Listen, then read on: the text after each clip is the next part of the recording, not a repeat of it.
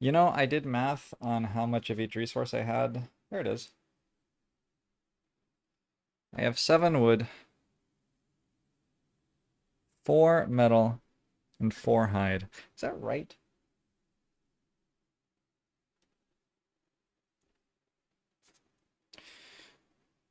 2 wood, 4 wood, 4 1 1, 6 3 2, 6 4 4. Is that what I said? 6 4 4. Oh, I think I have 7 wood. 2 4 6. I don't think that's true. I think I have 6 wood. Okay, 6 wood, or maybe I spent a wood already. Oh, I already spent a wood. Oh, that's right. Because I bought a soldier. So I have 6 wood, 4 metal, and 4 hides with which to do something.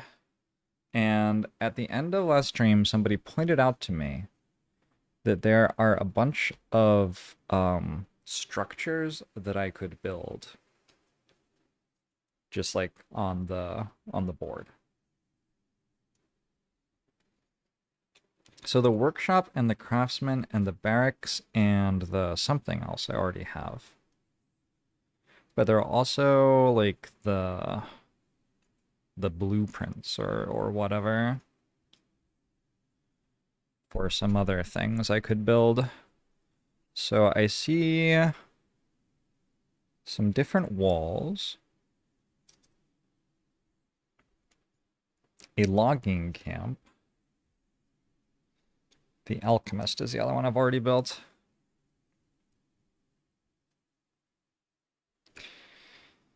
Walls require... Okay, one of the walls is buildable for 4 wood and 10 coins. There's a mining camp I could build for 4 wood, 2 metal, and 1 hide.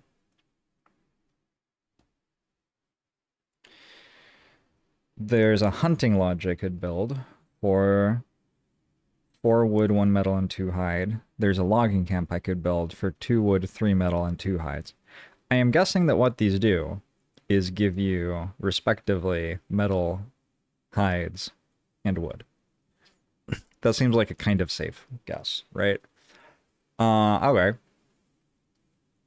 Yeah, let's plan to build one of those then.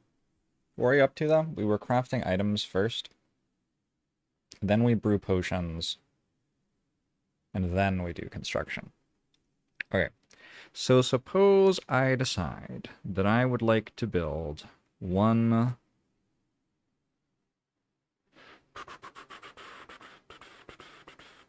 hunting lodge. Hey, you. Hey, Murburger. Hey, Asif. If I want to build a hunting lodge, that'll cost me 10 gold.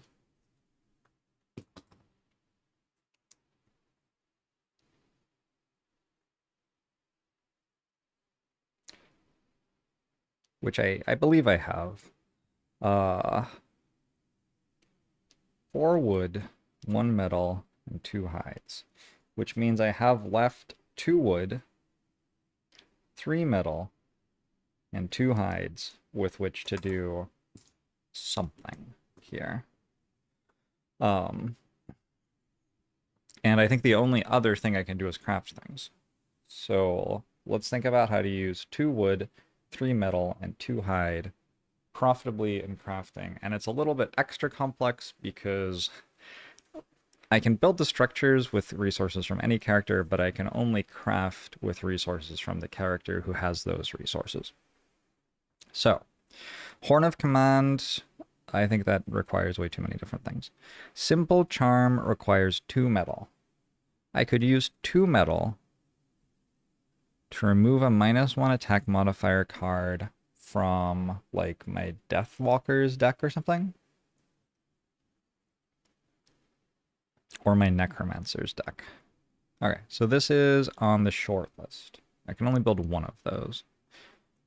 And I could only build it, actually, on my Bone Shapers. Profile. Hey, Desator, how are you? I did the math on whether gaining 2 shield or giving disadvantage was better, And how the math works against an attack for 5 with no pierce is that they are about equivalent. Okay, sorry. Giving disadvantage is about equivalent to having shield 1. Or roughly equivalent. As you put more curses into the enemy's deck, that equation is going to shift toward disadvantage being better. So I think since I have a Bone Shaper who is trying to put curses in the enemy's deck, I probably would prefer to have Hide Armor over Chain Armor. That said, Chain Armor costs less. Unfortunately, Verna only has 2 wood. I don't know if I can really get better at not dying with 2 wood right now. So this would go to you. And Samuel only has 1 hide. So if I decided that I wanted... Yeah, I think he is not great at making people have disadvantage on attacks against him either. So I think I want hide armor for him.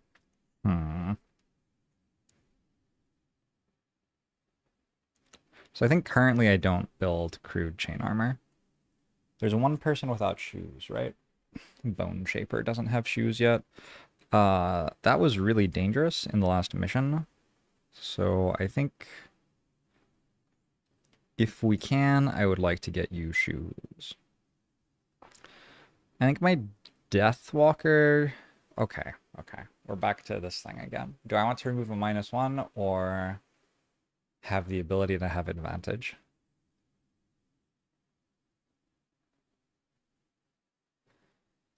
I have 3 hats to select from. One of them makes crits, not crit. One of them gives me advantage once per long rest, and one of them removes a -1 permanently from the deck.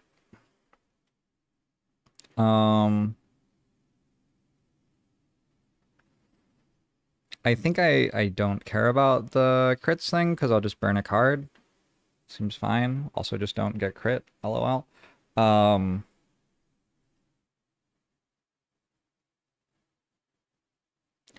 So we're picking who wants a spyglass and who wants a remove a -1.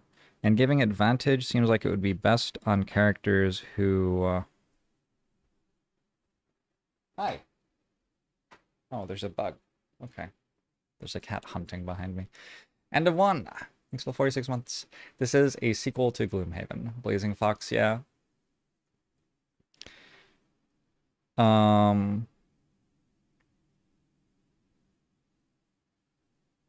have 3 metal to spend.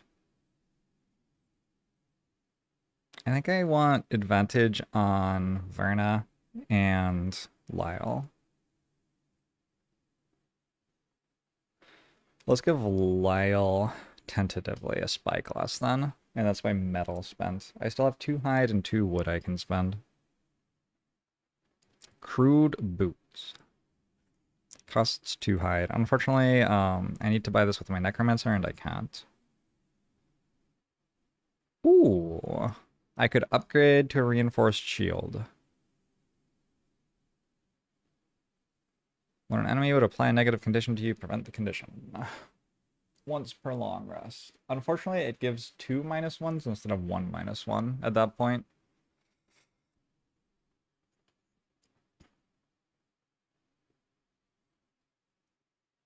I think the next time Sam gets a perk, which is, I mean, after next mission, probably we grab a ignore item -1 effects and add 1+1 card. And then we can have a reinforced shield on Sam. And also some armor. That seems pretty good. Ignore item -1 effects. Ignore item -1 effects. The other 2 characters can't get ignore item -1 effects, so I don't know what I'm going to do with them for, like, armor and stuff. I have hides and wood. I could build someone a traveling cloak. No. How many hides? Not enough to actually...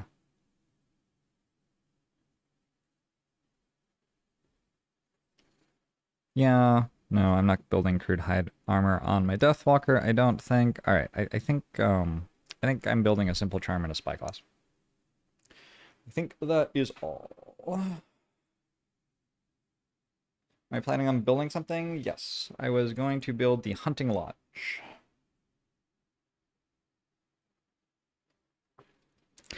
Alright. So my Bone Shaper Harper is going to build a simple charm, which says at the start of the scenario, remove 1/-1 attack modifier card from your attack modifier deck. Wait. Oh, yes, this is you. And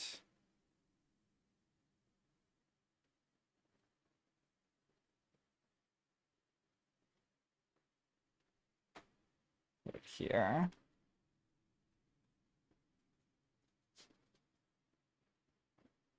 I think the simple thing to do is take the -1 card out and put it underneath the charm.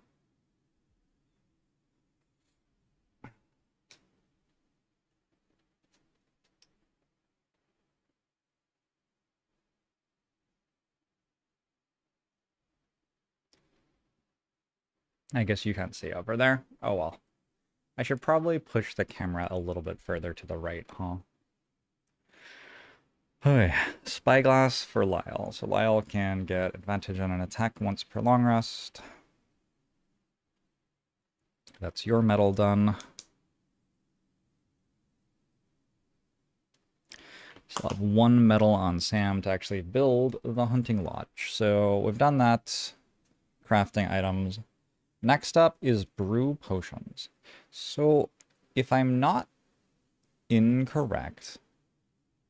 Oh, you can brew from Frosthaven supply or personal supply. So I do have 2... I actually have 3 plants. Where's the alchemy thing gone?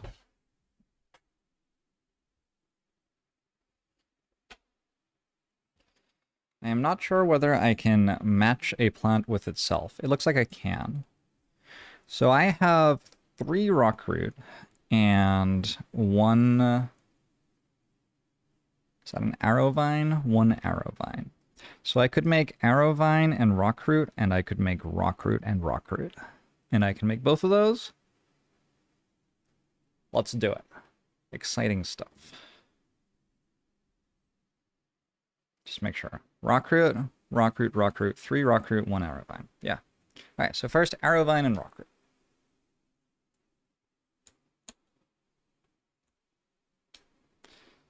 This makes a stamina potion. Number 84.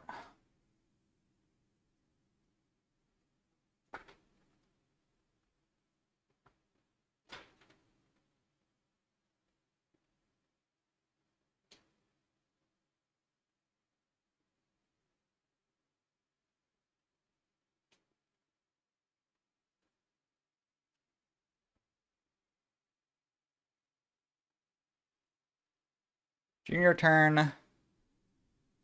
Return a level 1 card from your discard pile. Okay, cool. So I immediately get one of those. And then the other one becomes part of my available craftable items.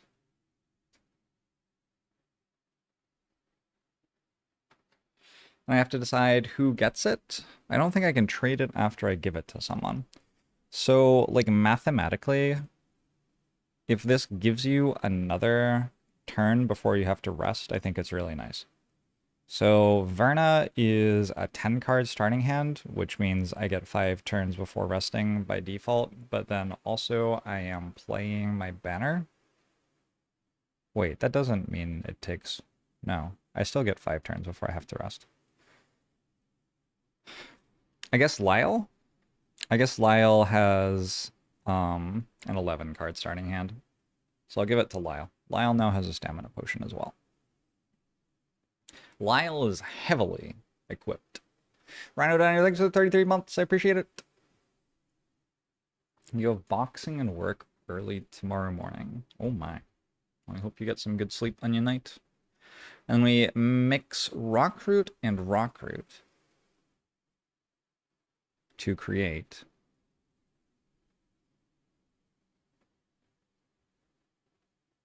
Is this rock root? Yes. Yes. Okay. You have to make sure. We mix rock root and rock root to create an unhealthy mixture. That sounds worse than the other ones. Number 98.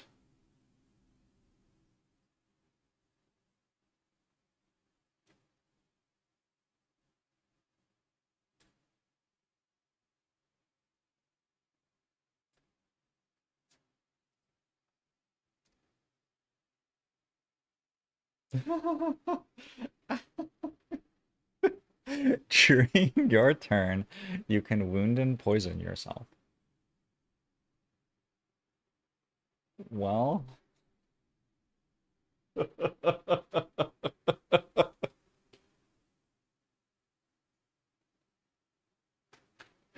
that's really fun.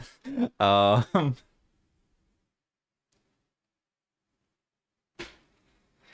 how do I sell a potion?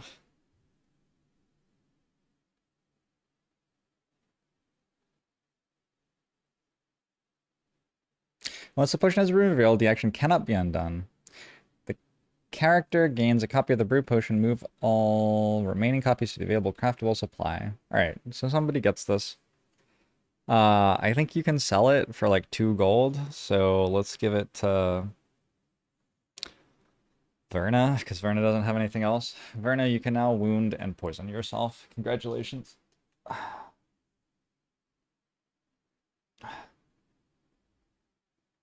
We laugh at the unhealthy mixture in game, but not in real life. So true. So true. Word. All right, and then I want to build a hunting lodge. So I need 10 gold. I'm going to take, I think, 3 gold from Harper, who's down to 0. 3 gold from Lyle, who's down to 0. Or sorry, 4 gold from Lyle. So that's 7 so far, and then 3 gold from Sam, who goes down to 12. It makes sense to me to have all my gold in the same character at the moment with so little gold, because if I ever get to a point where I could buy an item, I don't think the characters are allowed to pool gold to do that. So I think I would need to have like 20 gold on one character to actually buy it. So since Sam has the most gold, I will like keep him having the most gold. So that's our gold. Then we need 4 wood. I will take, I think 2 wood from Sam and 2 wood from Harper. I think that's okay. We need 1 metal. I only have 1 metal left. That's from Sam. And we need 2 hides. So I think the 2 hides are coming from Lyle and Harper, not necessarily 1 from each, though. I'll lose 1 from Harper and 1 from Lyle. So Lyle still has 1 left. And I get to build a hunting lodge. Let's go find the the humping lodge.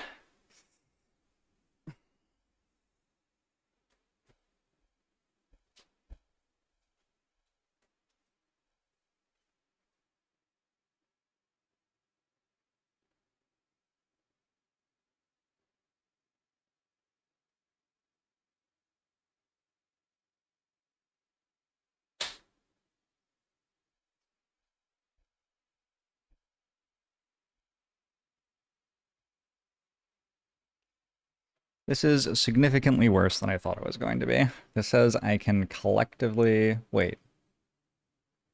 Wait, I'm actually confused. Why does the wrecked side of it say collectively buy a hide for 2 gold, and the non-wrecked side of it just says it doesn't have an effect?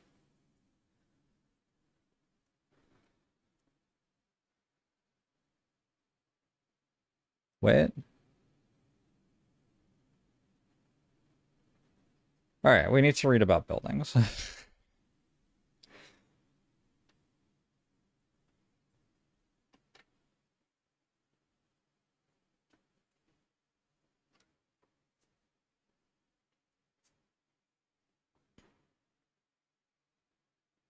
Oh, okay. This is the good side of it. Alright. So Hunting Lodge does this. We can collectively buy a hide for 2 gold every week, once every week. We have to upgrade it. To upgrade it, we need 3 prestige, 6 logs, 2 metal, and 3 hides. It does say when we build it in this lower right. This is when we build it. C. Normal building effect. The normal effect of the building during the building operations step. Wait, no. What? No, that says G. Okay. G. One-time effects. Effects that occur when the card is first added to the deck. So we got 1 prosperity. We're up to 1.3 prosperity. So I guess just building it for prosperity is a reasonable thing to do. And then also I get to read 172.3.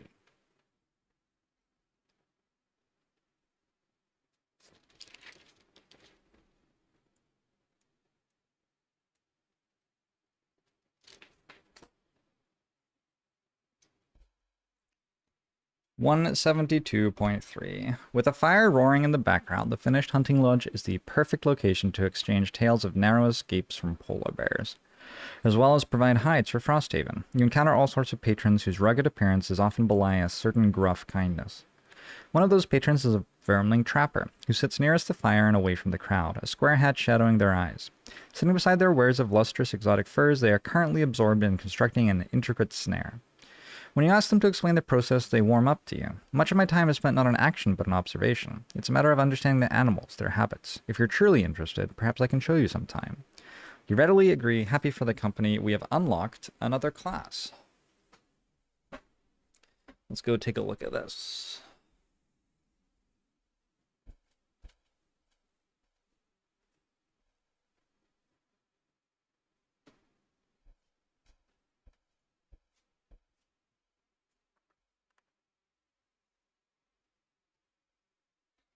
Hey, Crescent Method. You'll catch up over the weekend. I have other plans on the weekend. Nice, Asaf. Oh! Oh! Just a little guy.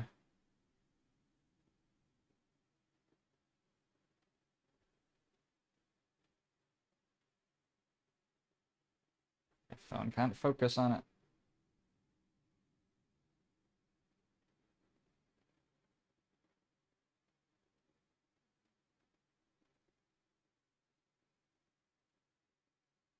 Anyway, we have unlocked, I guess the Vermling Trapper is probably who this is.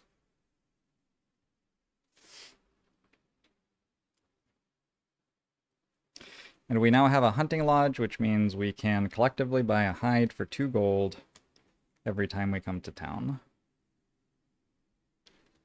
Alright. Little hat guy, hell yeah.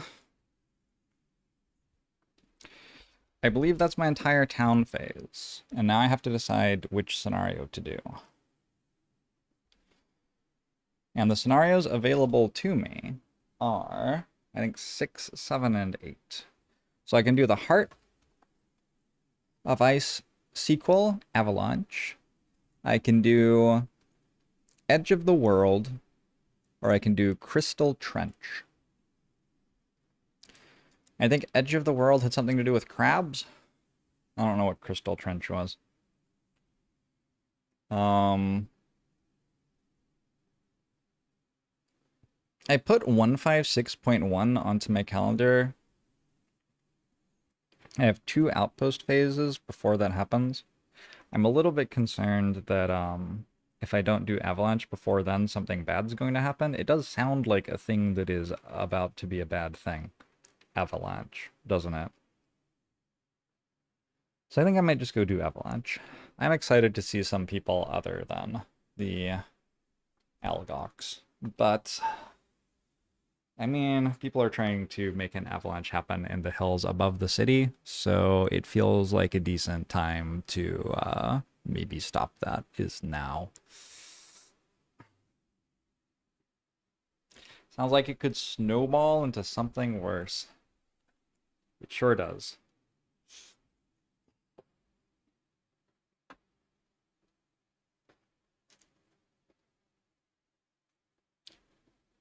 So let's actually go through the starting scenario procedure properly this time, because I haven't been doing this very well.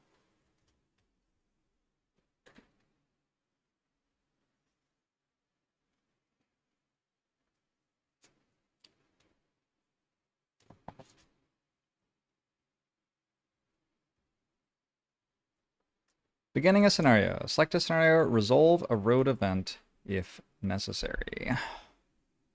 Okay.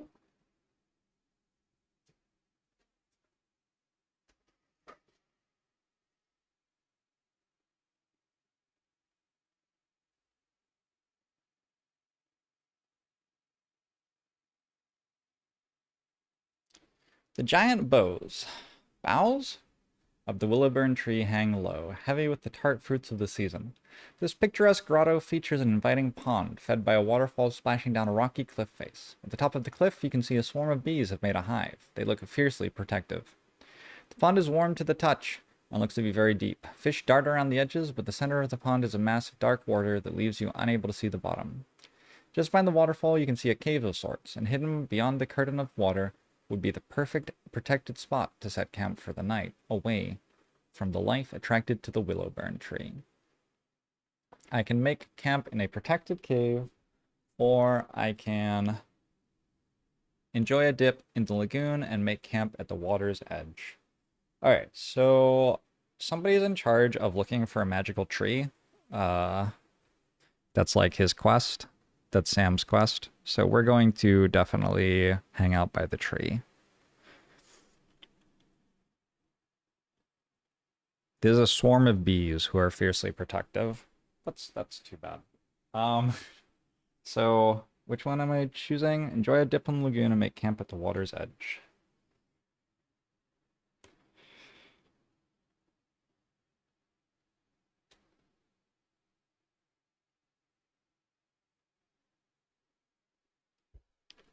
You take a dip in the warm water of the lagoon and can't recall a better decision. The fish are plentiful and easy to catch, and setting camp by the water's edge gives an idyllic view for the evening, supplemented by the stars peeking through the branches of the willowburn tree. You drift off to a peaceful night's sleep and awake alert and refreshed. All characters start the next scenario with... I don't actually know what that is. It looks like a shield. Seems like a good outcome, though.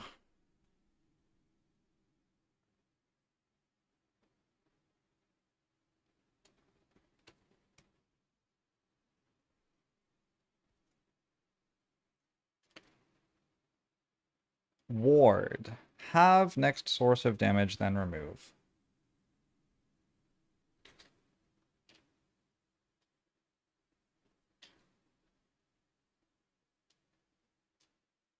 Alright, cool. Next. Set up the map tiles for the scenario. We are leaving Frosthaven and heading up into the mountains to this avalanche.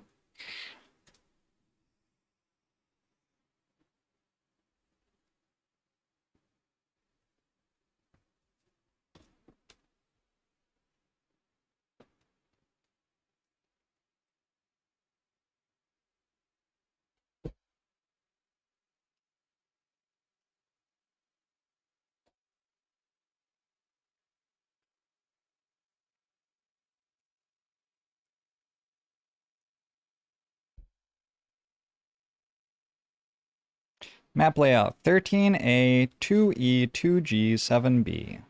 That's a lot of tiles. 13A, 2E, 2G, 7B. 13E, 2E, and G, 7B. 13, 2, and 7. I'm just going to bring it with me.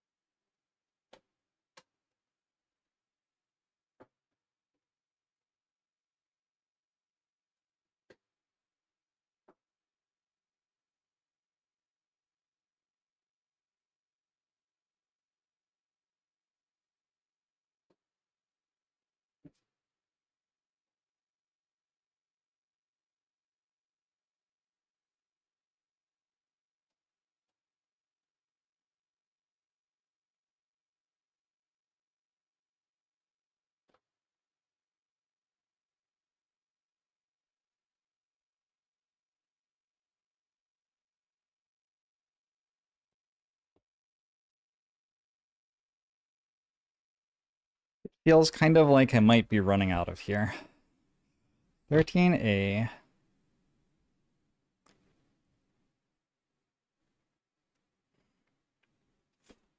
2E.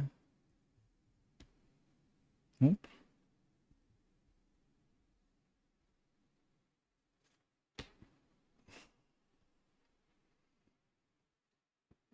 2G. 7B. Or maybe running into here? I don't know.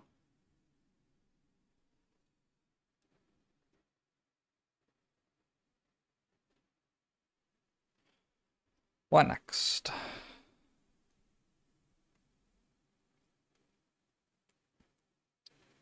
Retrieve all monsters for the scenario and shuffle their ability decks. The monsters for the scenario are Frost Demons and Snow Imps.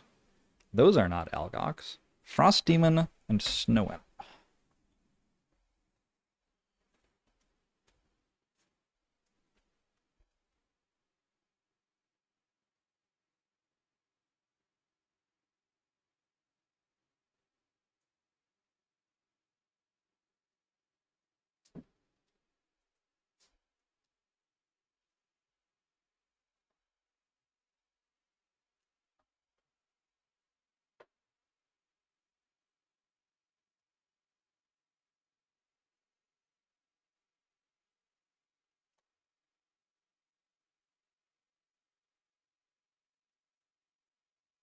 Snow Imps fly.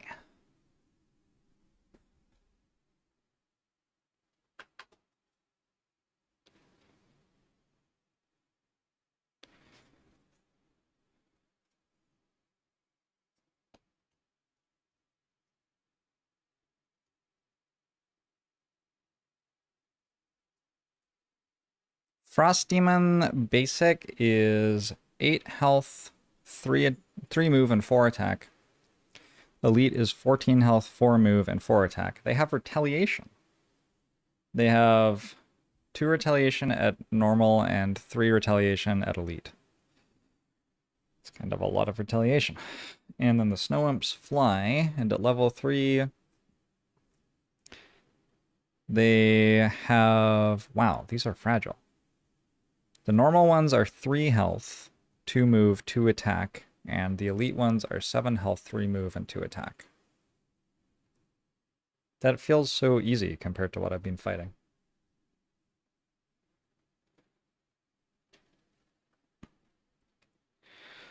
Okay. I should get out their actual decks of cards and take a look at what their AI is.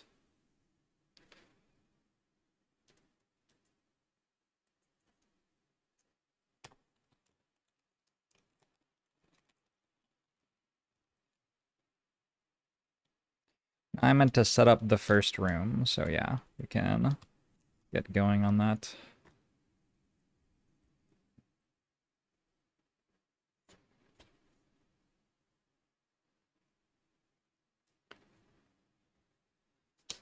They go at 58 speed an awful lot of the time, these Frost Demons.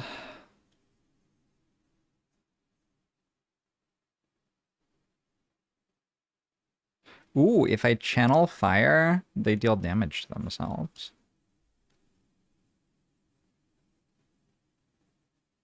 They consume things to channel ice, and then they use ice to deal extra damage and heal themselves. This is very cool.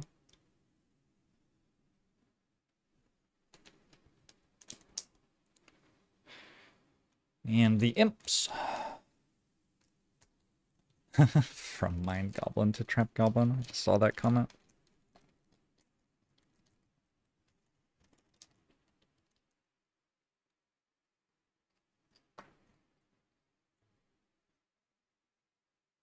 Ooh, there are 10 of these. So when there are 10 of them, I meant to use this side, which has 10 partitions instead of 6. I am so not prepared for there to be 10 enemies on the map at the same time. The imps have Phase Out, which gives them 5 shield and heals them. Well, that's going to be irritating, because I'm going to, like, try to shoot them, and they're going to disappear on me.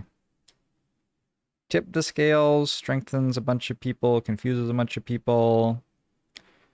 Nothing special, restoration. These look mostly like they're frustrating. They can curse or poison me.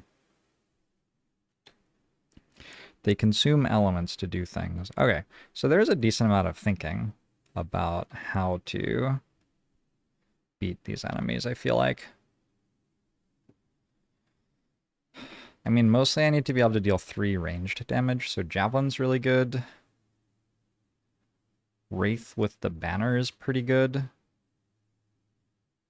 Who else deals 3 ranged damage, and how? I think my Banner Spear is going to have a great time on this mission. My Banner Spear has a lot of ways to, like, deal AoE 3 ranged damage. Or, yeah, 3 melee damage. 3 AoE damage. 3 damage of some sort. Drifter's probably pretty good too, because we just get melee attacks going more and movement going better. Anyway, let's read some more.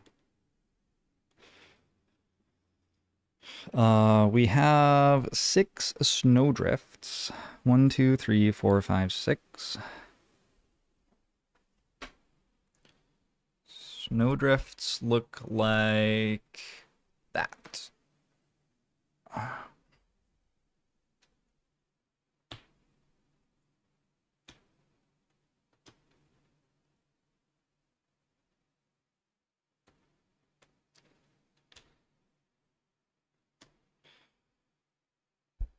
We have a normal strength frost demon, an elite strength frost demon. We have, oh, and another one, normal one.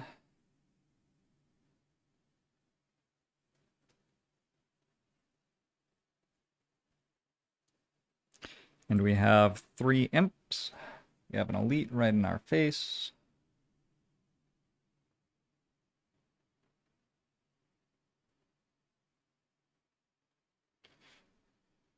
And then 2 regulars a little bit further back.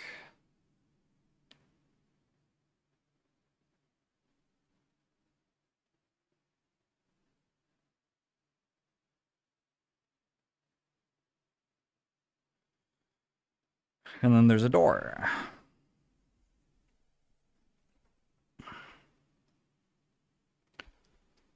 Oh, edited Buffalo. Thanks for the sub. Channel Ice is very cool. Yeah, okay, well. We have set up the first room. Shuffle all attack modifier decks. Are you using the right deck? Let's make sure. You are meant to have 2 heal self cards. And otherwise it's meant to be a regular deck with an extra +1.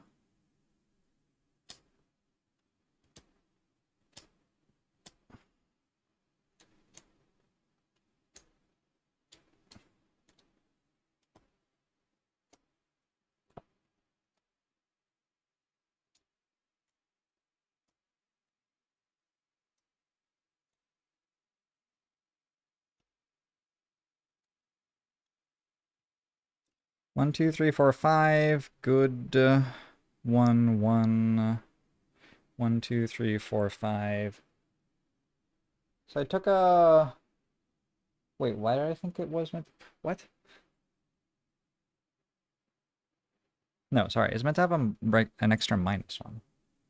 Yes, because I'm bringing the crude shield. Unless I don't want the crude shield. I think I do want the crude shield here. It seems like they are applying conditions in a variety of ways. So we will take an extra -1 modifier card for Sam. Yeah, Podod.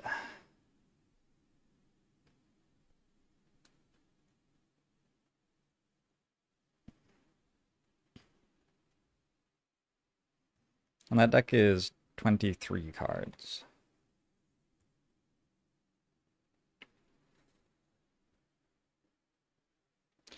How about you?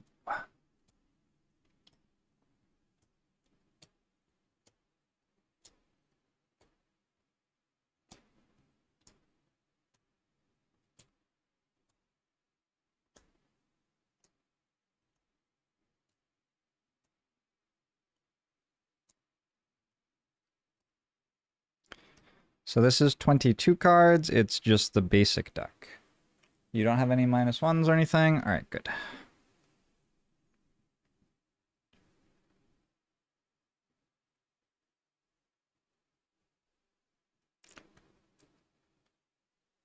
This game looks cool.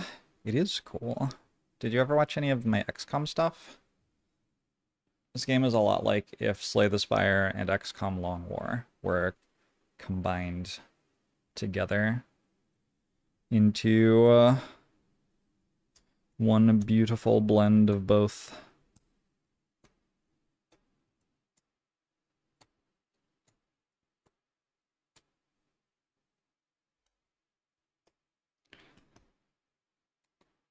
This is worth doing just to like refresh my memory on what these decks actually have on them. Okay, you are missing 2 -1s. Is that correct? It's also worth doing just to make sure the decks are right. You replaced 1 -1 card with a curse thing, but not 2 -1 cards. Oh, you also have a simple charm. Okay, so actually, yes, this is correct. All right, good. So this has 3, 4, 9, 15, 18, 19 cards in it.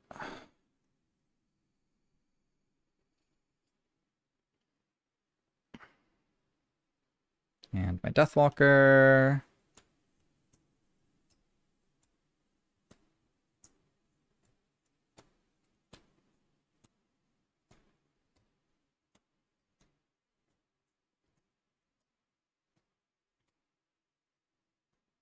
Five -1s, 5 +1s, 6 zeros, a 2, 2, and all the crits. So yes, that is just a regular deck, which is what you're meant to have.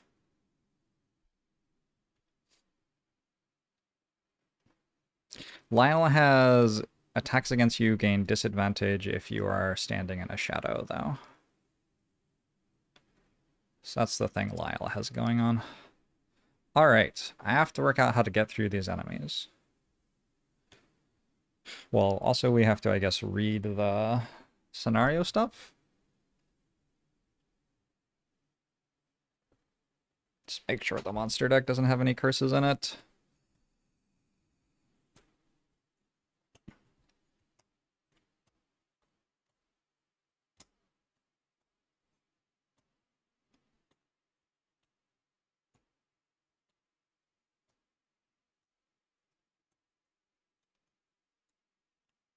It looks like a completely normal monster deck. All right, cool. So next, read the scenario entry. Each character gains a brittle? Is that brittle? Double the next source of damage, then remove. Also remove when healed. If I have ward and brittle, I guess I cancel each other out. But also, if I heal myself before taking damage, I would remove the brittle, and then I'd still have the ward. So I should keep both of those anyway.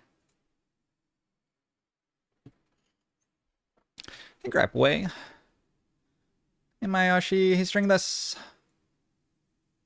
Played your weekly Frosthaven session today. Had your shortest scenario yet. 4 turns in about 30 minutes. 2 hours quicker than usual. Wow. Wow.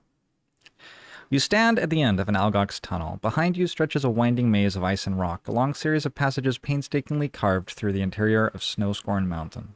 Before you, a narrow trail hangs over a cliff face, leading perilously up toward a mountain's peak. A blistering storm of snow and wind howls past the mouth of the tunnel like a demon chorus. Follow the trail beyond the tunnel, the Ice Speaker Chief had told you, then curve around to the highest peak.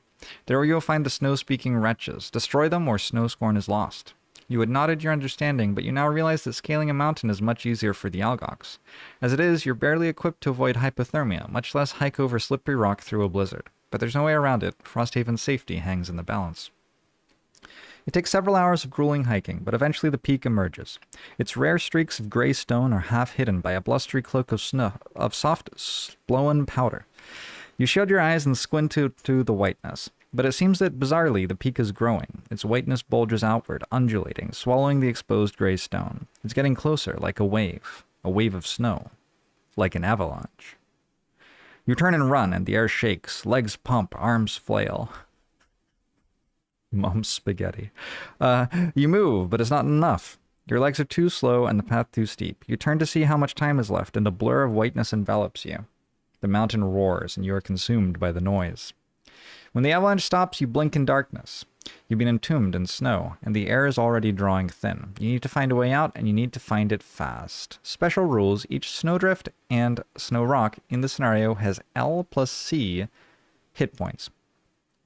They are enemies to you and allies to all monsters. At the end of each round, each character adjacent to at least one snowdrift or snow rock suffers hazardous terrain damage. If any character becomes exhausted, the scenario is lost. What is hazardous terrain damage? It sounds like they have 7 health. Hazardous terrain, 14.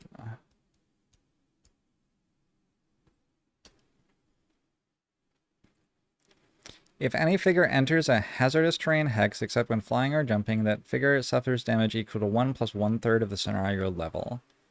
Rounded up, so 2.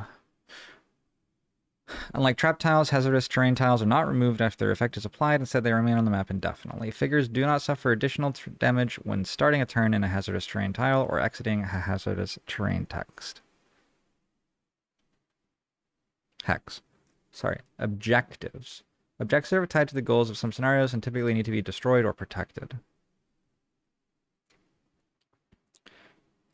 It looks like while those deal me damage, they are not actually difficult terrain or obstacles. So just saying, if I end my turn next to them, I take 2. Okay.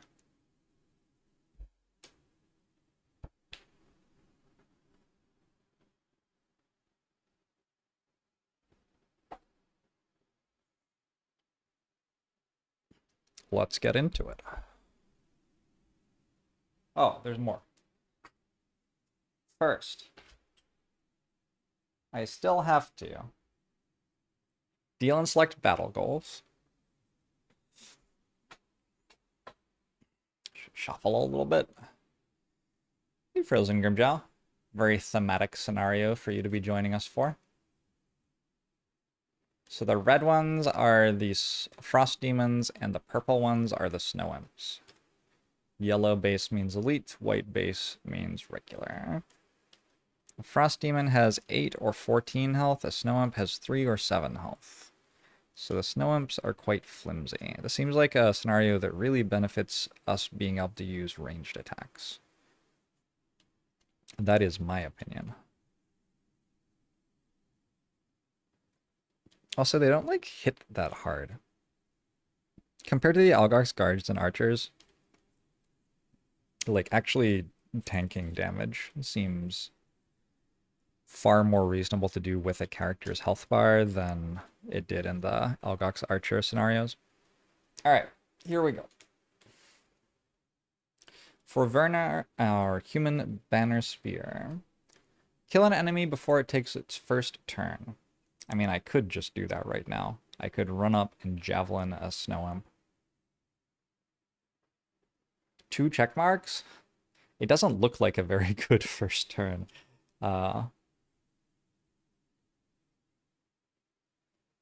Okay. Sadist. Kill 5 or more enemies. Or Mugger. Kill an enemy and loot the loot token it drops in the same round. Alright. I'm gonna wait to choose. Because I might go for Assassin, but it's going to depend on what my first turn is, and that might be decided by other people's character goals. For Sam, our Drifter, Pickpocket. Collect 2 or more loot tokens by performing a loot ability while adjacent to 1 or more enemies. Possible, but a little bit weird and particular. And the scenario with your hit point value equal to your maximum hit point value. I actually think this is not that hard for Sam. Even though he's like 10 HP in a tank, he has a lot of regen. Dawdler. Never use your lowest initiative played card as your initiative card. That is not appealing, but it is 2 check marks, and it's not impossible.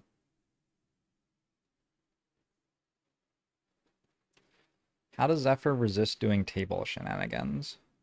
He doesn't really get up on the table much. He's gotten older, and jumping up on things is, I think, a bit painful for him.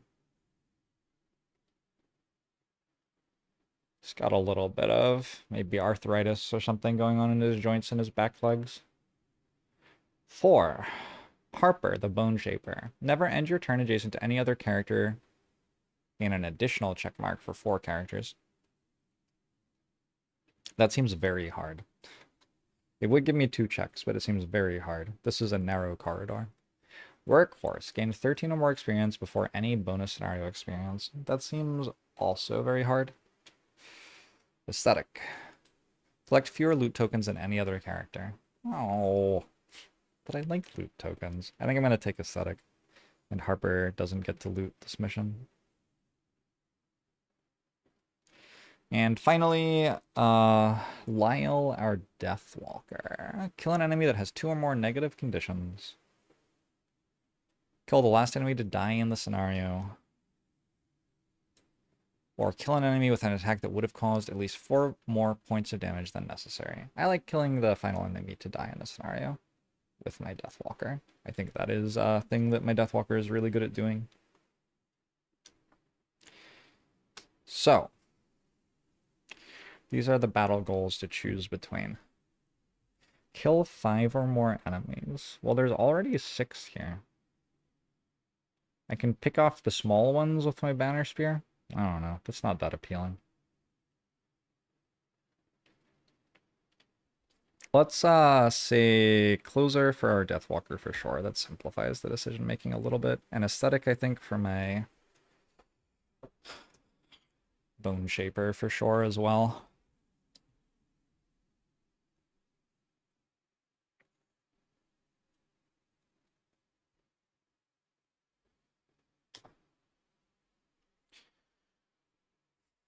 I think I can go for Perfectionist with Sam. I just have enough regen and healing and stuff that should be doable.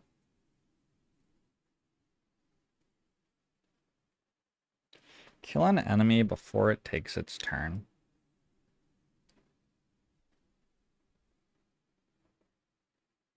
I would want to move forward 2 to be next to a Snowdrift that deals me 2 damage. And then Javelin a thing. I'm not summoning my banner. Summoning my banner in turn 1's kind of good. Feels kind of really good. These enemies have kind of low health values, so getting a banner summoned feels like a good idea.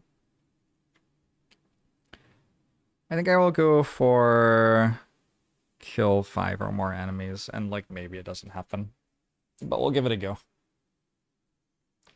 There's a global IT outage and you're stuck on a call. This is your scream into the void before you start lurking for chill board game vibes. Hey, that's exactly what we got here for you. Are there any characters who I missed from Gloomhaven? Well, I've only played 4 of them, really. I do like the Mind Goblin. The Mind Goblin is a good time.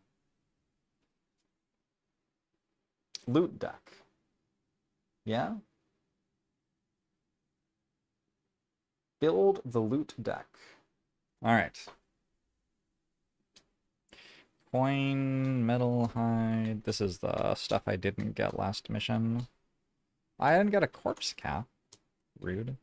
Wait, is it the stuff I did get last mission? Wait, I'm confused. I think it's just all of the loot from last mission, actually. Huh. So 4 wood. 1, 2, 3, 4. 1 metal. 1 hide. Ooh, we have some more herbs than usual. There's 2 arrowvine. There's 1 axe nut. I don't think I've ever seen this one before. And there's 2 snow thistle. And then the rest of the loot deck is just 9 coins.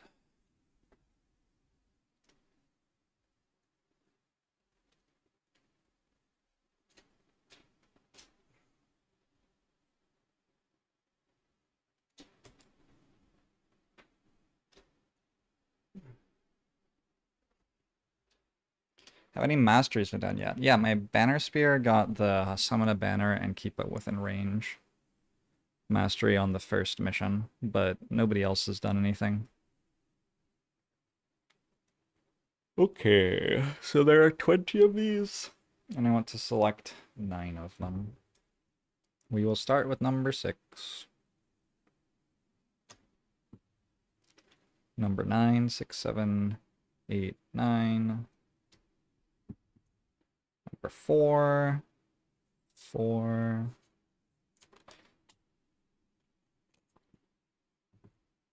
Number 8, 4, 5, 6, 7, 8.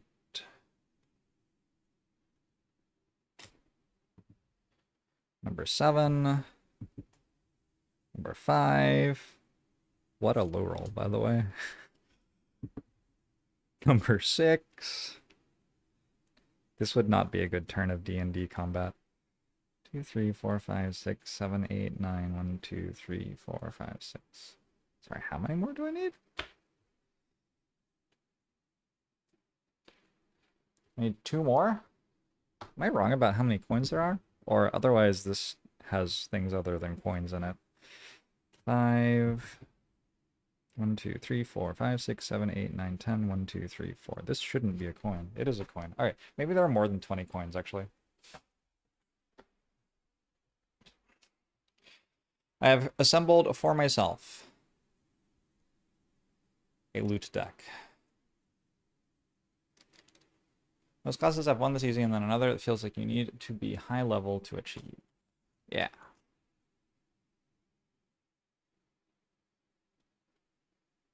I don't know. Honestly, I haven't found any of them to be easy other than the one that I did with the banner sphere.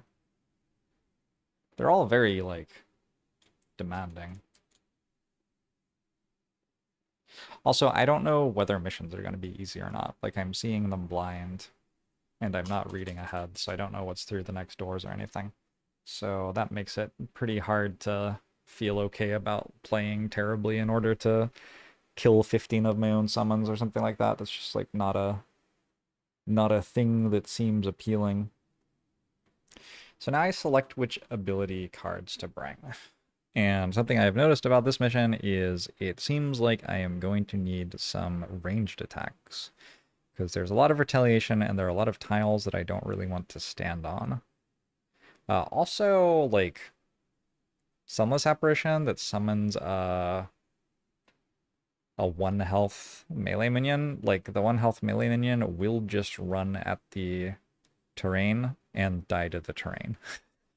So that seems pretty bad. We probably don't do that one.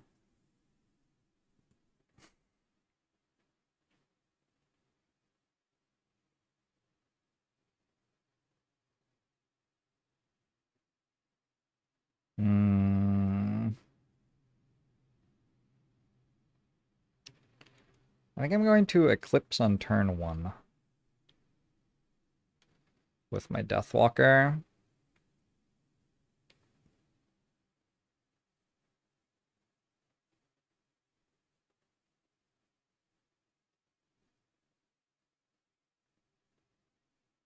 Although I'm not 100% sure what I'm going to do with all of the shadows that I make.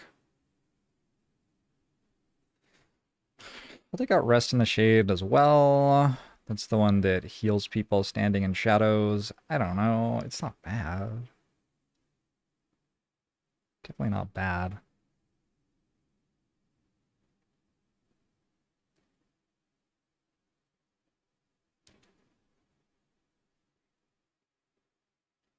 I think I definitely want Dark Fog because it can just straight up kill the regular imps. 3 damage triangular AoE. It's kind of important to be able to consume elements at fast speed, and it's kind of important like not to generate my own elements because the enemies use elements maybe better than I do, which is a bit weird. What happens if they generate a wild element? I don't actually know how that works. This is the first time I've played against enemies who generate elements. If they generate a wild element, does that mean that I can use it as any element?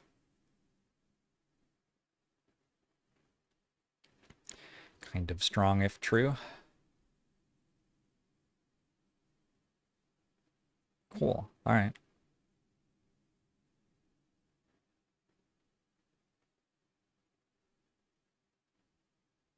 They're not immune to anything? No. I just need to remove one more card. I'll remove Call of Doom, which hits all adjacent enemies for 1 damage. Will I? It also confuses them all. I mean, what if I just, like, put it there and hit all of the terrain? Am I destroying the terrain? I don't know. I don't know. I have a Wraith that has 1 health. If I'm going to summon a Wraith that has 1 health, I need to destroy all the terrain to move forward. But that is way too much HP of terrain, it feels like.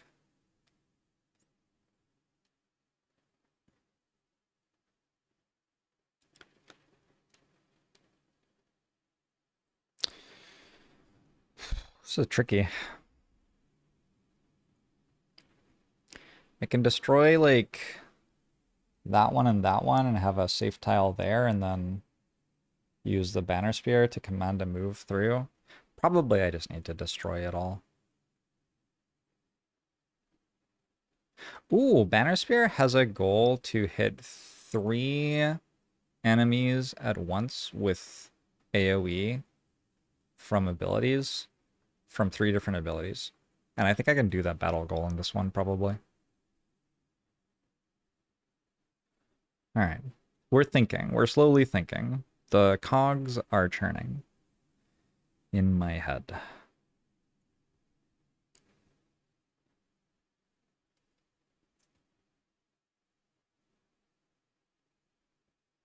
I'm going to lose Call of Doom. It does seem like a pretty good card. It deals AoE damage on this map. It seems pretty good. I don't know. It's okay.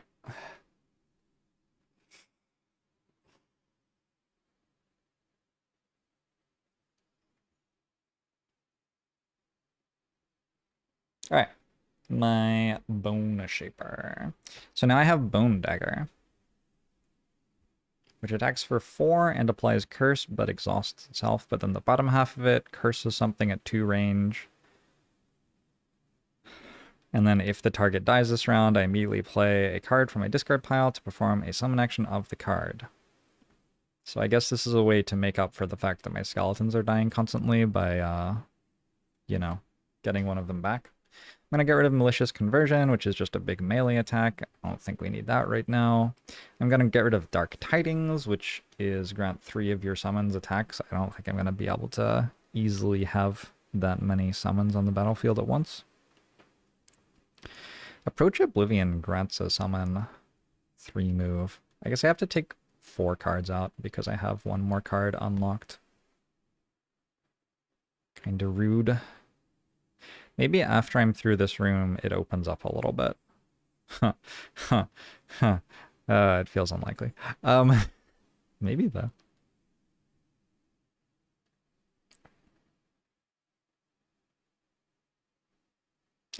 Exploding Corpse. Designate one of your... When the next enemy dies this round, all allies and enemies adjacent to the hex in which it died suffer 2. That seems very good here.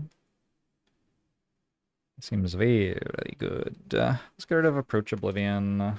All allies 2 range, bless and heal 4, deal 2 to self, curse self.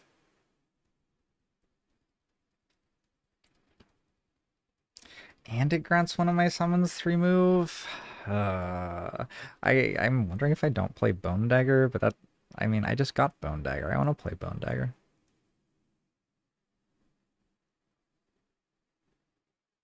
I could drop one of my summon skeletons. I could drop Transfer Essence. It regularly does pretty good stuff for me. But...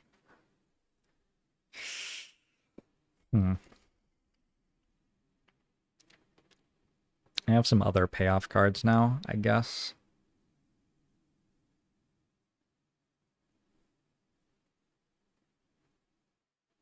Alright, I'm gonna drop Approach Oblivion and Transfer Essence. We're gonna play without Transfer Essence. Only characters take damage from Snowdrift Shear, not summons.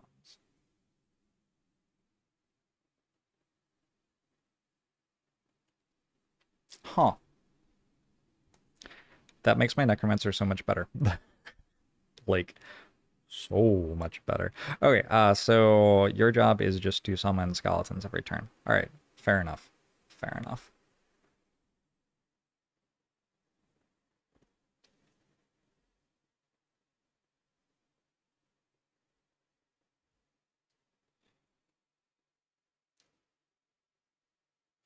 Drifter.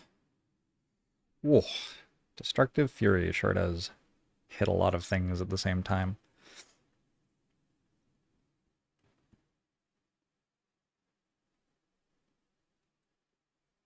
I don't think I'm playing it. Don't think I'm playing Relentless. Or at least I don't care about Relentless. I do want Continuous Health. Alright, so like the default is to just not have those 3 cards, I think. Wait, is it? My other X is Fortitude, which I took out. I think my Drifter is going to go melee, because I just don't like how Drifter does ranged. Maybe I take one more heal card because of the...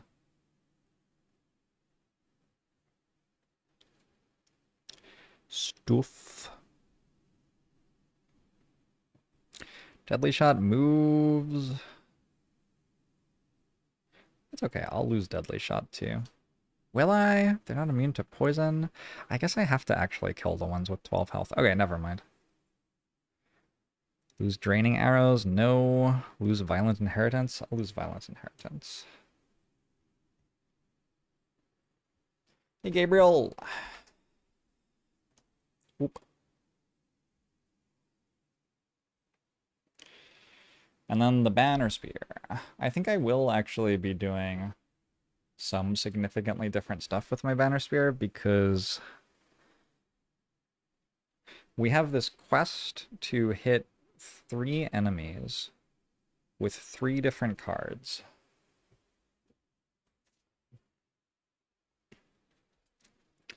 So Resolved Courage is one that could hit 3 enemies. Unbreakable Wall is one that could hit 3 enemies.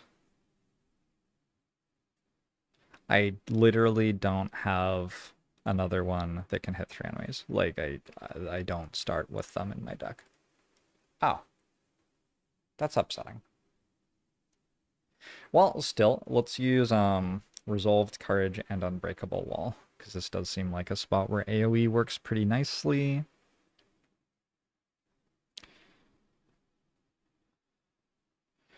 Also, Tip of the Spear is some AoE. I definitely want Javelin, that's ranged attack. I definitely want a Banner of deal more damage. Where did Banner of deal more damage go?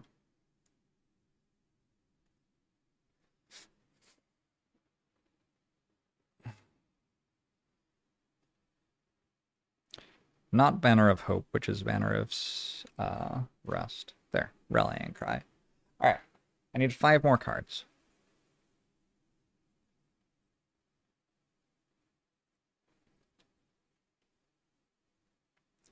Incendiary Throw says, if the target suffers damage from this attack, the target and all enemies adjacent to the target gain a wound. Yep. It's got a range of 3. Driving Inspiration has a range of 2. Wait, it has a range of 4 and has advantage. Are there no ranged attacks? The imps have ranged attacks, but they're like for 1. There are kind of no ranged attacks. Well, on the other hand, there are... Okay.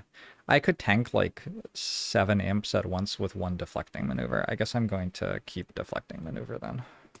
3, 4, 5, 6, 7. At all costs to heal allies is good. Regroup to heal someone is good. And I think pincer movement kills one of the frost demons for me, maybe. It deals 5 single target damage. That seems like pretty good. Okay, unfortunately, I don't have cards that let me do my other mastery quest yet. So I can't do the other mastery quest.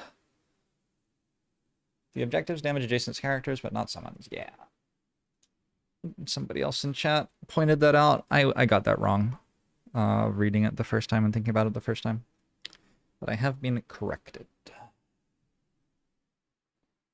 Alright, I have picked my decks. I've applied any event and scenario effects. We play the game. Oh my god, it's time to play the game.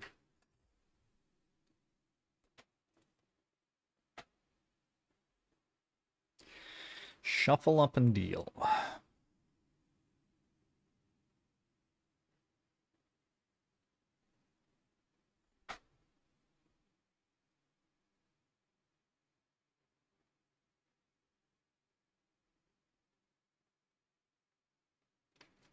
This can't retaliate at range 2, huh?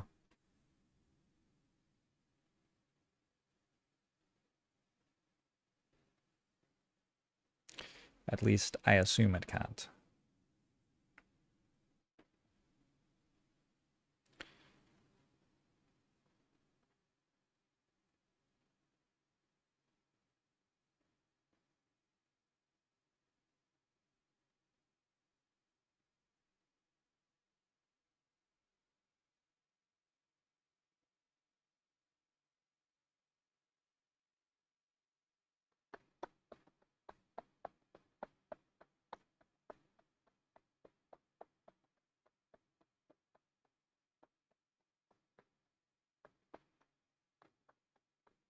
Can I go for Assassin instead?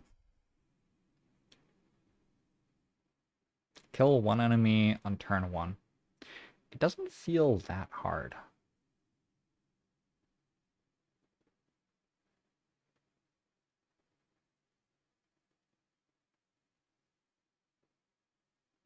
Also, where's the Drifter's card that retaliates? I actually want to play that this turn, or this fight, I think.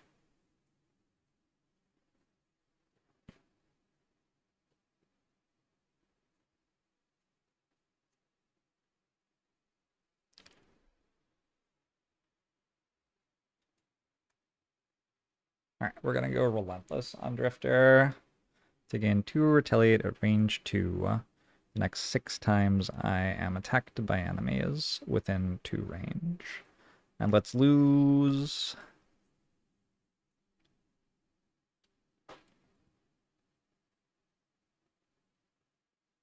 Fortitude?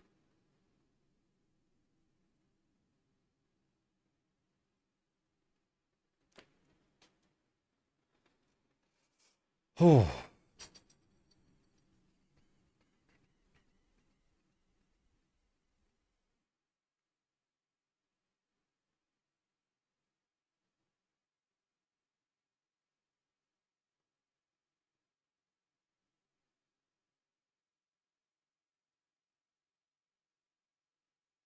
Alright. I have to work out some sort of turn.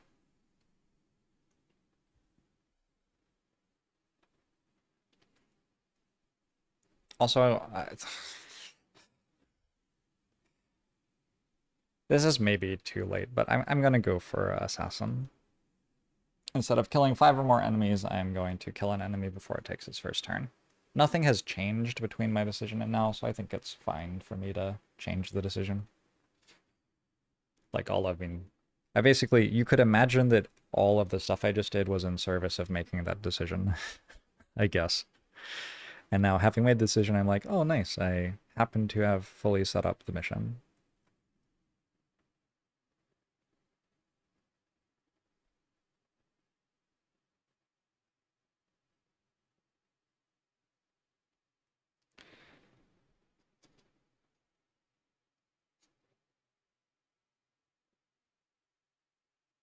I think I'm going to summon a Banner of Strength and toss a Javelin. I'd like to toss the Javelin at initiative 21. Can my Deathwalker... How fast is Shadow Step? 19. Perfect. So my Deathwalker can throw down a Shadow, 2 in front of it, then walk up and hit the Elite Imp for 3. And then at initiative 21, right afterwards, my Banner Spear can toss a Javelin at the Imp, and hopefully just hit it right in the face and kill it. Can I do something like in between? Like, do I have a 20 somewhere here? No. Well, my Drifter does want to use a ranged attack here, probably. Or I could just go Relentless and Crushing Weight. Actually, I'll just go Relentless Crushing Weight. YOLO. So these are just 2 persistent cards, which are going to give me 2 more damage on my melee attacks, and anytime I get attacked by an enemy within 2 range, I retaliate. For 2. And then my Necromancer. My Necromancer definitely wants to summon. I think wants to summon a Wraith.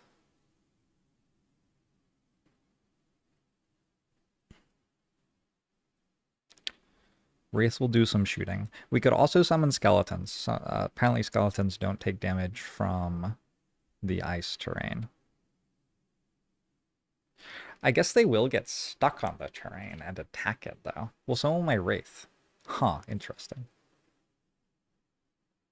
I think I only have space to summon a Wraith anyway on turn 1. So we'll summon a Wraith behind us. And then, as always, I need a bottom half of a card that makes sense to use on turn 1, which is, like, just always my Necromancer struggle. I have a question. Rules question. Hey, Mr. King.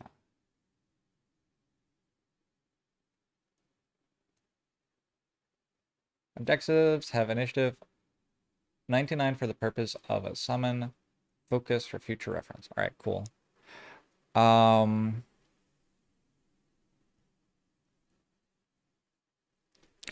If my Necromancer grants an ally an attack for 5, and the ally kills something with that attack, is the credit to the ally or the Necromancer?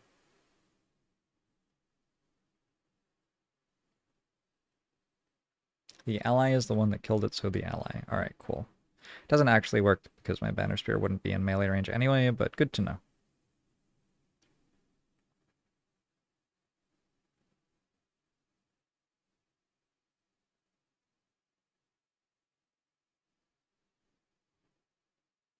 It really is wild how there just isn't a bottom half of a card that I want to use at the start of fights on my Necromancer.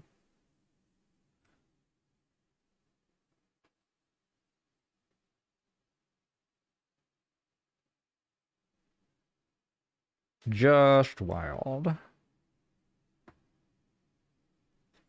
Kind of thinking maybe I summon a skeleton just so that I deal myself damage so that I can benefit from Fel Remedy.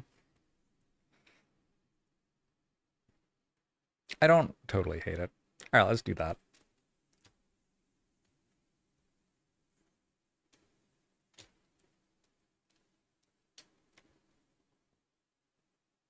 If you grant an attack to an ally summon, does the summon give the kill credit to its master? Sounds like a yes. All right, let's move these over a little bit. Make myself some space right here to do some things.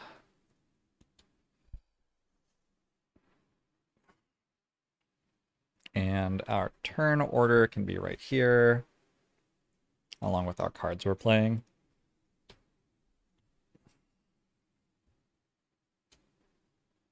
So I'm starting with my Deathwalker. Then my Banner Spear, who is hopefully getting a kill, will miss some of the time. Like it happens like a bit more than half the time, I think, that we succeed at this. Which feels worth going for still. Then my Bone Shaper will go, and then my Drifter.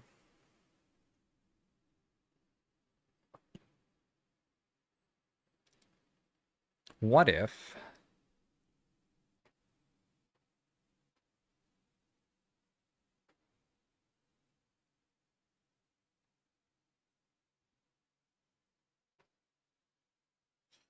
that?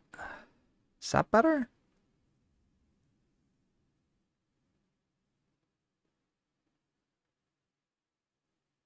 I want to be able to summon the banner, but put it somewhere where the Necromancer's skeleton can still grab aggro. Maybe this. Oy. What do they do? I think I'm committed. Let's roll some dice. Frost Demons are going to use Cold Claws. They're going to move, and then they have an attack with AoE. It's like an attack on 2 targets. They have a move for 2. So this one could move boom, boom, and then attack something here and here. Kind of rude. Would it do that? The banner is going to be... Yes, it would. Okay. They attack for 4. That's very rude. It has initiative 78. So the Drifter goes first. My Drifter can walk in front and tank it, I guess. Okay. It only moves 2, though, yeah? Yes, okay. What about the Snow Imp? 5. They are going to move and heal something. Hopefully, they will already be dead. So Snow Imp goes after most of my team. And then Frost Demon goes after the Drifter as well. If the Drifter is there, and it can move 2... Yeah, I can do this in a way where it only hits 1 thing. Alright, awesome. Let's start. So my Deathwalker is going to make a shadow here, move to the shadow, and attack for 3. I can use a Poison Dagger. I could also use a Spyglass, actually. Can I use both? Can I, like, decide halfway through? I don't know exactly how this works. I could read it. I believe I have to say whether I'm using each of them first. I don't know if I'm allowed to use both. Probably. You have to decide before drawing, but I can use as many as I want. Yeah. Thanks for the 31 months. Thatch Roofed College. You'd like me to play Jenga? Solo Jenga? That could be fun. Actually, that would be pretty fun. Actually, that would actually be pretty fun. That's not a bad recommendation. At first, I thought that was a joke, and then I was like, wait a second. This would be awesome. I mean...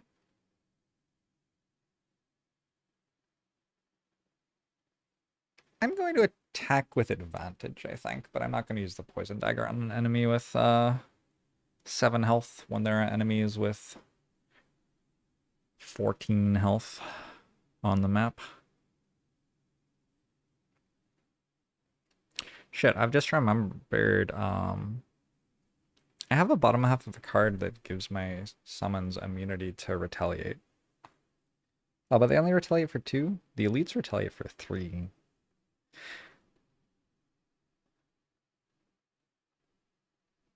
Where is it?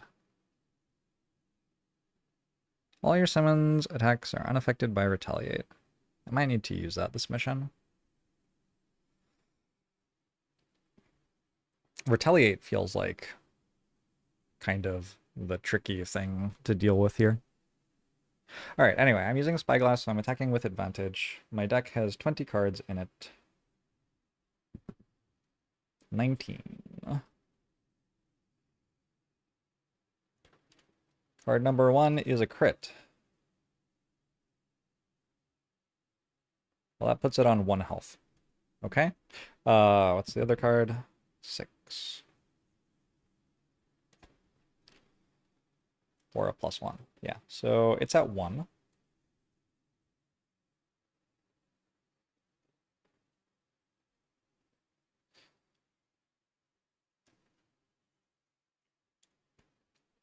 And now my Banner Spear is going to first summon a Banner of Hope. It's not a Banner of Hope, right? It's a Banner of something else. Banner of Strength. I always call it the Banner of Hope. It's just a better name. I don't know. Banner of Strength. And we are going to Javelin this friend. Base damage is 4, so anything except a crit miss works here. 2. Oh, actually, wrong dice. Check this out. I got a D30. 6. 1, 2, 3, 4, 5, 6. +1. So we have an enemy dead. And we have successfully completed Assassin.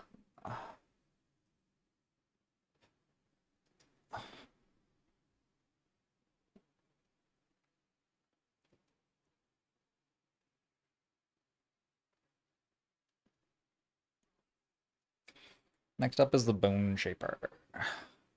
It's kind of awkward, but I'm going to summon a skeleton.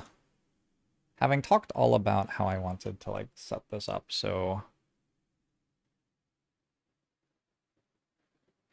I didn't have to summon the skeleton back here. I'm going to summon the skeleton back here so that this doesn't walk forward and just kill it. Because that feels like it would be an issue, right? So the skeleton's back there. I take 2 from that, and then I use Fell Remedy. Bottom half of an enemy has died this round. It heals for 2 instead of just 1. Needs slightly more room.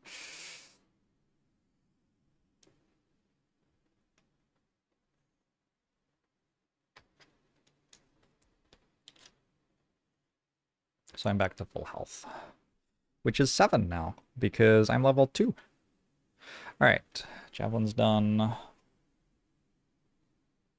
Now the enemies get to do some stuff. So they are using Restoration. Snow Imp, regular Snow Imps have 2 movement, but this is a move +1. When a move doesn't have an attack of any sort on it, the move is performed as though it's a melee attack, which feels very awkward right now. Because apparently this is going to go here. Actually, I could have it go here. Let's have it go there. And then I can actually summon the skeleton here.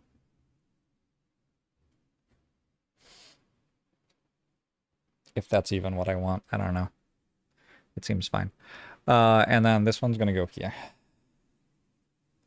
And then they're going to heal. But not very well.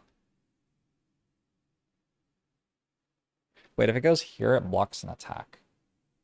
How much they move? 2? So this will go here instead. And the summon will be the skeleton will be summoned over here. Did I gain 2 experience? No. No, I haven't gained the experience. I should be gaining the experience. How should I show experience? I don't have enough damage tokens. Who wants to send me damage tokens?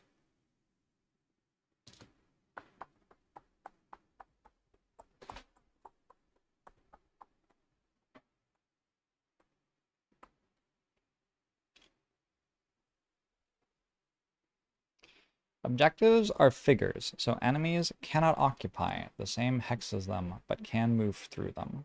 Can I occupy the same hex as an objective?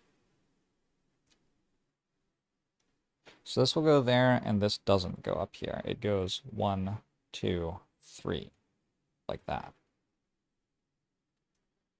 I also cannot occupy the same hex as them.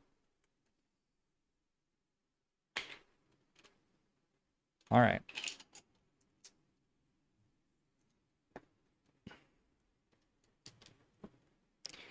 So my Necromancer has 1 experience.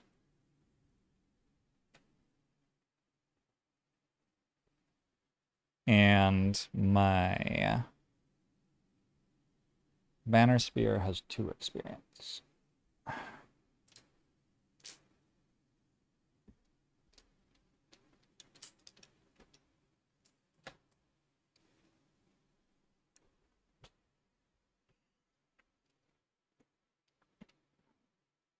Okay, so that's the Snow Imps. They have walked up to die. Wait. Oh yeah, I don't want it to attack my Banner of Hope. Alright, sure. So...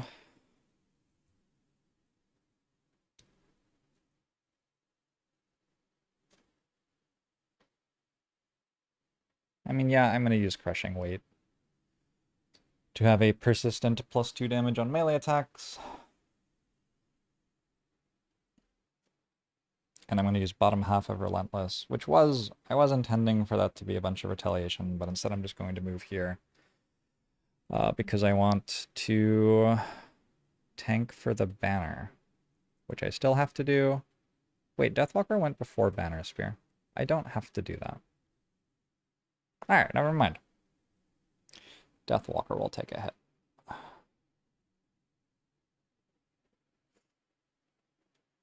And I have Relentless, which gives me retaliation.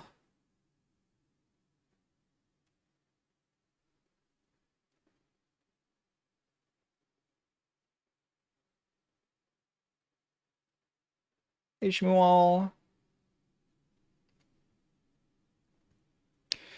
Okay, my Drifter is done. Nice. Frost Demons. First, the Elite goes. The Elite has 4 movement, but it is moving with -1 move. So in order to get as close as possible to its target of the Deathwalker, it will move there. But then my understanding is that moving, again, doesn't actually get it any closer. Like, this is not closer than this. So it won't move any further. Even though it, like, looks to me like that would get you closer. It does not, actually. Next, we have the non-elites. They move 2. So this one doesn't have a tile it can get to, so it just does nothing. And this one goes 1, 2, and I do get attacked a single time, which I think is very rude. But it's happening. So the attack is against my Deathwalker, who is in a shadow, meaning the attack is at disadvantage. First roll is a 4. That's a +1. Second roll is a 15. 5, 6, 7, 8, 9, 10. 1, 2, 3, 4, 5. That's a -1. This is a regular Frost Demon attacking for a base of 4. So it hits for 3, and it channels Frost. Deathwalker was brittle, but also whatever the one that counteracts brittle is. So we'll take 3, and is now at 4 health.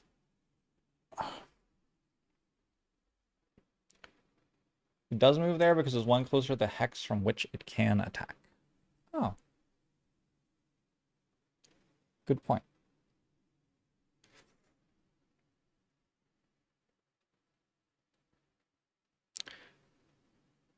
Hold on, so this one, oh, well, this was full, but if this weren't full, this one would move here then, because that gets it one closer to that hex. Even though it takes 2 moves to do it? Yeah, I guess so. Alright, sure. I am beginning to understand. Cold Claws reshuffles their deck, Restoration is removed from their deck. We go to round 2 with Frost waning.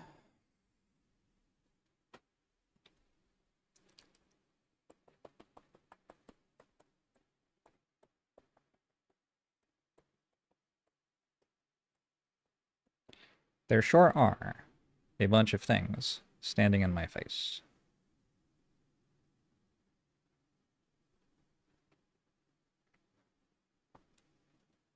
So kind of nice thing is like just an attack of any sort will kill one of those imps.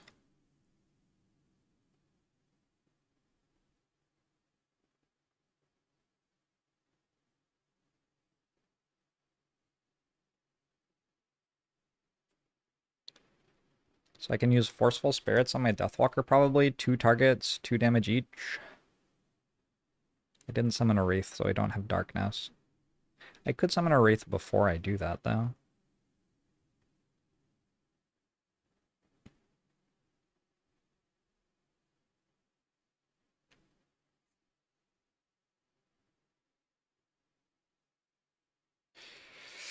If I kill this, I potentially let myself get attacked, though. So I might actually actively not want to do that.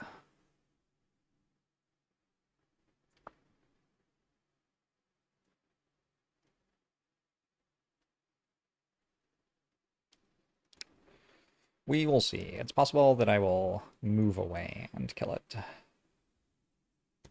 Because I'm also going to move up to 2 hexes and then move all of my shadows up to 1 hex.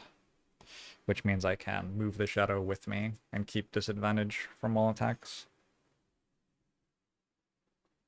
Good night, Edited Buffalo. Thanks for stopping by. Good to see you.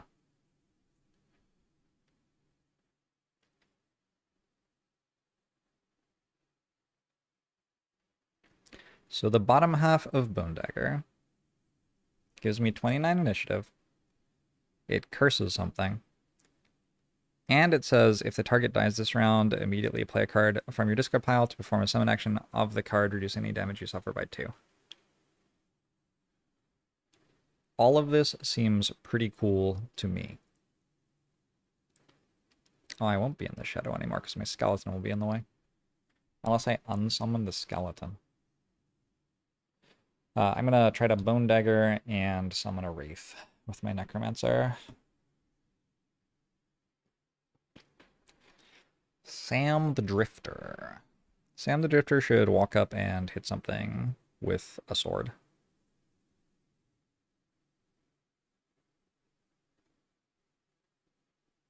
Straightforward.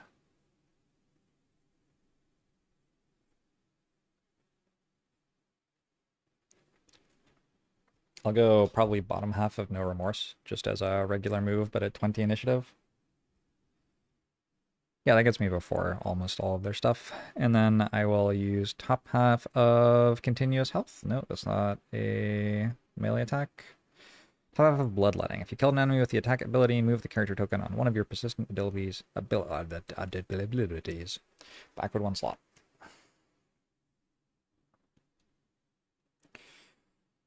What does Verna do?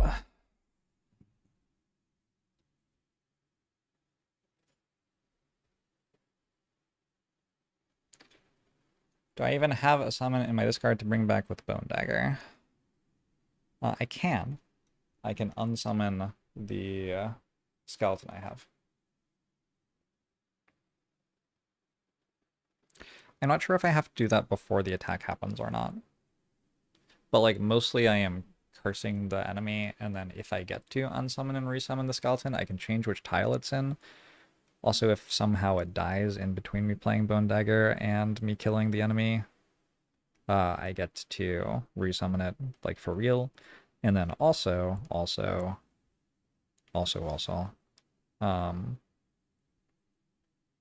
something else. I forget. Resolved Courage works if I am standing in front of an ally. It attacks all of the enemies around me. That's kind of badass. Oh, so I can't push an enemy into an objective hex, I guess. That makes my plan about dodging retaliation by pushing enemies backwards a lot harder to pull off.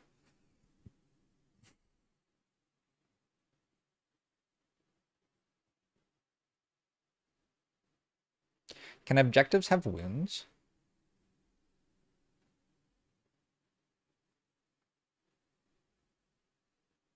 If I throw an incendiary grenade at an objective tile, can I like apply 6 wounds? Objectives are immune to conditions. Okay, but the things around it could have wounds.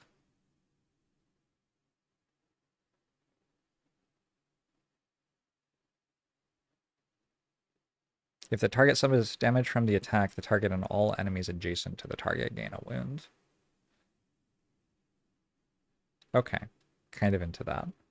And +1 damage the next attack ability performed by you or an adjacent ally this round.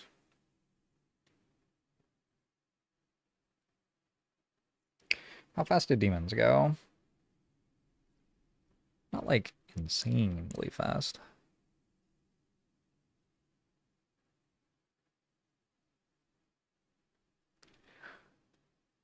Okay.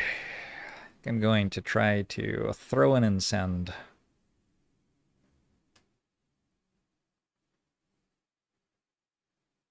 Does 10 go fast? Yeah, 10 does go faster. All right. We'll go at initiative 10. I'm using 2 X cards here. I'm using Resolved Courage and Incendiary Throw. I don't think either of those have been in my deck before. For those of you wondering, Resolved Courage looks like that. And Incendiary Throw looks like this. It is another summon, if I feel so inclined, but I'm just using the top half of it at the moment to spread a bunch of wounds out. It's just an attack. Like, it's fine, but it's just an attack. Alright, Banner Spear, then Drifter, then Bone Shaper, then Deathwalker. It'll be hard for my summon to tank for me because there are going to be other things standing in front of it lower in the initiative order. Should my Drifter go slower then?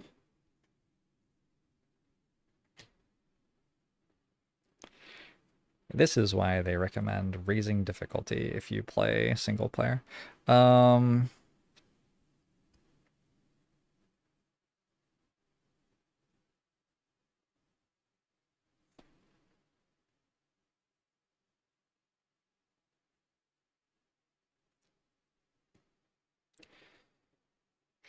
Sure. I will go at initiative 32, which means I'm not playing Bloodletting. I'm instead using the top half of Deadly Shot to attack, probably. Why am I moving with the bottom half of No Remorse? I can just move with, like, literally anything.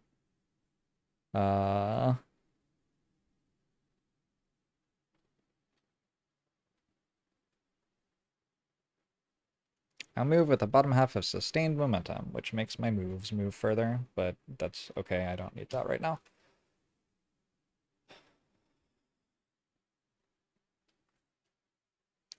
Alright, let's swap their initiative, and let's see what order they go in. So first, the Frost Demon has a 4, Frozen Shards at 58 initiative. That's after all of my people. Frozen Shards is going to move 1 less than usual, and then it will shoot at range 2. So they can get in here and then shoot. And it will shoot 2 targets for 4 each. And it will consume the frost, actually. Oh, God. It will consume the frost to shoot for 2 more damage at 1 more range. So these are about to murder me.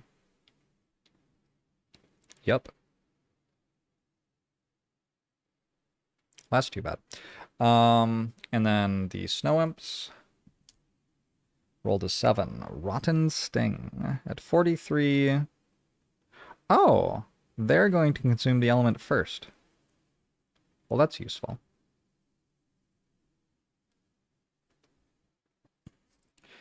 At 43 initiative, which is after all of my people, but before the Frost Demons. Is that right? Yes.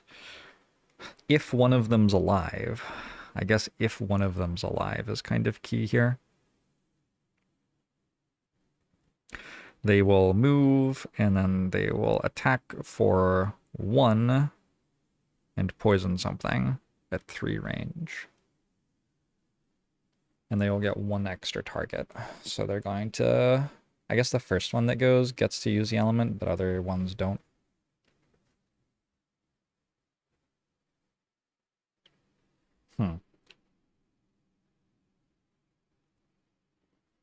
All right. I'm going to Incendiary Throw, I think. Let's begin. So Banisphere is going to Incendiary Throw. We get +1 damage from our Banner of Strength. Deck has more than 20 cards in it. I rolled an 8.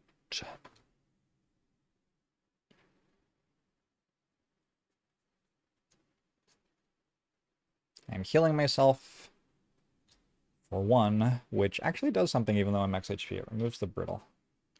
1, 2, 3, oh, and then 17. 1, 2, 3, 4, 5, 6, 7, 8, 9, 10. 1, 2, 3, 4, 5, 6, 7. I'm hitting for +1, so 3 total. It's down to 5.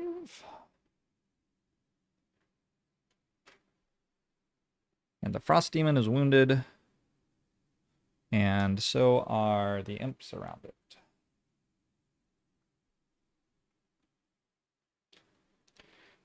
One, two, three. Sorry, 1, 2, 3. Imp number 4, 5, and 9 were in play. 4 is dead already, I guess. All right. And then I can move if I would like. Would I like? This gets very confusing. I don't think I want to. Pretty sure if I move, I just get in the way. Oh, that means I can add 1 damage to the next attack ability performed by me or an adjacent ally this round. So I guess since I already didn't choose to do it on that, I will instead do it on my Skeleton's attack? Sure, I'll do it on my Skeleton's attack.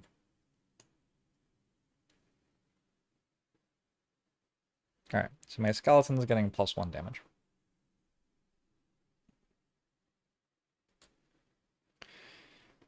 Speaking of Skeleton, next up is the Skeleton. So the Skeleton's going to move here. And it is going to attack this Frost Demon that is at so little health. 5 health. For 5 modifier. 1, 2, 3, 4, 5. A consumption occurs when the first monster of the set starts their turn and benefits every monster for the set. Oh, okay. Yeah, I've never fought against a monster that did that before, so this is my first time doing it. That hits for 4. Alright. This is going to work really nicely, I think. So it goes to 1 health.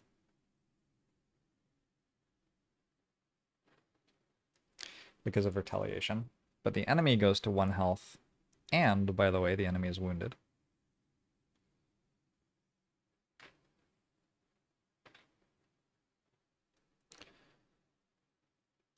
Does this work as well as I think it does?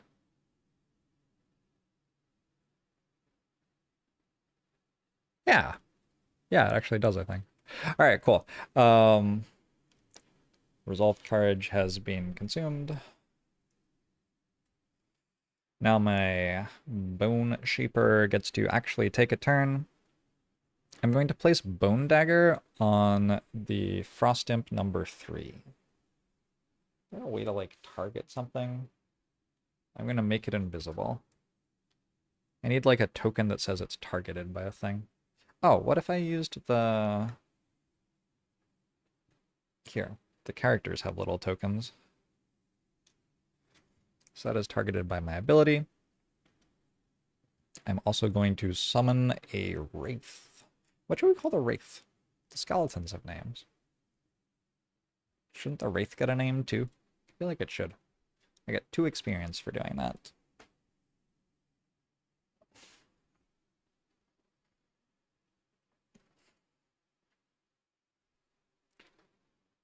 Use the character token.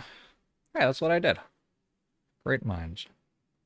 I've also cursed it, so the monster deck has a curse in it now. That isn't a curse for monsters, that's a curse for characters. Curse for monsters.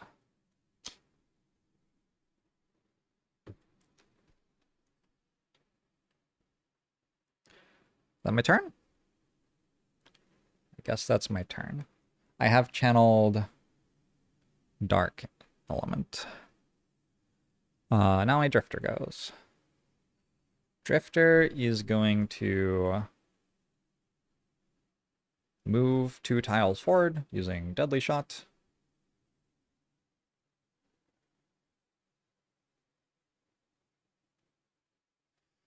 And wait.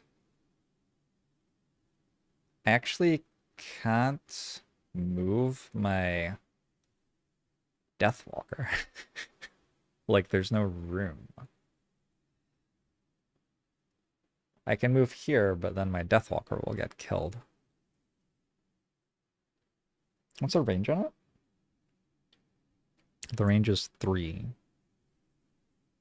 1, 2, 3. So they will want to move to here. No, but then they have disadvantage on the target. What order does it go in? Do they move? They move 3.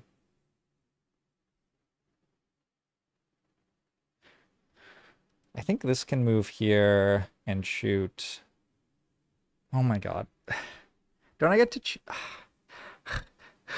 do I just get to choose its other target however I like? Is that how it works?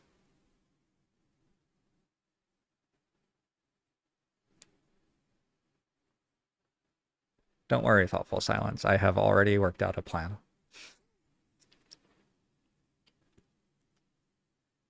I just don't know if my Drifter is actually allowed to move here or not for my plan to work.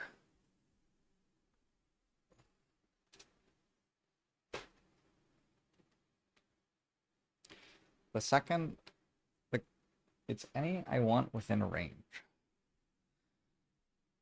OP. OP if true. All right, good. That means that this is okay then, I think.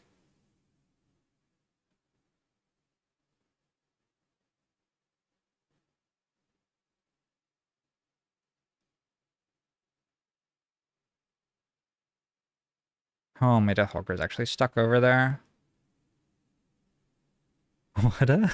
What a traffic jam. This really is a traffic jam simulator party. Alright. I'm gonna use sustained momentum to kill the imp, I guess. So I'm attacking for 5. My Drifter deck has 30 something cards in it. Actually, I used 2 already. I don't know. I think it probably does. Let's check. If it has 20, we 6, 7, 8, 9, 10. 1, 2, 3, 4, 5, 6, 7, 8, 9, 10. Yeah, it has 21. So 17, 21, 20, 19, 18, 17. I've hit for +1. The imp is very dead.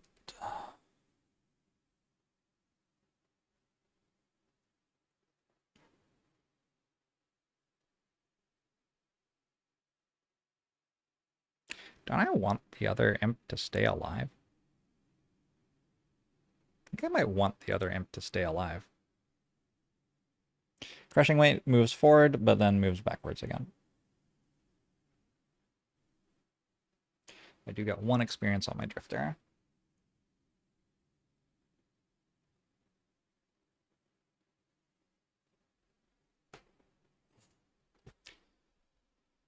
Hey, Treskies!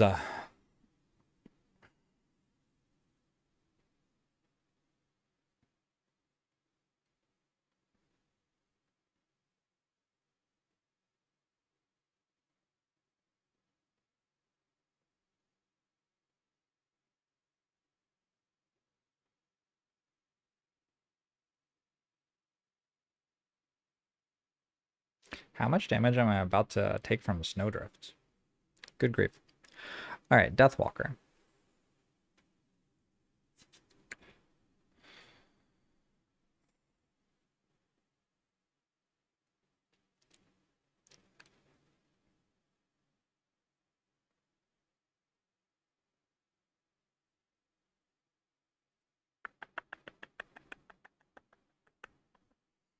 If I let the snow imp go first, it can consume the thing. It will run away.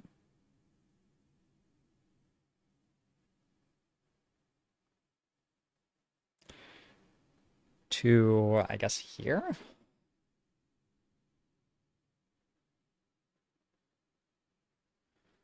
What are they? They're moving for 2 and 3.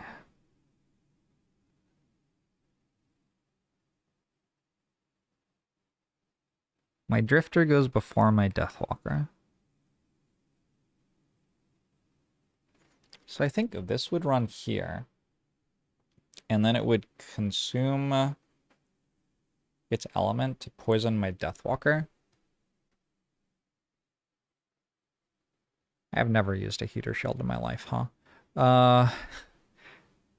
And then this goes, in order to attack my Drifter, which is what it wants to do, it needs to move forward, but it can't move to there or there. So it has to choose between this tile or this tile, and I can choose for it to go to this tile. Then it attacks my Drifter, and then I can choose another target for it, and it can be the skeleton. Also, it doesn't get additional targets. And then this goes, and it tries to hit... No, the nearest tile it can attack from is that one. But this is already in it. Wait, this went to here. This is already in it. So it can't move forward to attack. Okay, so semi-complex nonsense going on there, but basically my understanding is I should stand still. And it's actually really important that I don't do anything. Like, I actively cannot kill the imp. And I actively lose out from killing the demon. And I don't have range to attack anything else. So my Deathwalker is legitimately standing still.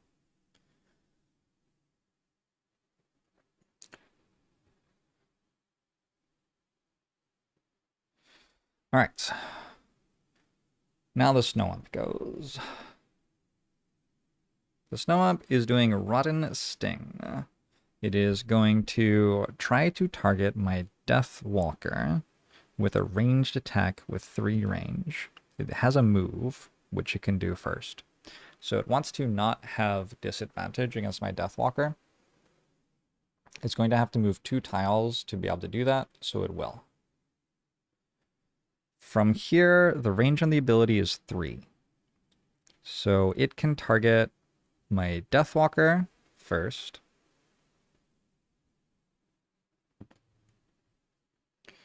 Seven. 1, 2, 3, 4, 5, 6, 7. This is with disadvantage. That is a loot deck. It has hit me with a fucking tree. 6, and 7 again. Oh. Well, it is hit for +1. Its base damage was 2 and brittle. But it has -1 on this attack. So it ends up at hitting for 2 and making me brittle. I want to use my heater shield because I am good at the game and remember to do things like that. And I'm going to take 2 damage. Wait, 1 damage? 1 damage. And get poisoned.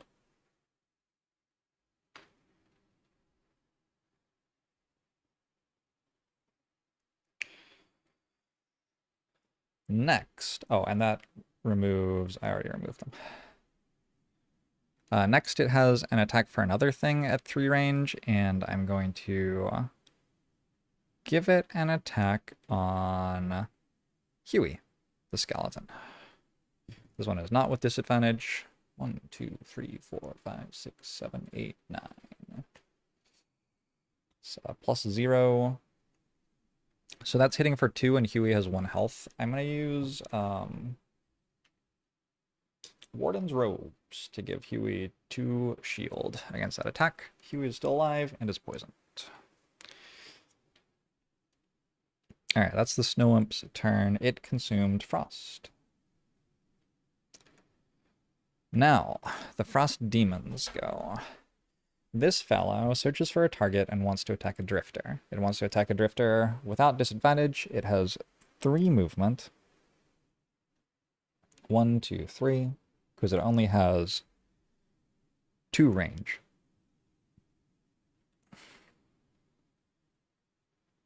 Wait, it never had 2 targets. That says 2 range. I thought I had 2 targets. Alright, whatever.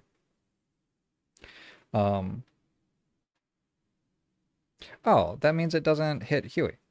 Why did I think it had 2 targets? Alright, so I don't have to use Warden's Robes.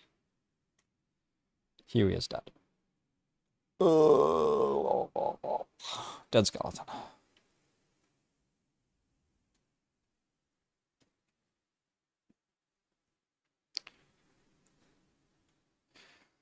We're attacking the Drifter. 3. 1, 2, 3. This is base damage of 4. It's the crit. Fun. So that hits for 8, except I have healed this mission with a card from my deck. Well, that's awesome. And I still have the take half damage, so I only take 4. And I can reshuffle because that's all the attacks that are happening. I only take 4, so I'm at 6.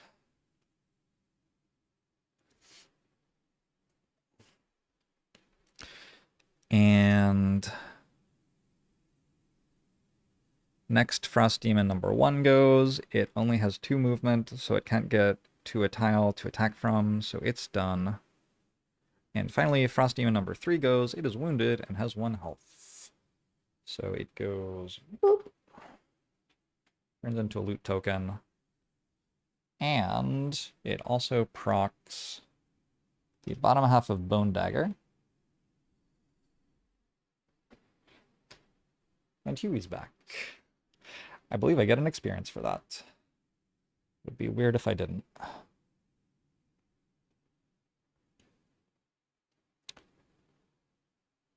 Alright, that was a really cool turn.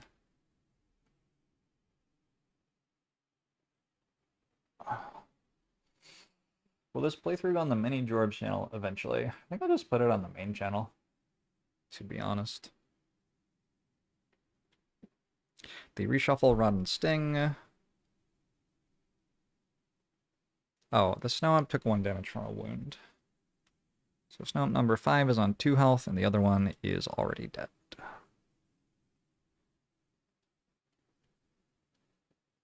Did my Drifter get attacked from within 2 range? It sure looks like it did. Alright, we perform a Retaliate with 2 range, and the Elite Frost Demon's at 12.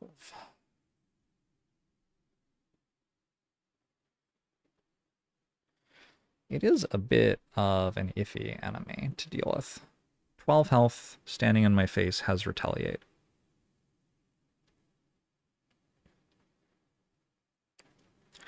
I suspect we will work something out, though.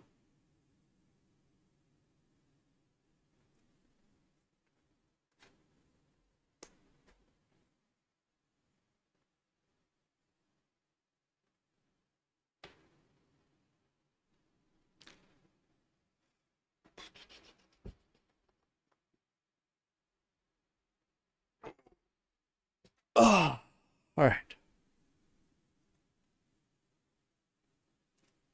Turn 3. Dark Essence is waning. My Deathwalker is just kind of standing here, huh? I mean, that's literally what I did last turn, was just stand here.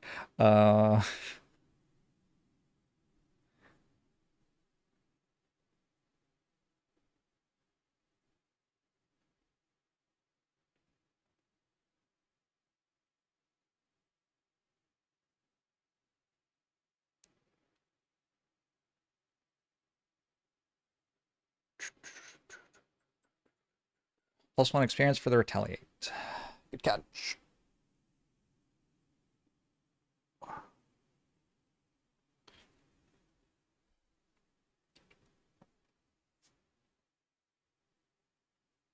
Did the character who got poisoned also get brittle?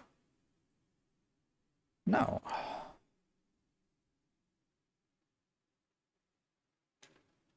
Did that happen? Wait, which character got poisoned?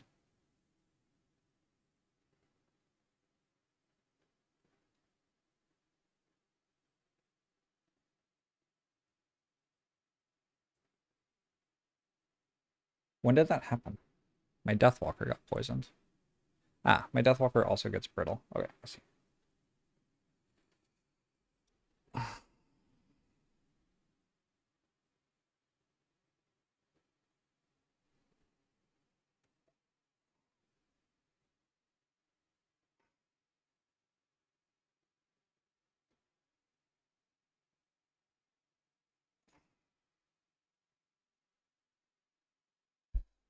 Hmm. There are 3 enemies here. I kind of can't move further forward or I start taking 2 damage a turn. I guess taking 2 damage a turn isn't like the end of the world, but it's a bit iffy.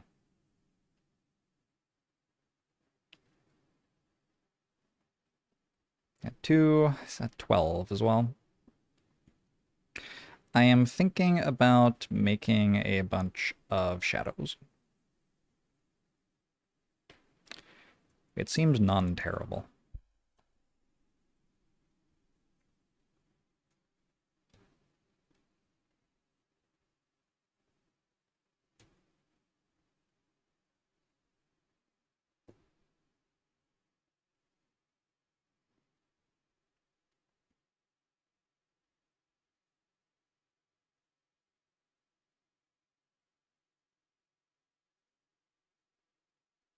It's at 14 initiative. Kind of like my skeletons to go earlier than you so that they can get targeted instead of you, friend.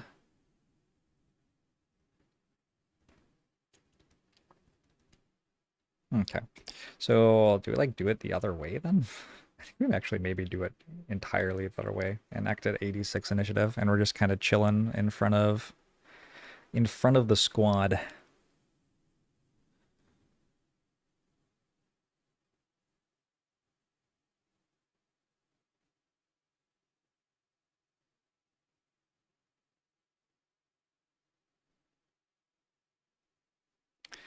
How long does it take skeletons to kill these objective tiles by themselves?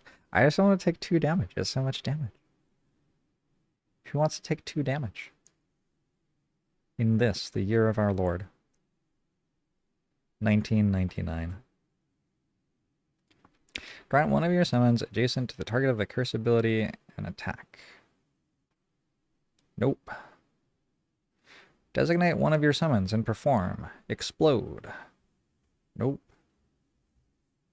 All allies and enemies in the hex adjacent to the next enemy that dies this round suffer 2 damage. That's an okay bottom half of a card. Is 21 fast enough? Gather the Frost. Immobilize everyone within 2 range. Heal self for 3. If you can consume Frost, which you can. So you just immobilize everyone within 2 range. Okay, that's not that bad. Still learning the enemy a little bit. Chilled to the bone is weird. Oh, you turn any element into Frost with that. These are cool enemies.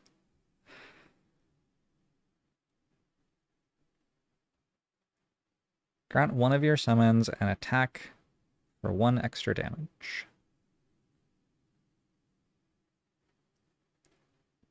Or I could simply poison something. Maybe we simply poison something.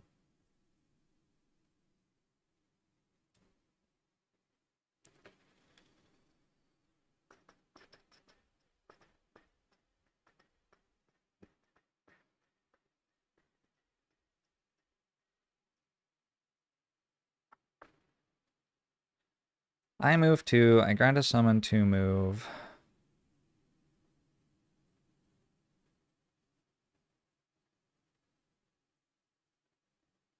Like moving my Necromancer into the absolute back corner kind of makes sense. I have to go at 18 initiative, so it doesn't have time to heal itself for 3. Why is that a problem? So it doesn't have time to immobilize my skeleton.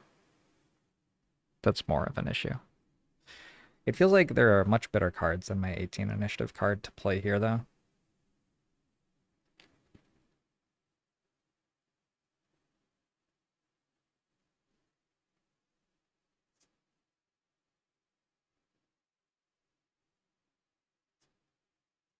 Yeah, let's go for Exploding Corpse. Next time an enemy dies this round, all allies and enemies adjacent to the hex in which it died suffer 2 damage. And I will also Decaying Will, which is a ranged attack which poisons things.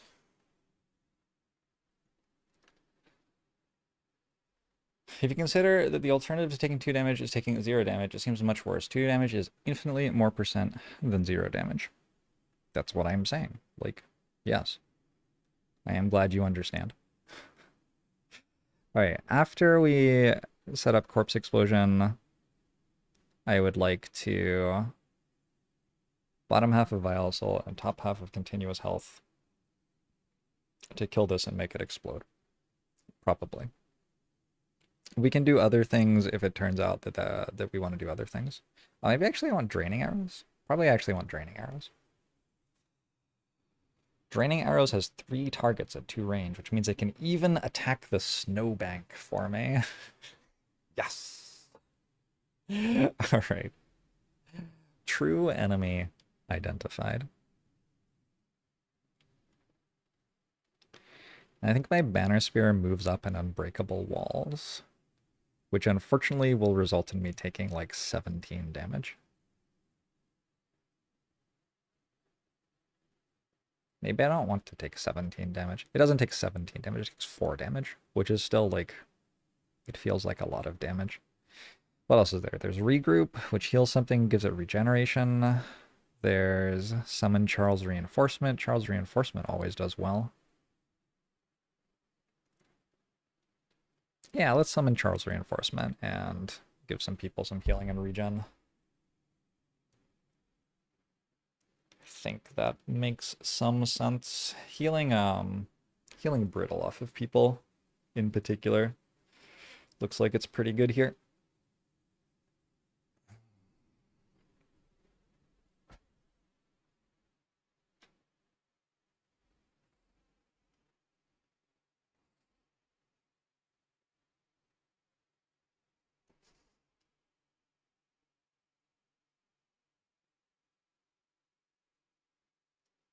Big rule state. Big rule mistake at the beginning. You must restart the entire campaign. Alright? Do you want my P.O. box? It's a legacy game, so you'll have to send me it. Is this like Charles Lightning? Charles Reinforcement? Maybe related, yeah. Could be better roleplay to take damage. Would you like me to make noises when I take damage? Bone Shaper, Banner Spear, Drifter, and Deathwalker goes super late. Probably the enemies go between Drifter and Deathwalker, but there are other possibilities. Here we go. 5. 1, 2, 3, 4, 5. Chilled to the bone. They will move with -1 range. They will attack something with -1 regular attack, and 3 pierce. I mean, they're just going to kill my skeleton really hard, is my understanding of what that means. Yeah, that seems completely fine. Okay, and the snow up? 4. Nothing special. It's moving at 37. So 37 and 50, whatever, are in fact in between.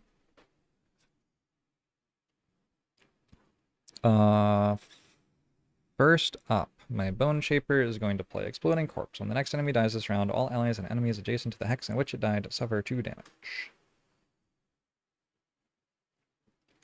And we're going to play Decaying Will, top half. Oh, my summons go first. I'm sorry. My bad. Well, the Wraith is now actually a newer summon than the Skeleton. So first the Wraith goes. The Wraith shoots at this. 18 cards in that deck. 3. 1, 2, 3. -1. So we have a banner of strength, so that's +1. Is it poisoned yet? No, so it takes 1. And then Huey moves up and attacks it. 17. It's the last card of the deck. It's a crit miss. Huey is retaliated against for 2. We keep the deck, though, for now, because we're still moving. Now, I play Exploding Corpse when the next enemy dies this turn. This round, all allies and enemies adjacent to the hex on which it died suffer 2 damage. And I play Decaying Will on the Elite Frost creature. Roll an 8. 1, 2, 3, 4, 5, 6, 7, 8. Why 4-handed instead of 3-handed? Bigger number, better person. Okay. So we started at 1, +1 from the banner is 2. +1 from being adjacent to one of our summons is 3. We channel Earth Essence, for better or worse, and we deal 3 damage and poison it.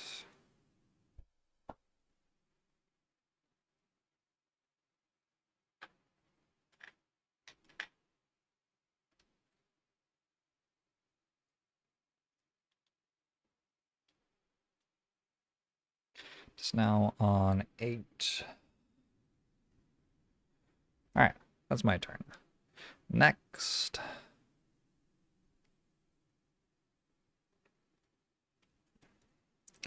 I'm going to play Regroup to heal someone for 2 and give them regeneration. Is that my Drifter? I think it's my Deathwalker. Okay, my Deathwalker gets healed for 2. Poison cancels the heal, but also the heal clears the poison and the brittle. And then regenerate happens. Is that true?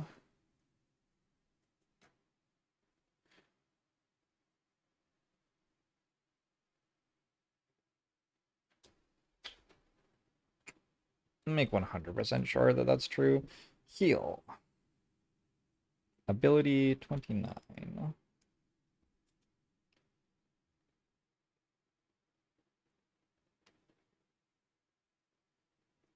A single heal can remove any combination of wound, brittle, bane, and poison from a figure. However, if poison is present, the hit point increase is prevented. All right. So all that stuff is gone, and our Deathwalker regenerates now, and we summon Charles Reinforcement, which gives us 1 experience.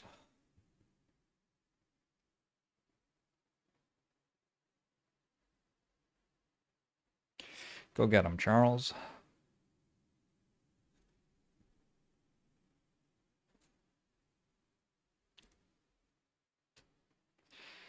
And then,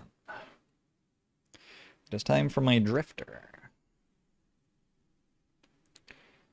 My Drifter is going to play Draining Arrows. So the snow ump's at 2. I'm attacking for 1. I'm attacking 3 targets for 1. This one, this one, this one. The objective is going to take some damage, hopefully. I think it is probably a good idea to make sure that the snow imp dies.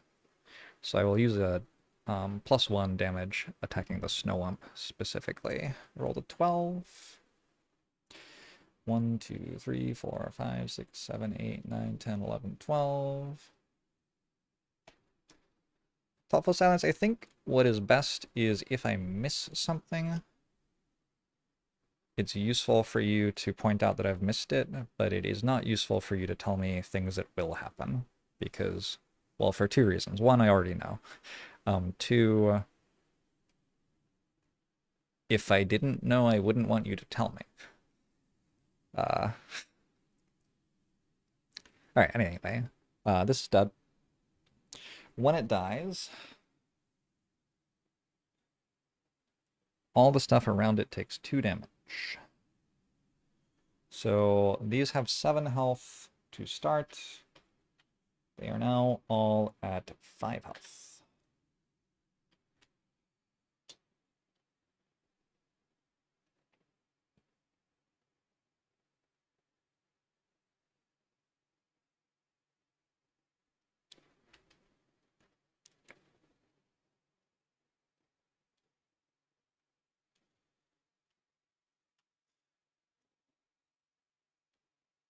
And with that done, what are these doing, by the way? They are moving. So this one's going to move to here. Okay. With that done, I don't move, but I will use the bottom half of Vile Assault to heal myself for 2.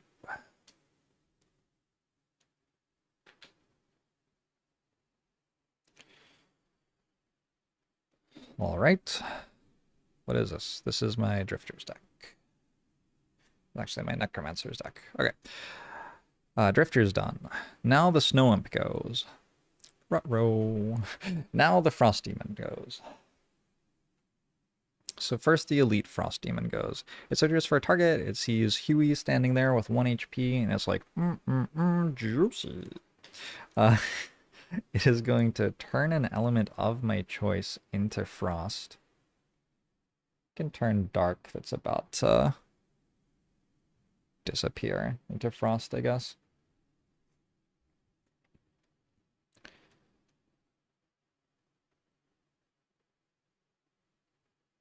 And then... are they both wounded? No.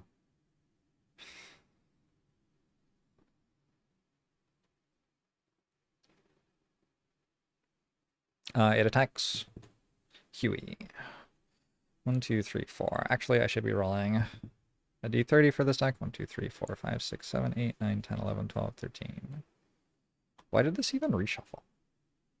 Oh, it didn't reshuffle. The rest of it's over here. I'm so confused by what I'm doing with this deck. Anyway, -1 turns out to be enough to kill a skeleton with 1 health.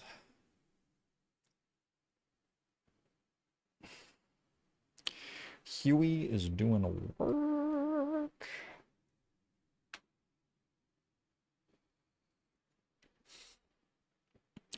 Next friend tries to get closer to the tile that it can attack the Deathwalker from, which is this tile. So it can get closer by moving to here.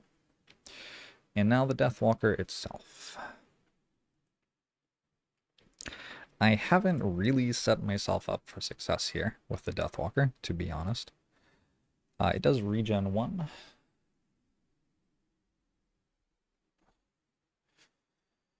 And then...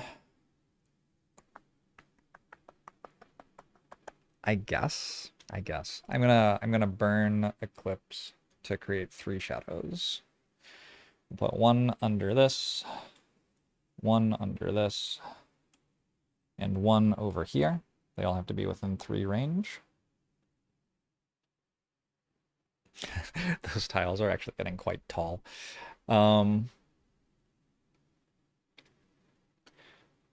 And then I use the bottom half of Anger of the Dead. Whenever an enemy enters a hex with a shadow this round, that enemy gains a wound, and also all enemies occupying a hex with a shadow gain a wound. So now they're both wounded.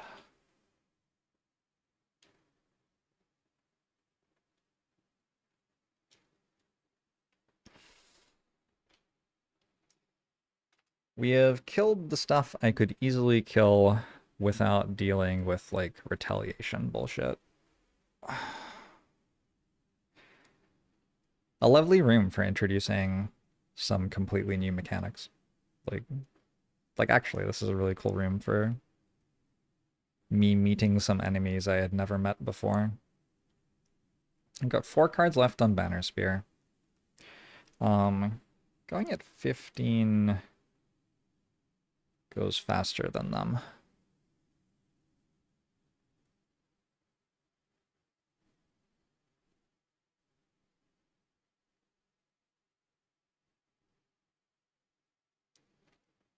Boom, boom, boom. Just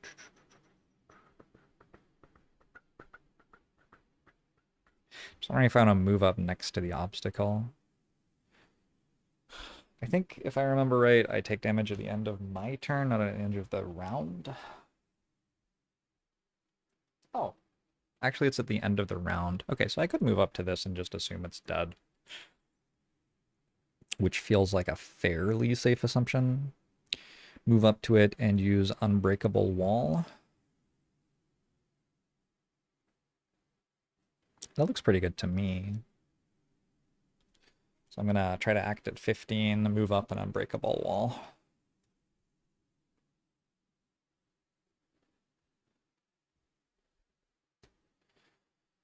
Drifter. You have so many cards. How do you have so many cards? Shooting something for 2 damage feels okay. I also move the character token on one of my persistent abilities back a slot.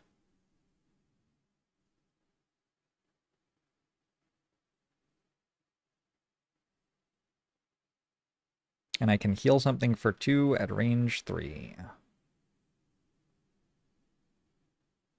So I could get rid of Brittle on somebody or something. I don't really know.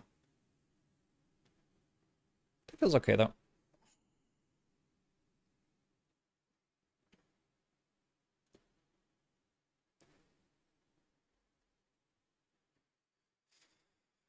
We're gonna make another skeleton.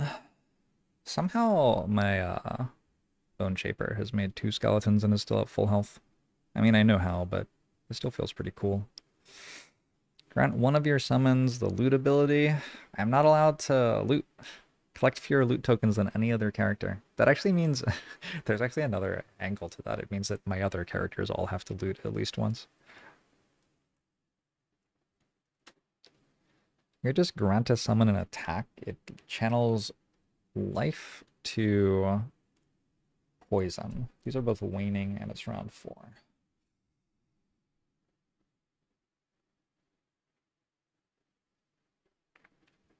Yeah, it feels like I should just make another skeleton.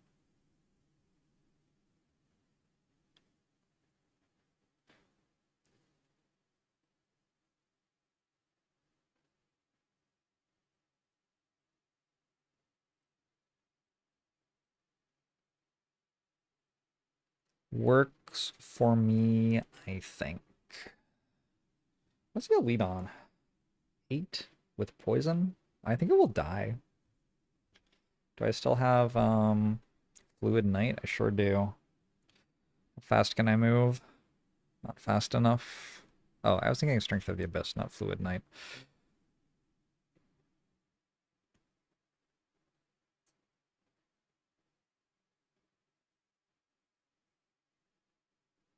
Okay, I'm gonna try using Fluid Knight to go at 24 and Strength of the Abyss to just hit that elite for enough damage to kill it. If it's dead, it doesn't get to retaliate. Is a nice thing about killing things.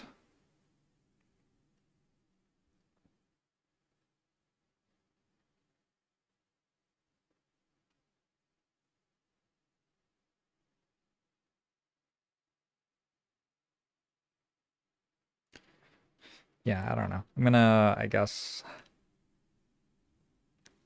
make a skeleton? Like, but I have to, oh my god. Okay. I think I have it. We go Flow of the Black River to move at 18, and then top half of Life and Death to make another skeleton. Hey, Bass Hoog Boom. Hey, Anton. How's it going? This game it has a lot of similarity to XCOM Longworn.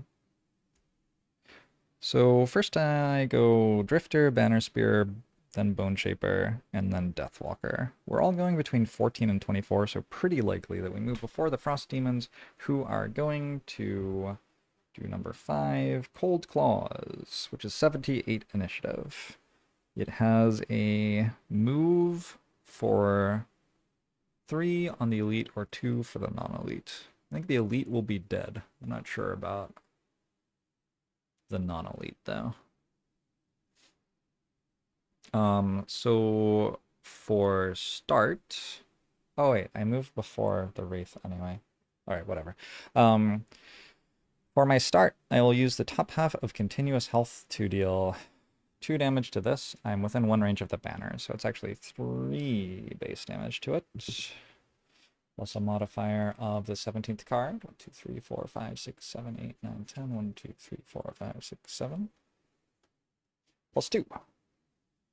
So we started at 2, then 1 from the banner, then 2 from the card, plus 1 from the poison is 6 damage. Puts it at 2 health already. And then with the bottom half of this card, I can heal somebody for 2 at range 3.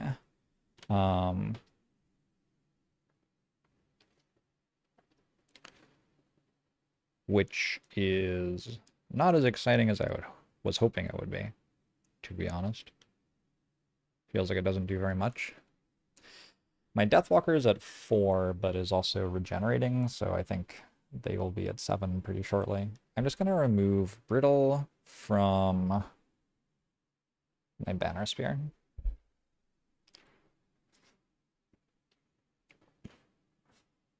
Okay.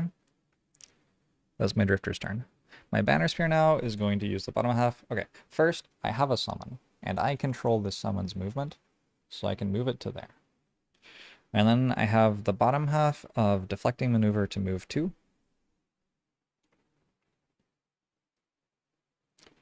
And we can use an Unbreakable Wall. I think this is the first time that I have successfully set up one of my class cards to hit 3 enemies at the same time. So I am adjacent to an ally, and we're going to hit the 3 things in front of us for 3 with 1 push. We can't push because they have objective tiles behind them, but we sure are going to hit them all. And the elite, which I'm going to roll dice for first, is at 2 health and poisoned, so I'm not going to use the banner for that attack. I rolled a 1. My deck has more than 20 cards in it, I think.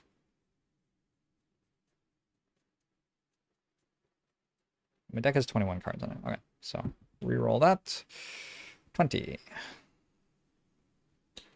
I rolled a -1, which kills. Because it dies, it doesn't retaliate.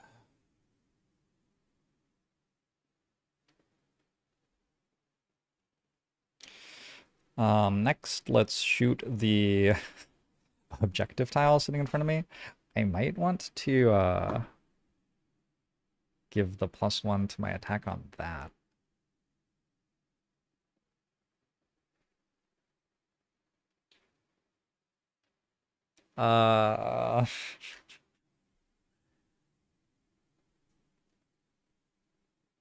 My Wraith's going to attack it.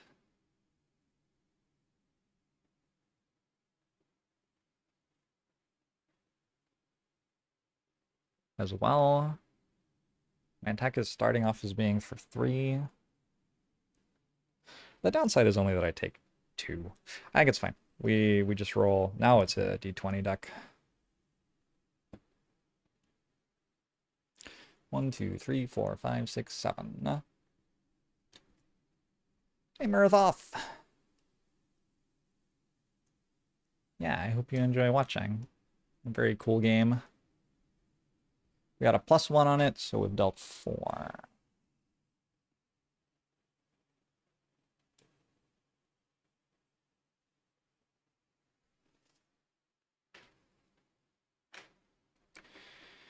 And then we also attack the non-elite Frost Demon. Modifier 10.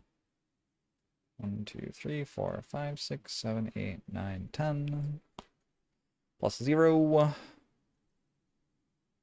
So it only starts with 8 health. Goes down to 5.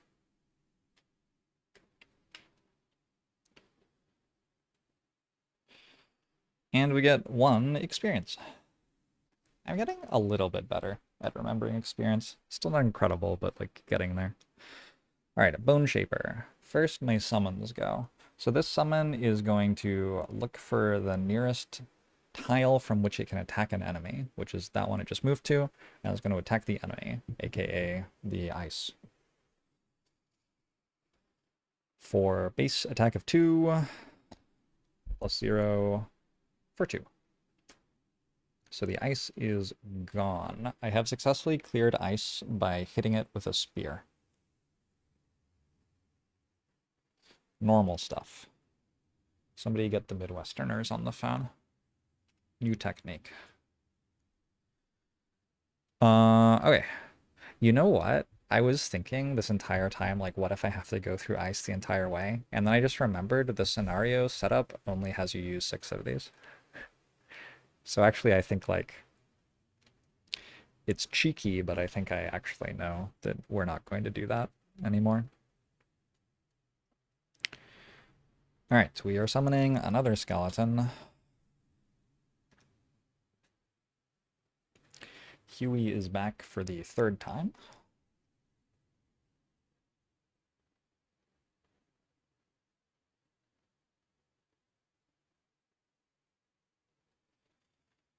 One experience for my Bone Shaper.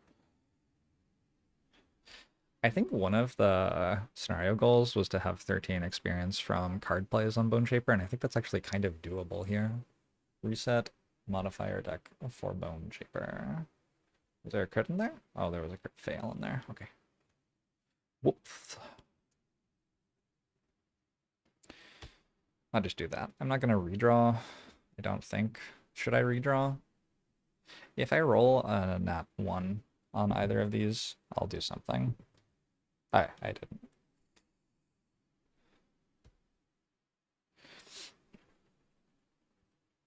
Okay. What's next? Really, it should have been a nat 1 on a D22, I guess. Anyway. Or D19? No, there's only 19 cards. All right. So, moving on. I can move 2 and grant one of my summons a move of 2. I think it would be fine to move this skeleton forward.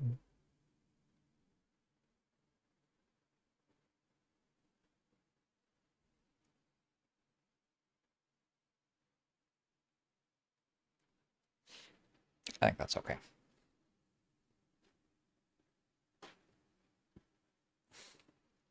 Yeah.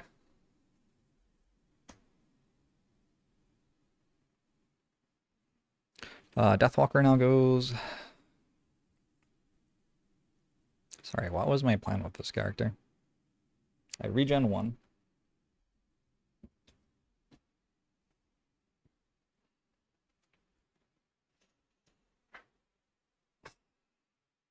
I'm regenning, so I don't want to move up and take 2 damage. That seems kind of bad.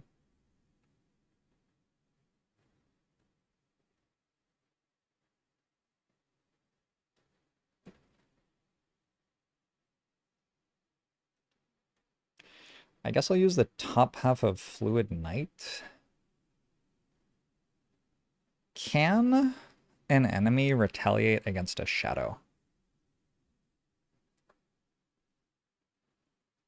I will posit that question to you and then I'll stretch my legs. Give me 1 sec, I'll be right back.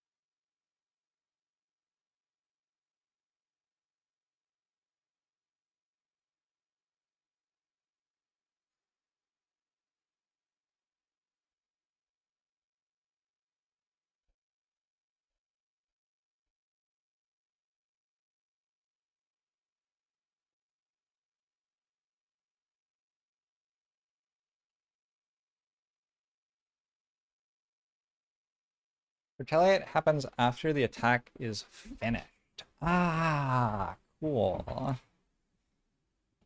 The shadow needs to be in the Banner of Strength's aura, though, not the Deathwalker.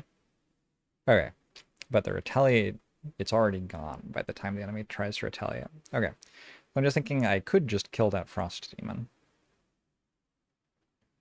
Yeah, we'll just kill it. Alright, so I'll use Fluid Knight, which performs an attack as if I was in a shadow, then removes the shadow. I rolled 6 from my modifier deck, which is 20 cards. It's actually just a completely basic modifier deck, I believe. +1. That kills it. Kills it, removes the shadow as well. I feel like that went incredibly smoothly. Like, I kind of don't trust it.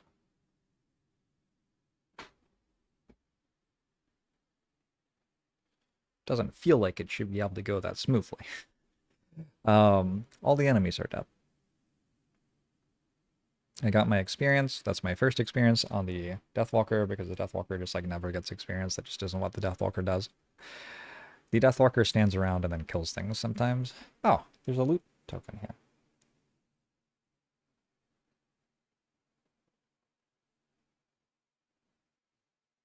Didn't realize. So we got loot token number 1 for Verna. 14. Can I shuffle this? Fluid Knight's probably your favorite level 1 card. It's pretty cool. It has a good number on it. It is a lot more accessible than the other cards the Deathwalker has at level 1, I feel like. Like, the other cards really require you to do everything to make them happen.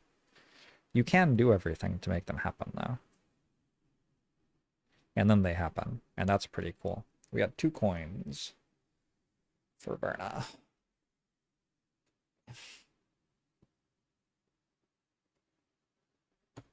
Alright. The elements go away. The Frost Demon is done. Their deck reshuffles.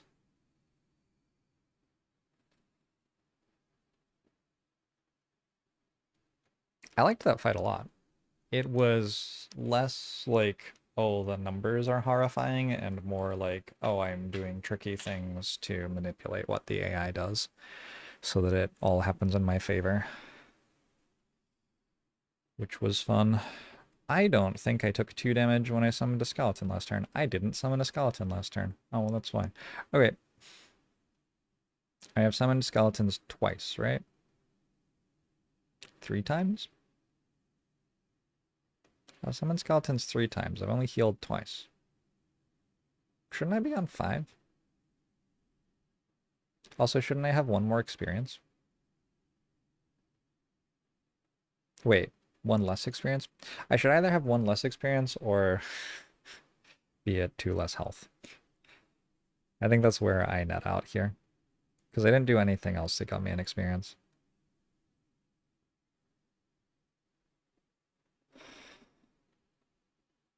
Three times at 1 time was Bone Dagger, which negates the damage. Yeah, but I've only healed myself for 2, right? Or did somebody else heal me?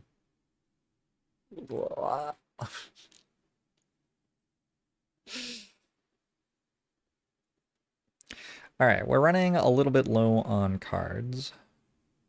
But we do have some pretty good stuff, like Black Barrage hits a target for 2 at range.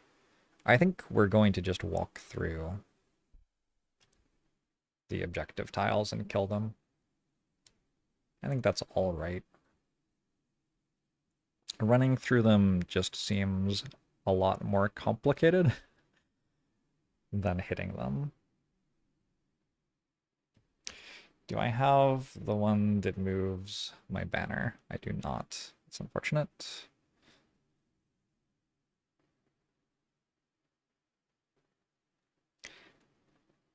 I can move and loot 1, though.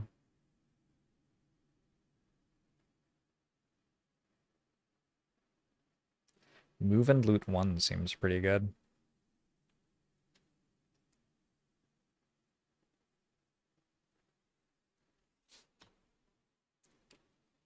Barna's about to be rich. Holy shit. Um,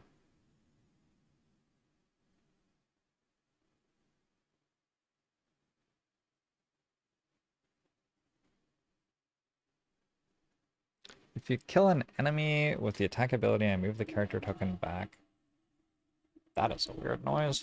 Let me go fix that.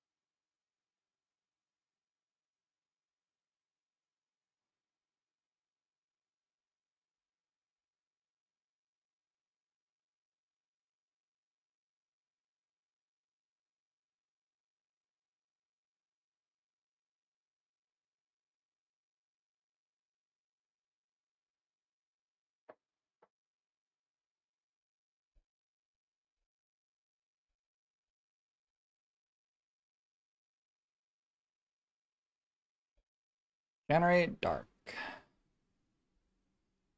Thank you.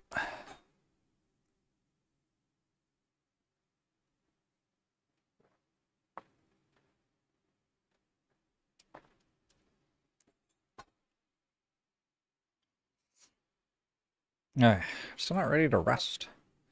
So much more stuff to do still. Did we decide my necromancer should be at 2 lower health? I think I'm deciding that it should.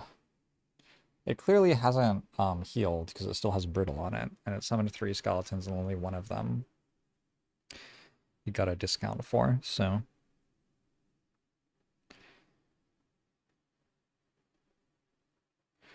I am going to summon another skeleton this turn. At worst, it gives me 1 experience. Okay, I have another question actually. The Necromancer has a quest to destroy 15 of its own skeletons. How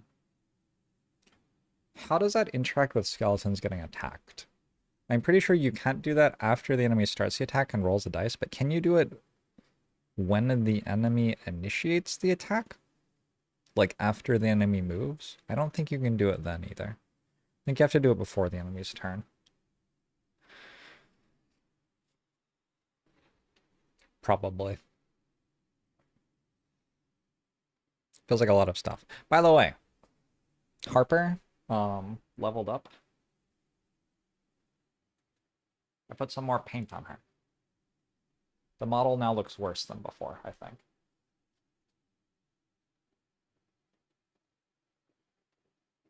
There's like, I think a middle ground between a model being unpainted and a model actually having paint on it where you're basing it and stuff and it just like looks worse than how it started.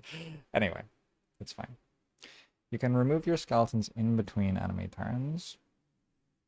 Yeah, but not during their turn. What I mean in relation to the quest. The quest is, it's a perk mastery thing, and it is kill at least 15 of your summons.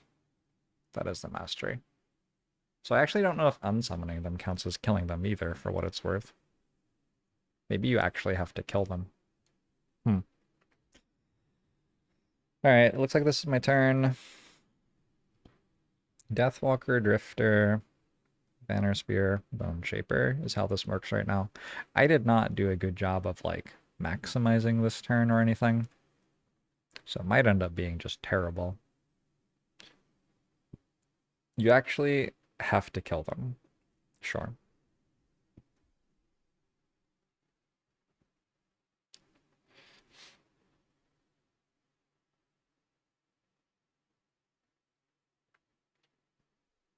Deathwalker has a ranged attack. That seems fine. I am going to shoot this. Shoot this. What do I want to hit? What are you doing? Nothing. I want to just command one of my summons. Maybe I just want to command one of my summons instead of summoning again. I already have a summon. If I really care about the experience, I can summon next turn before I rest, I guess. Did I burn any cards? I burned Eclipse only. Okay. I just realized I can put Eclipse in the pile of the cards that aren't in the mission now, since I don't have any way to reclaim burned cards anyway. I can use my Stamina Potion next turn. I could use my Stamina Potion this turn.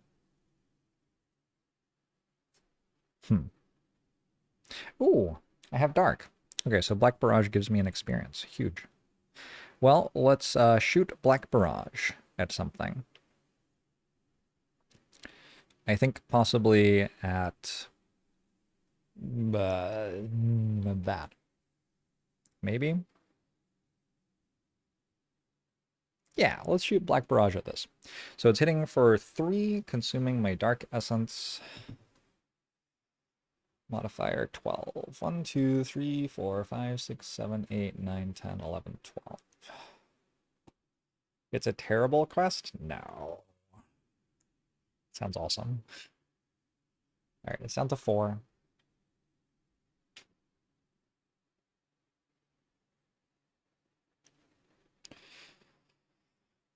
And then I'm just not going to move. I get an experience. And I'm just not going to move. I'm going to trade dice here. So I don't think the Deathwalker is going to need more than a D8. So we'll just use the D8 for the Deathwalker. All right, Drifter is going to use the bottom half of No Remorse just as a vanilla move. Move here. And then I'll grab this loot at the end of my turn. And I'm going to use the top half of Bloodletting, which attacks for 5. I'm out of range of the banner. On the middle one, I guess? Sure, on the middle one. 4, 5, 6, 7, 8, 9, 10, 1, 2, 3, 4, 5, 6, 7. It's a crit miss. My Drifter has run up and taken 4 damage. Alright, let's reshuffle those. We do move Crushing Weight forward and gain an experience. I need one of those D20s from Magic the Gathering where they have all the numbers next to each other. Wait, Banner Spear, you can control this thing's movement. Maybe have it move back for now. We're moving here into a shadow. Picking up 2 loot.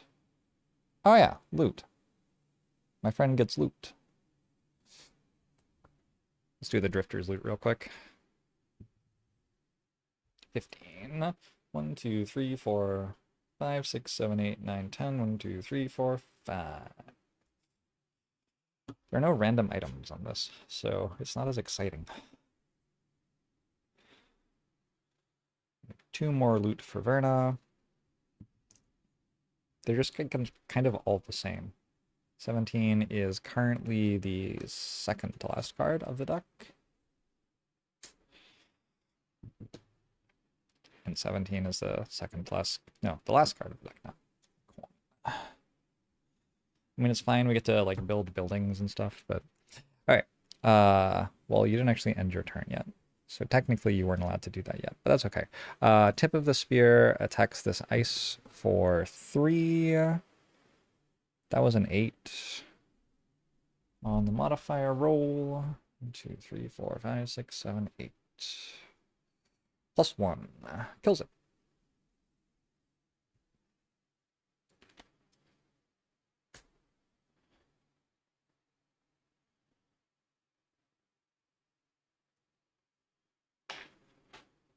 And gives me an experience.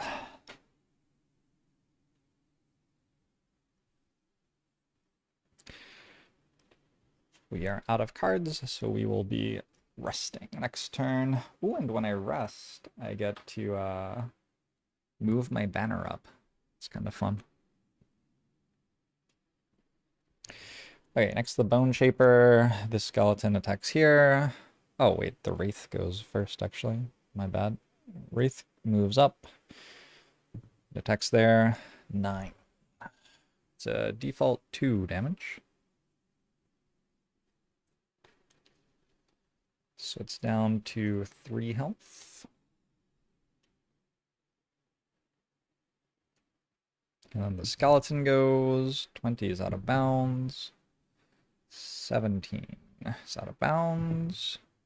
9. 1, 2, 3, 4, 5, 6, 7, 8, 9. +1. Skeleton kills it. Alright, my drifter isn't quite so terribly in bad shape. I was going to... Oh, shit. Granting a summon and attack doesn't work here. Okay, I can grant a summon, a move, and an attack. That works.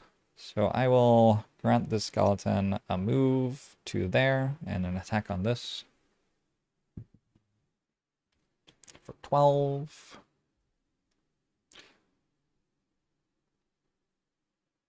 It's you, Frosthaven man? Holy shit. The Frosthaven man? How's it going, Logium? And I will move forward 2.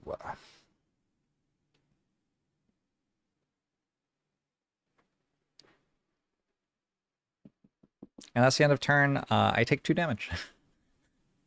Whoops. If I hadn't crit missed this attack, like, you know, but that's okay. Round 6 now. So I'm gonna long rest with my banner spear. Drifter is going to... I guess we'll move with precision aim, because that'll move a character token on one of my persistent abilities back. And then I will attack. There are 2 cards left for my Necromancer to use.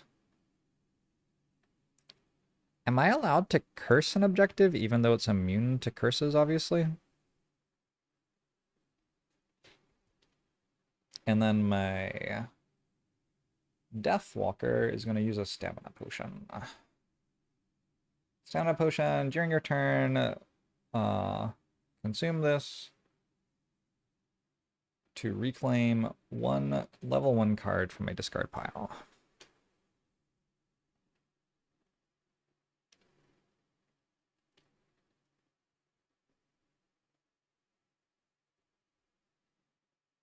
The other thing I have is bottom half move a shadow up to 5 hexes.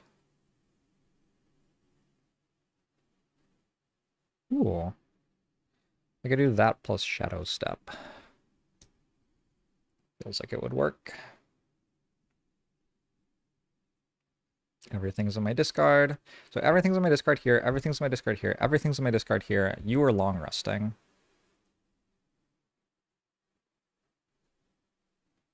Seems pretty good.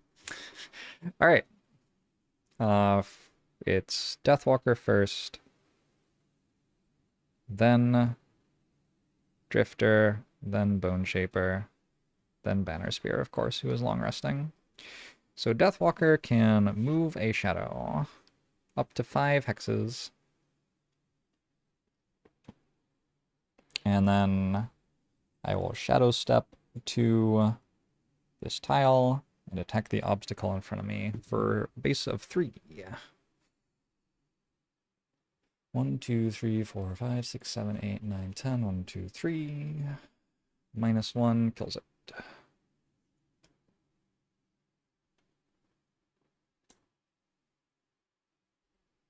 Unfortunately, that doesn't get me experience because when you are a Deathwalker, nothing gets you experience.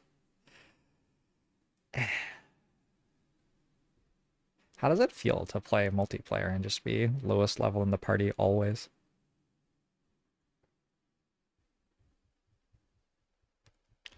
You know, I was going to hit a thing with Drifter, but I guess I'm actually going to move back and loot. Did I move one of my persistent character tokens back when I do that? What's this loot? 17 from the loot deck is out of bounds. 17 is still out of bounds. 4. A coin.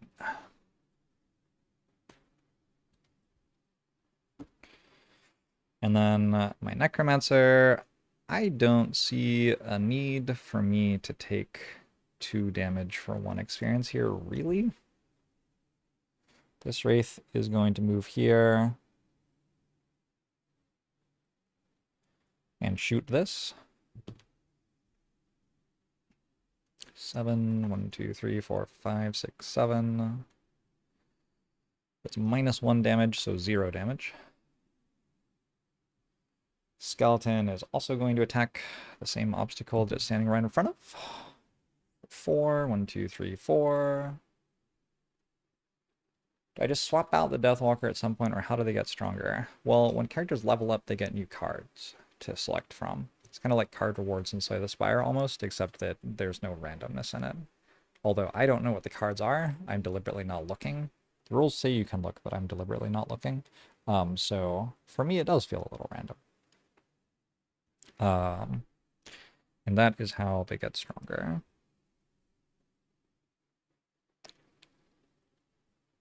With retirement, it cycles who is lowest level. I suppose so. If you play long enough to retire characters. I suppose that is true. I kind of want the 2 experience, though. Not gonna lie.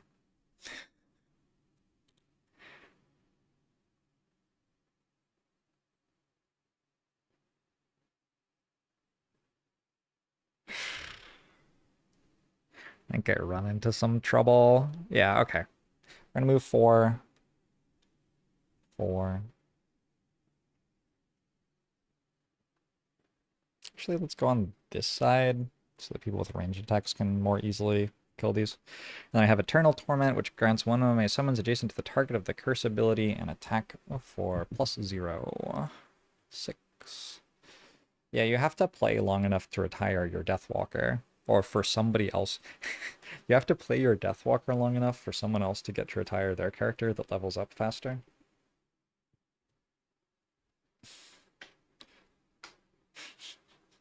I suppose the retirement cycle is not tied to experience as rigidly as I'm making it out that it is. Like, I'm already 25% of the way to retiring Verna.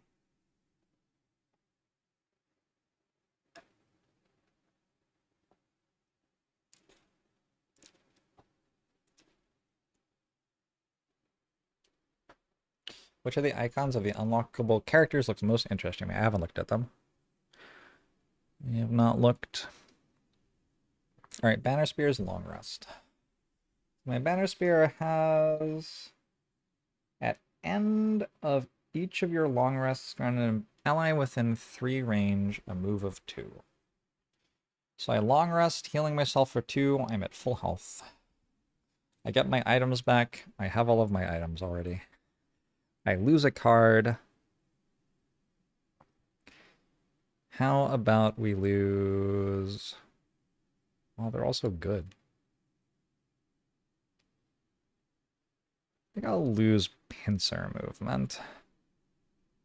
I feel like the next room is going to be like completely different from the room I was just in somehow.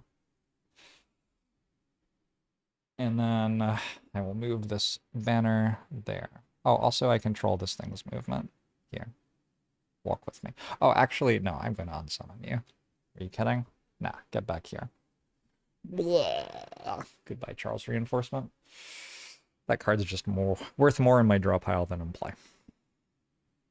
Okay, next turn.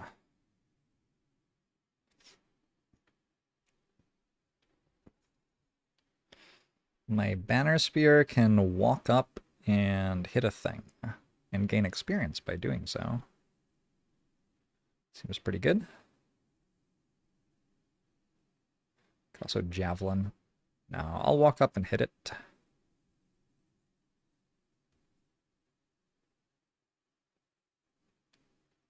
Wait, actually, I want to keep the banner moving, don't I?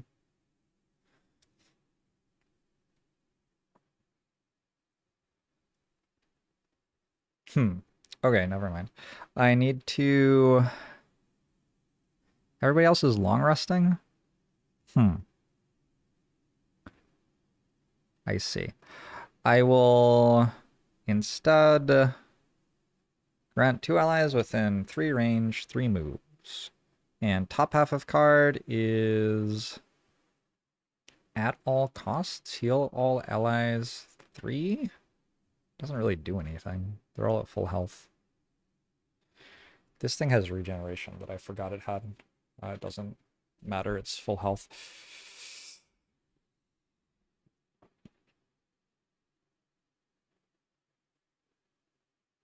You can't target allies with attacks, right? I don't think that's allowed.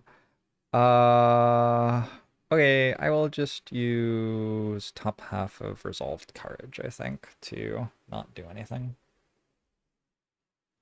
Everybody else is long resting. I move 2 allies within 3 of me. 3? 1, 2, 3.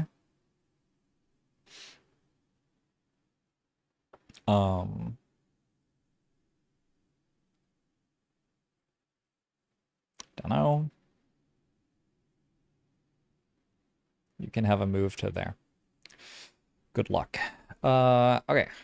My Bone Shaper can long rest first. I don't know if there's a tiebreaker for who long rests first. I don't really think so.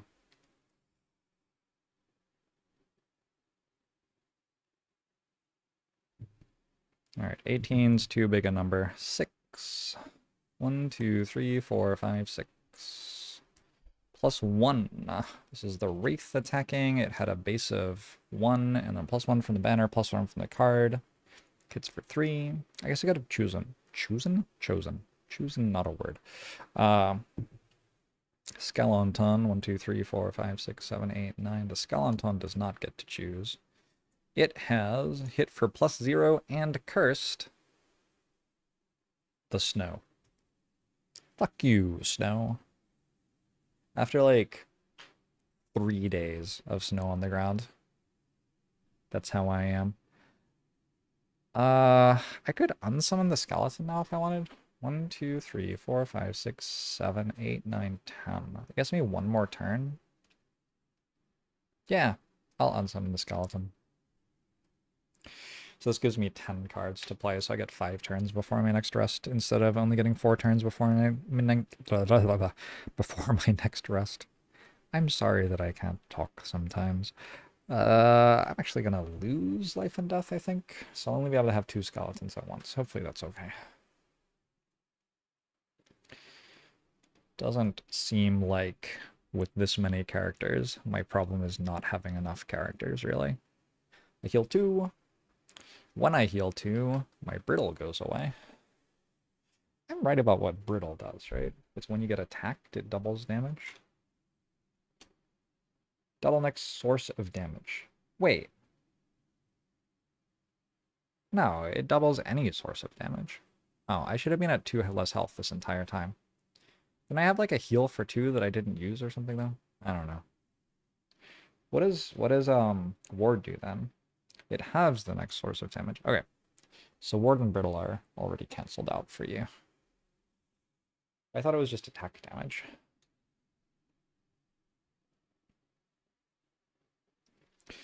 Deathwalker rests.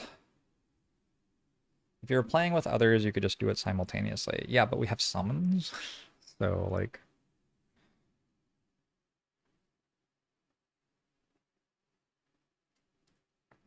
So, like, yeah, but also actually kind of complicated. I think I'm going to lose Wave of Anguish. It just seems kind of optimistic to think, having not used it yet in the mission, that it will end up doing anything here. Wave of Anguish is the one that makes every shadow attack an adjacent target for 3, which is like all the shadows are in this room. There are no targets here anymore, so seems worse. I don't think I'm using precision aim.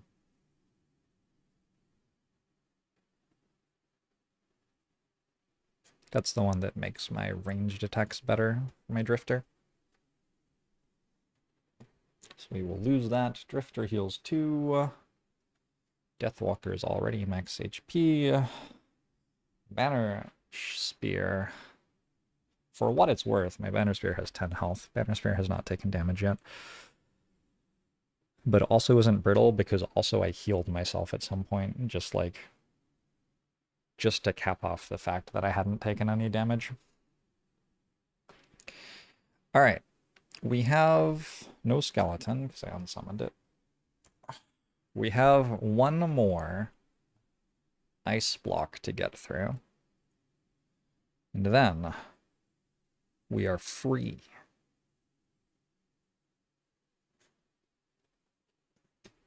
I'm gonna go, well, I kind of want the bottom half of Draining Arrows, actually.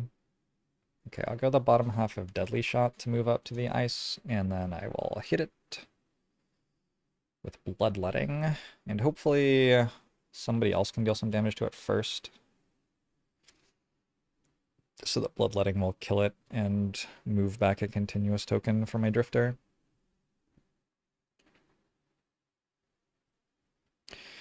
Banner Spear could...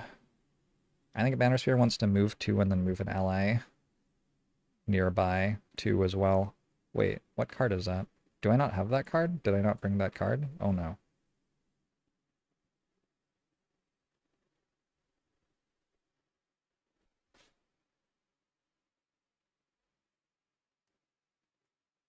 Look at that. Sometimes the bottom half of the cards matters. Okay, so my banner is stuck there. Until I rest. That's fine.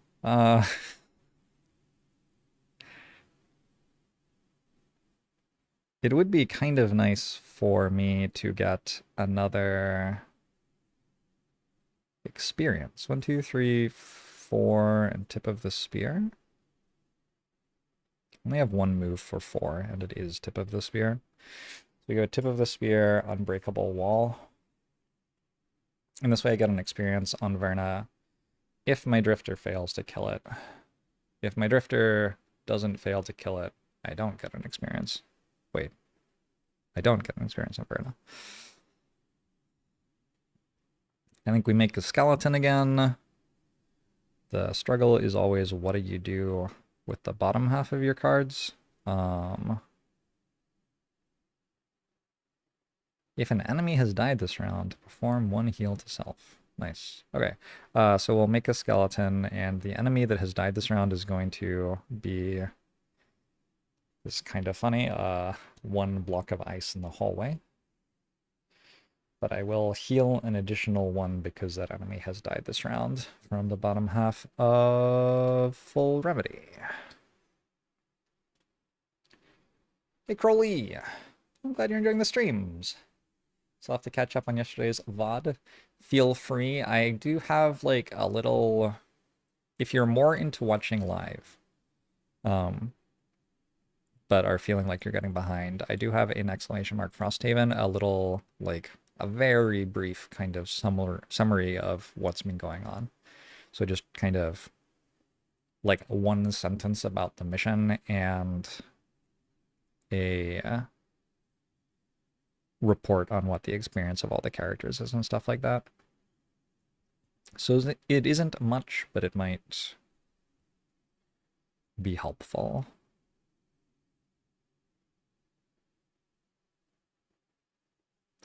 I don't really know what you're doing. You're just kind of moving, right? I think you're just kind of moving. Move a shadow up to 5 hexes? Oh, that one seems pretty good. All right, we can do that. That's bottom half of a card. Top half of a card, we can run to the shadow after we do that. Cool. I'm into that.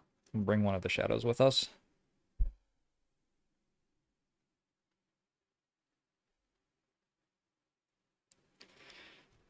The game's quite relaxing when there are no enemies. Bone Shaper goes first. Wraith attacks. I wonder if 11's out of bounds of the deck. It is. We can roll a d10. I'm gonna roll a d12 because I like it more. Oh, it's such a good dice. 1, 2, 3, 4, 5, 6, 7, 8, 9. It's the crit. Wraith deals 4 damage to the ice. Then I'm going to... Wait, I'm sorry. These have to be in the other order. Because I need the ice to die so that I heal too. This was... I just put them down wrong. I said out loud why I had to do it that way.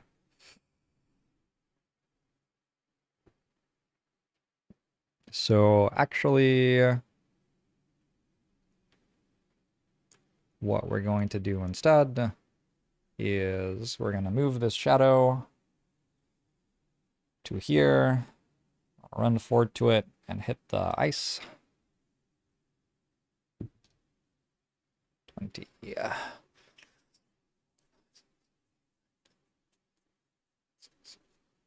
Only 17 cards there.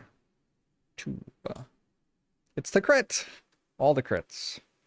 It's at 1 health.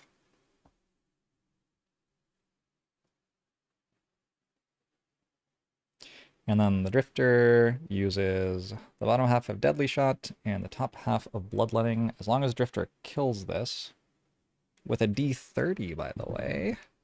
As long as Drifter kills this, I refresh the Crushing Weight. So Crushing Weight goes forward, I get an experience, and then goes backwards to place number 1 again. Drifter gets up to 4 experience for the mission.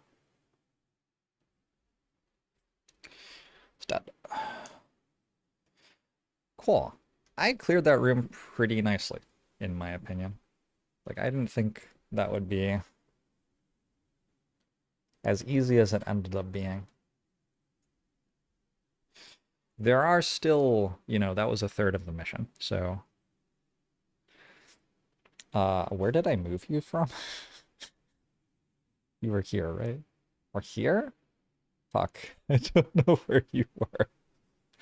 I remember you could move here in 4 moves, so you must have been here or here. 1, 2, 3, 4 to there.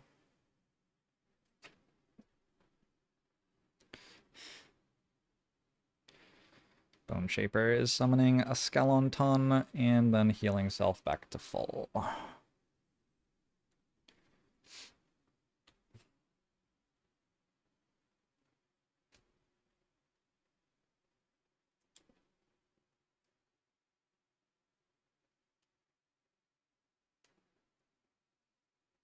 Alright, this is a weird spot. I don't really want to abandon my banner, but I didn't bring enough ways to move it to really bring it with me.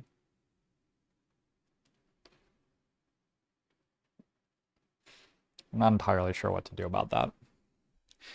How I have been opening doors is I've been using my Drifter to do it. My Drifter has Prudent Preparation, which gives an extra defense and a retaliation.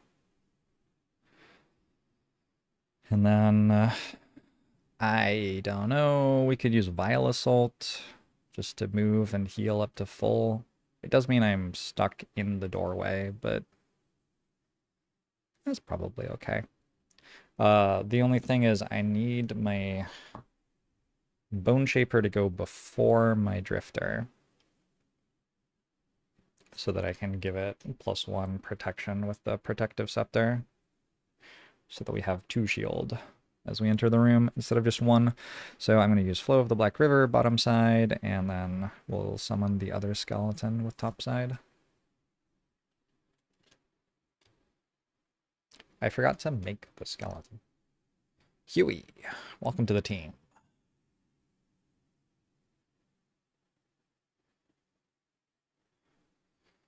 There was also that one time I opened the door with the Bone Shaper. That was kind of wild. I don't know if I'd do that again. A D30, I know. They have the technology. Isn't that wild? I wonder what else they could make.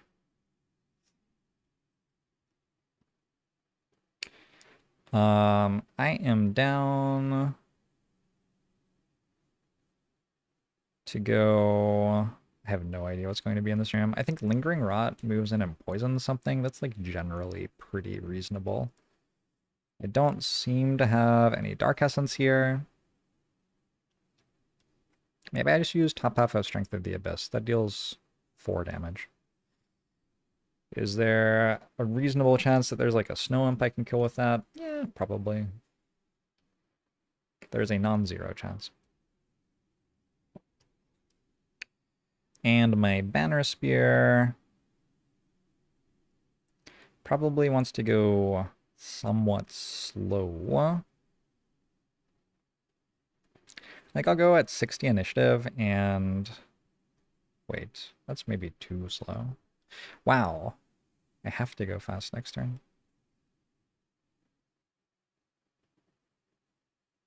Yeah, it's fine. I'm going to Incendiary Throw, which is the card that puts wounds on people in an AoE, assuming it deals damage to something.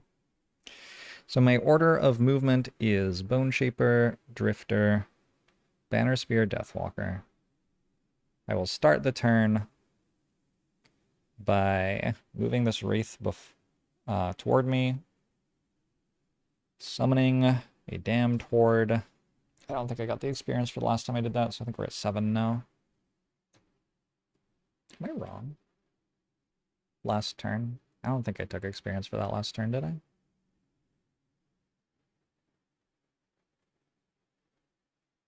I don't think I'm wrong. I take 2 though. And I'll use Protective Scepter.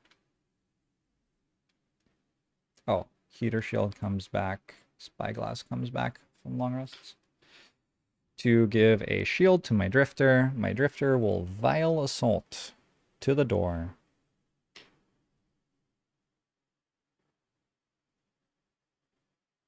And heal itself for 2.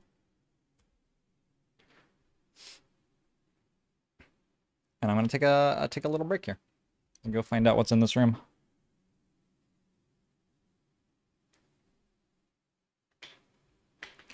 I will stretch my legs and I will be right back.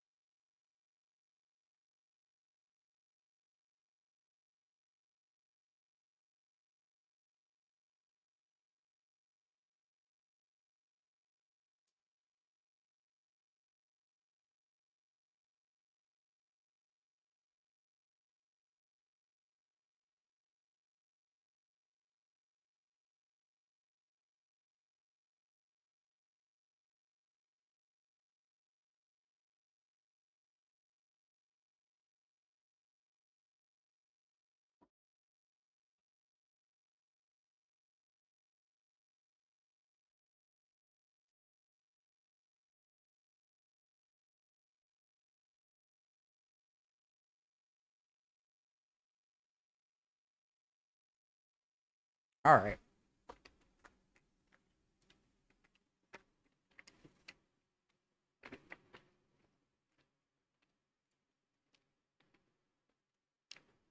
Lyle has to kill the last enemy. Harper has to collect fewer loot tokens than anyone else, which currently means Lyle has to get a loot token. And Sam has to end the scenario at full health, which he is currently at.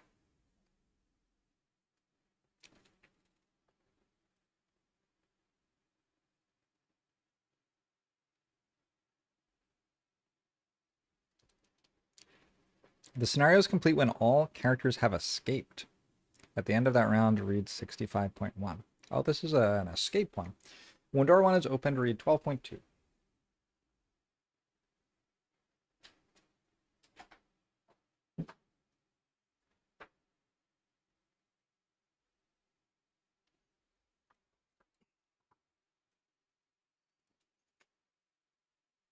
Avalanche. Use Scrabble and fight. These are creatures of the ice in this prison of snow as well, but nothing will stop you from digging yourself out. There are creatures of the ice in this prison of snow as well, but nothing will stop you from digging yourself out. I was wrong. I was wrong about the avalanche thing.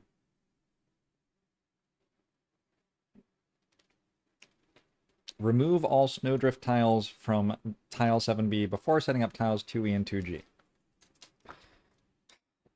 That's how they get you. This one actually has even more snowdrift tiles than the last one. All right, so there.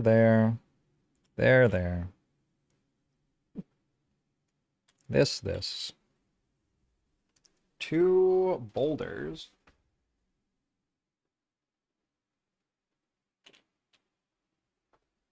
Another snow door.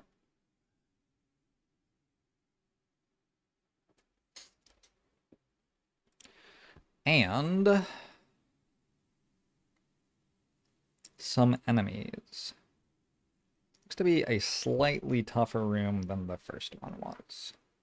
So we've got a regular frost demon there. A regular frost demon here. A regular frost demon. 4 regular frost demons. I'm going to use orange for frost demons as well. That's going to confuse people. Oh well. A regular frost demon here and a regular frost demon. Should I just use red?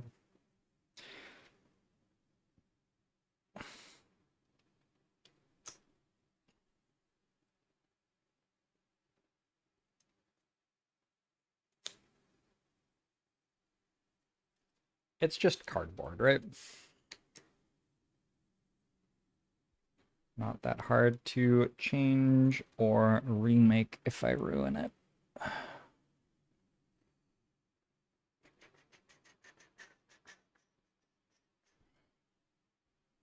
there more regular enemy bases somewhere? I don't know how many regular enemies I can have.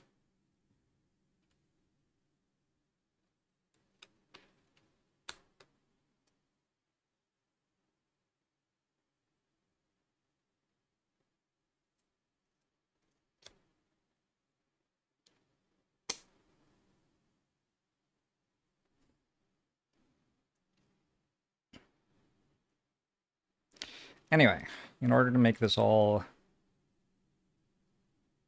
extra complicated for me, for making it readable for you, all of the frost imps in this one are elites, or snow imps rather, are elites. So this is an elite snow imp. This is an elite snow imp, and there's one more.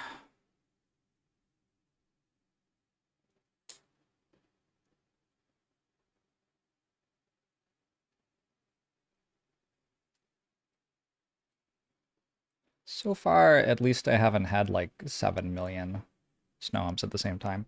It's a model that comes with 10 possible icons, so like, yeah. Was a little bit concerned I might open this room and have 10 of them. It's gonna be a lot of brittle. You hate imps. I'll be fine. I just remembered I have a crude shield, so actually I can stop my drifter from becoming brittle too. Okay, I still have prudent preparation, which I will presumably use the top half of pretty soon. Let's see what they're doing. It's a 1 for frost demons. They're going to ice barrier and move at me. So basically they're getting themselves 2 shield and moving into base contact with me immediately. Kind of rude. And then the snow imps, 4 is a brick in their deck, 6. They're using a dark charm. They are going to move 3, and then they're going to shoot at range 3. 1, 2, 3. Okay, so fortunately only one of them hits me.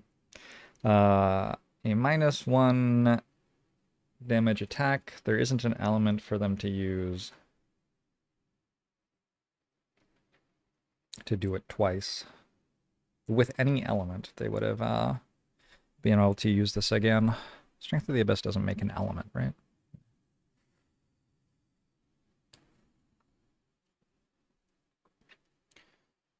One, 2, 3, 4, hit. That seems like a bad idea. They're going at 43. Okay, so actually... Oh. Oh, I think this will work out okay.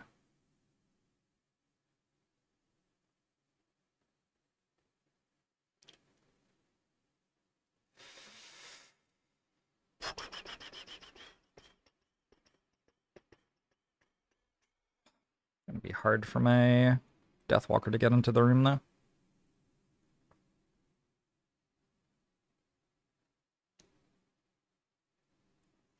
Yeah, it becomes like, how do you get through the door, I suppose, with 2 Frost Demons standing in front of it. Anyway, let's just kind of see what happens. The Frost Demons will go next after Drifter takes another... Honestly, like, I don't really need the extra shield, but there's nothing else to do with the card, I suppose. And then the Snow Imps also go before my Banner Spear and Deathwalker do. So, the Frost Demons have movement 3. This one is number 1. It will go... I could make it go here and open up this tile. I don't think that's better for me, though. Okay, it'll go here. This comes in...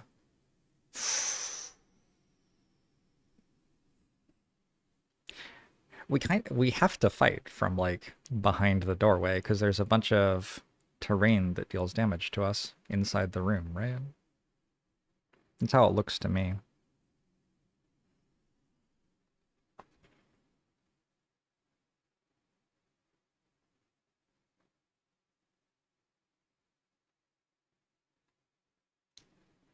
Like I played the wrong cards as Deathwalker. Oh, well. And go here. They're not attacking. They are shielding themselves for 2. This one has 4 moves. 1, 2, 3, 4. This one has 4 moves. 1. I believe this is just the objective thing where you can walk through it. Pretty sure. And that's their turn.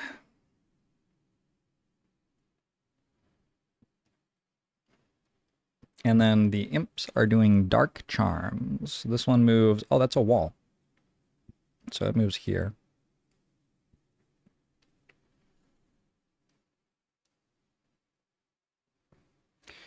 And then this one, the closest tile it can attack something from is there. So it moves there.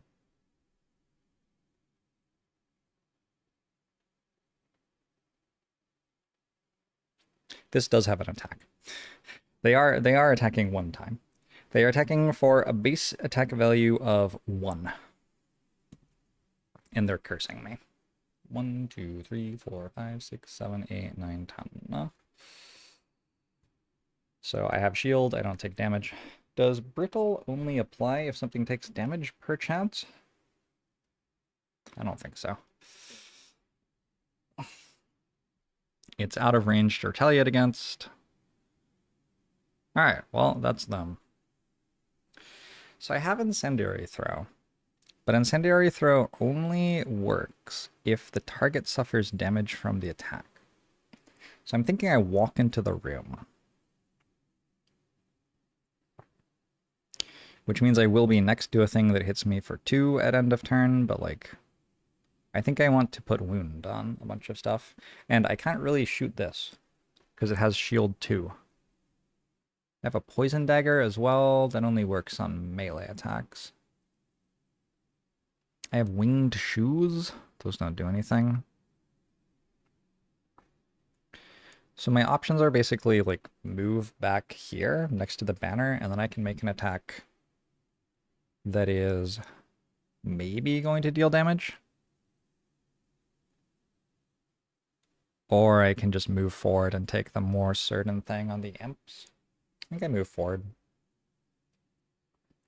My banner spear is tanky, supposedly. And then we will incendiary throw this imp. 20 is out of bounds of my deck for... As long as it's not a crit fail.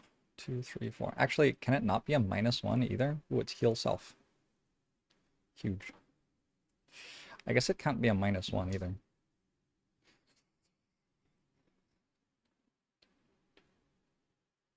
$16 cards in my deck, so 17's out of bounds, 17's out of bounds, 10. All status effects apply regardless of damage taken, except for this one, which only applies if it deals damage. I rolled a +0. Perfect. So imp number 5's at 6 and wounded. And then also, man, that's kind of a like, that would be a good attack to have advantage on. So I think Banner Spear maybe needs advantage to use that card. You're wounded. You're wounded. And you're wounded. Sweet. You're going to take 2 when you end turn, but that's just what you've signed up for. And unfortunately, my Deathwalker just can't do anything. Once during each of your move or attack abilities, you may remove a shadow within 3 to gain 1 experience and add 2 to your move ability or +2 to one of your attacks. But I like that. I have like 2 shadows on the map. I have 3 shadows on the map. It's so hard to tell. Those are both shadows. Maybe there needs to be a better way to show where shadows are. I'm not sure what I'd do that would be better than this. Huh.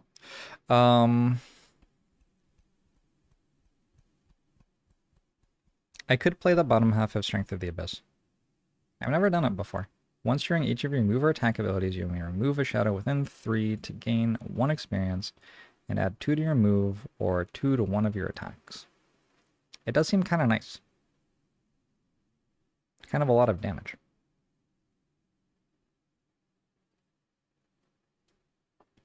What other cards do I have? I have Fluid Night, I have Anger of the Dead, I have Forceful Spirits, which I'll probably play next turn. Call to the Abyss. I think it's okay.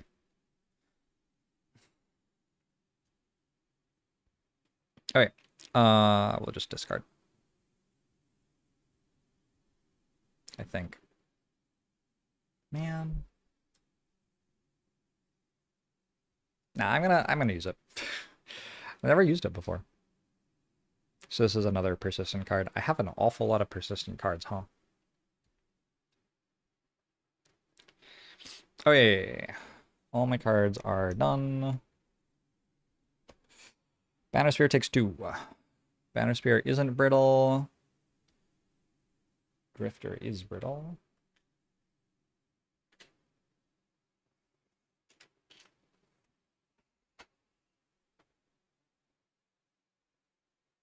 Oh, Banner Spear only takes 1 because of the bless from the pool or whatever. We did a swim before the mission. Had a little swimmy. Okay, I have deflecting maneuver and javelin. All attacks targeting you this round gain disadvantage. Run away. There's a push 2 on the bottom of javelin if I wanted it for some reason. I don't suppose I can push objectives. I did not even consider that to be a possibility at first, to be honest. But now that I have asked that out loud, I kind of wonder. It feels like maybe I could. I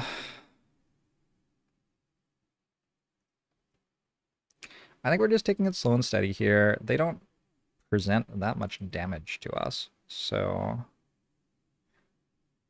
might use Draining Arrows and the bottom half of Unbreakable to get some shield. And Draining Arrows is just hitting everybody for infinity. Gosh, it would be nice to go before Banner Spear. I guess Banner Spear can run out of the room. So I get a shield. I played Draining Arrows, so they're all confused. Is my Drifter about to take 3 million damage? Oh, I used Crude Shield probably to stop the Brutal last turn.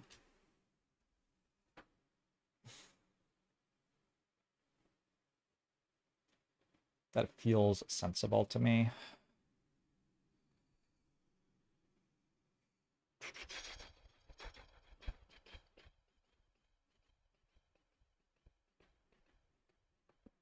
I mean, this is fine. We'll use Draining Arrows. It has 3 targets, 2 range, confuses them all. Necromancer has some skeletons who can't get into the room. Crucially, this tile can or cannot attack this tile in melee.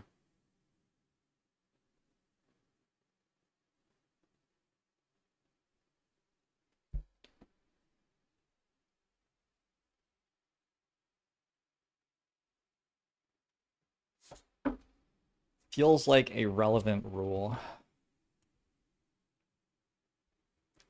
Door, 14. Closed door, open door, closed door. More door. Nope. Line of sight. Okay. Okay. Okay. Okay. Okay. Yeah, I don't know. Tiles separated by a wall don't count as adjacent, but there's still line of sight for ranged attacks. Oh, that's so weird. Okay. So if you're standing here and here, you can range attack each other without disadvantage? Is that what you're saying? That's somehow even weirder than what I thought it would be.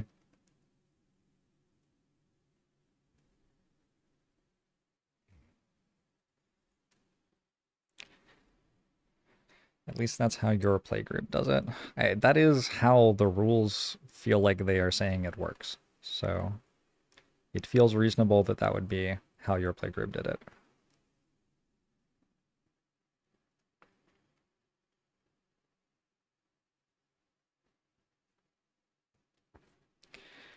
I think I'm going to play Exploding Corpse this turn and assume one of them at least will die. That seems like a safe bet, right? I would like the thing that died to be, like, not in range of my people, though.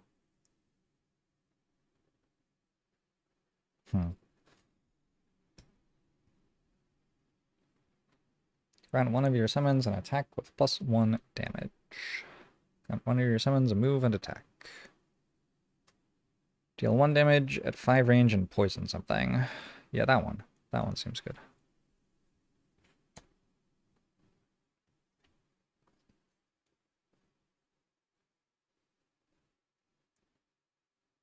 You didn't think about that consequence of the rules. Huh. I mean, I think it is what the rules say happens, so I just also think it's kind of funny.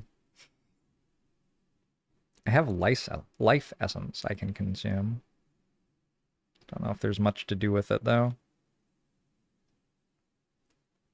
We're going to Forceful Spirits from this side of the door with our Deathwalker, do a couple of ranged attacks.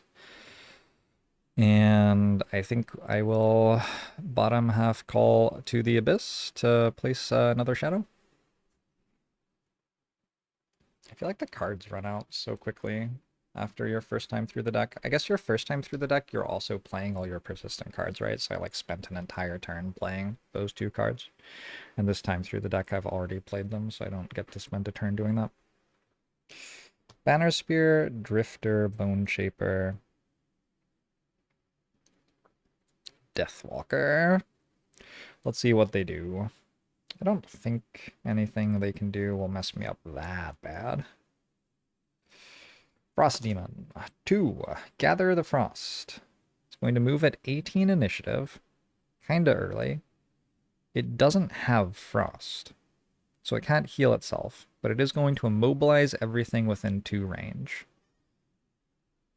Which I think is completely fine, because my Banner Spear is going to move before it. I guess it's immobilizing all enemies, right? Not its friends. But yeah, my Banner Spear is going to move before it and get out, so that's completely fine. Then the Snow Imps, 6. They'll do Dark Charm again. Is there an element this time for them to use?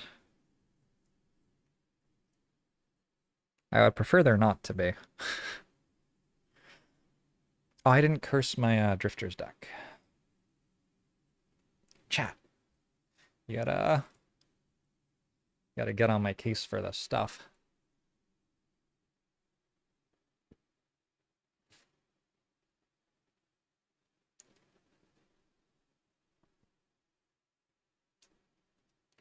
I did complete the 2 boss stage. It was good.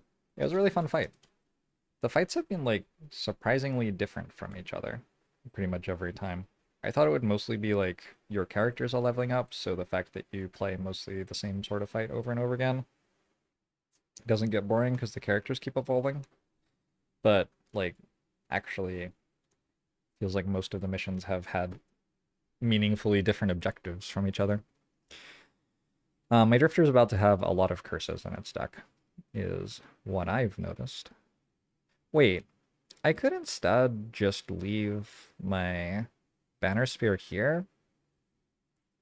That seems better. And I can use the bottom half of Deflecting Maneuver and have 2 shield against all ranged attacks, and then they just don't deal any damage to me. And the Frost Demons aren't moving anyway. Or aren't attacking, rather. And I can Javelin something, too. I like Javelining things. Okay, let's do it like that. Good night, Mr. King. Hope you enjoy the VOD. See you in the morning. Okay. Well,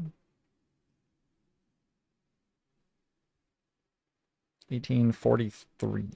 Yeah. So Snow Imps go last, and the Demons go after Banner Spear before Drifter. I guess the nasty thing about this is when an enemy dies, it is going to deal 2 damage to like all my shit. And I'm probably going to be brittle. I could kill enemy number 1, I guess. Maybe that's the play. Or maybe I'll just crit imp number 5 with my Javelin. Let's Javelin first and see. Throw a Javelin at an imp. Number 5. I guess if I do kill it, actually, I haven't played Corpse Explosion yet, so it wouldn't even work. I'm dealing 9. Well, 1, 2, 3, 4, 5, 6, 7, 8, 9. I'm modifying 9 plus 0. Stakes 3. It is at... Oh, it took damage from the explosive thing as well. So it's at 3 health. Wait. Yes, it's this one. Okay. I got confused.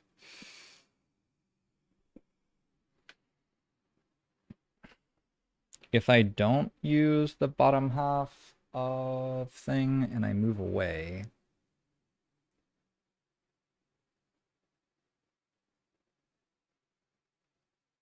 I think I do lower how many curses they place in total by 1.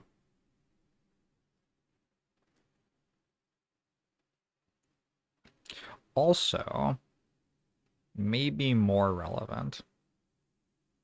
Oh no, they move before stuff happens.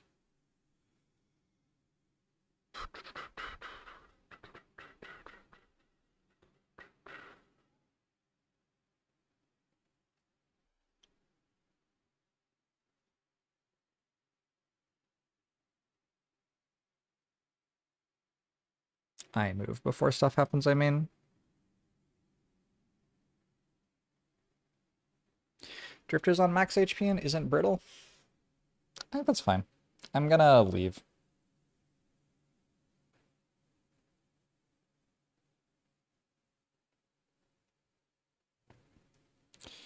Get out of there.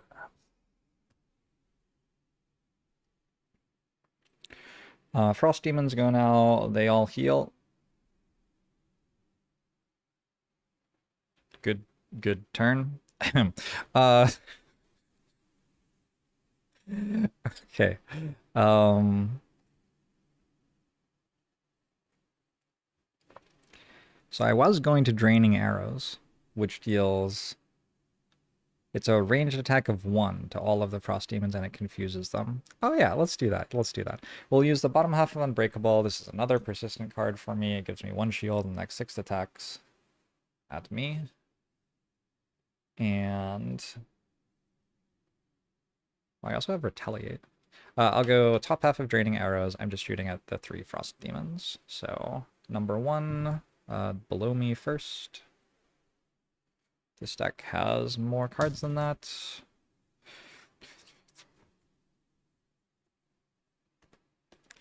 -1, or 15.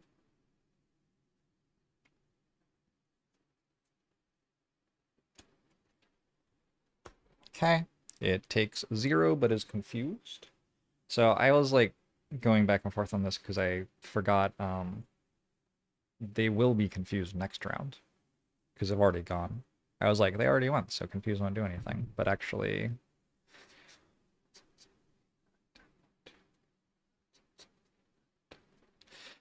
because they have already gone, confuse will do something. That's the curse. Got rid of the curse, and yeah, another nice thing about this, I guess, is it does give me the opportunity to get the curse out of my deck. 1, 2, 3, 4, 5. This one's with disadvantage too. 1, 2, 3, 4, 5, 6, 7, 8, 9, 10. 1, 2, 3, 4. All right. We sure dealt a lot of damage. Frost Demon 2, 3, and 4 are all confused. I would be as well. What the fuck is he doing? He yelled at us, and then he threw daggers around us. Okay, anyway. Bone Shaper.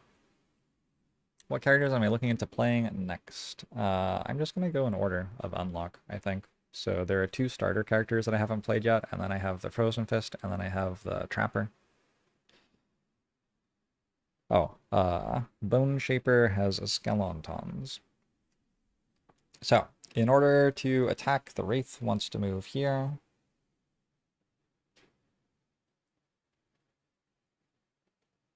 Then it wants to attack number 1, I think, unfortunately.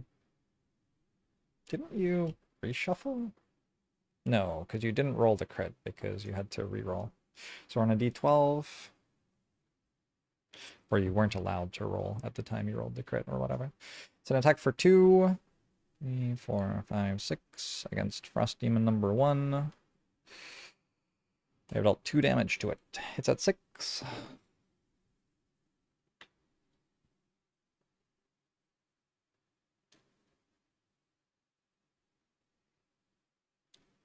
Then the skeletons go. This gets closer to being able to attack. This gets closer to being... I can't get closer to being able to attack.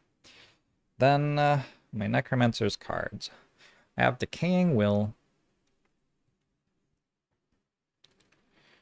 which deals 1 damage plus 1 to an enemy and poisons it. The thing is, at this point, I can probably only kill Frosthaven 1 this turn. Is that worth doing? I guess so. I don't know. Is it worth using Exploding Corpse at that point? I kind of feel like it isn't.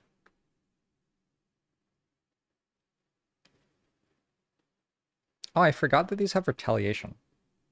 Wait, that's actually very relevant because they would retaliate against my Drifter, who just used Draining Arrows. Fucking hell.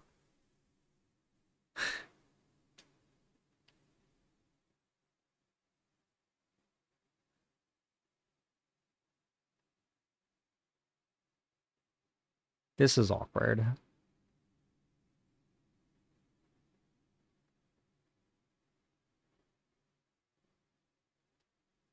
I can't really reconstruct the deck without playing Draining Arrows, so I think I might have to just own that and take 4.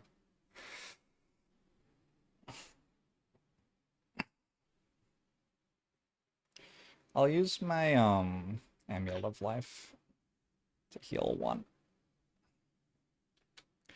After doing that to myself. Whoops, my bad. Looking forward to seeing me play Blinkblade. Yeah, it should be fun. People have definitely requested the other 2 starter characters that I didn't pick a little bit. I assume that if I picked those ones, they would have requested the, 2 that I did pick instead. Yeah, I don't know about this.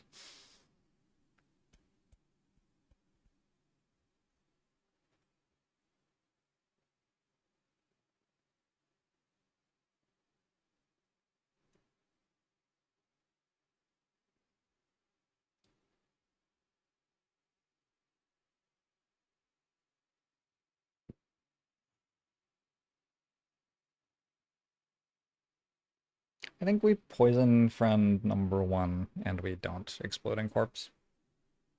I can move with Exploding Corpse in theory. I think I'm okay with where I'm standing though. Poisoning friend number 1 channels life essence, which gives the imps another target.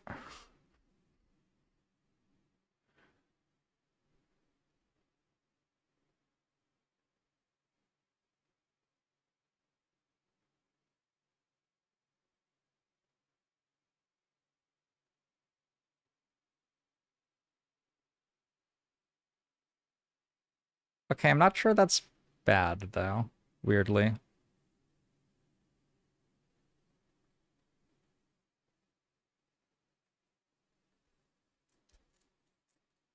There's only actually 1 tile where they can go to get 1 more target. They do go there. It results in 2 more curses being put on my ducks. I also retaliate against them though. And I can choose who they attack. I can make them attack a skeleton, which does put a curse in my Necromancer's deck, unfortunately.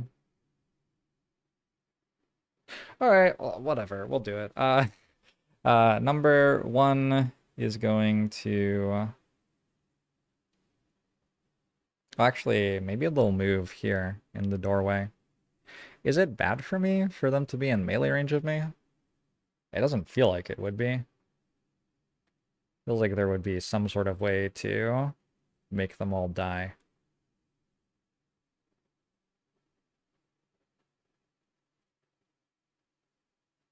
This is so weird.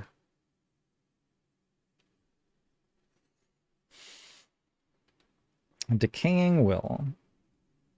Add +1 damage if it's adjacent to one of your summons. Alright, I think I'm just not going to use that. But they still... Oh, fucking God.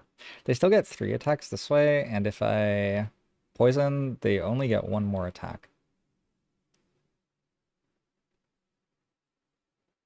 I'm okay with poisoning and giving them one more attack. Let's hit number 3 with it, though, instead of number 1, because I don't want to actually finish killing it. So number 3, 12 is too big. 9 might be too big as well. Only 8 cards. 10 is too much. 7. Really like Banner Spear and Skeleton Man too. They work great together. Yeah, they've been really fun to play together. So +1, so it's a hit for 3 on it. It takes 3 damage, goes to 5, and is poisoned.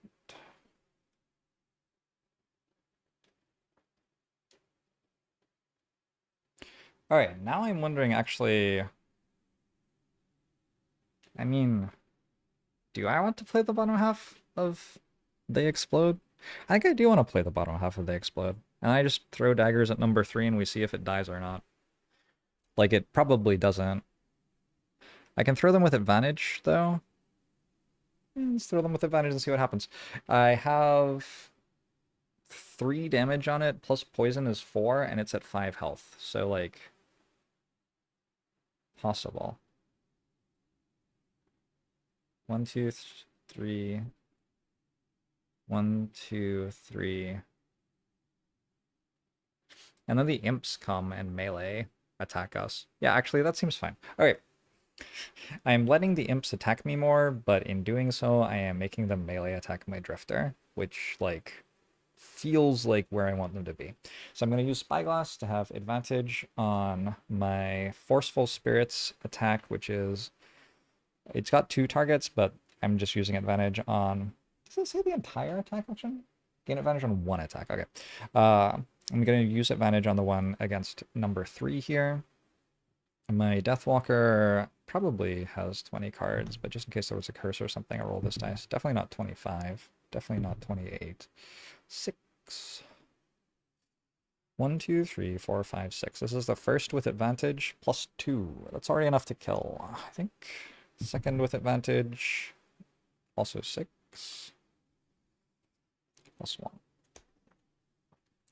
So it's poisoned. It started as an attack for 3, then it got +2 and +1 from poison. It dies. So I did use Enemy Explode. So this explodes. And now stuff gets a little weird.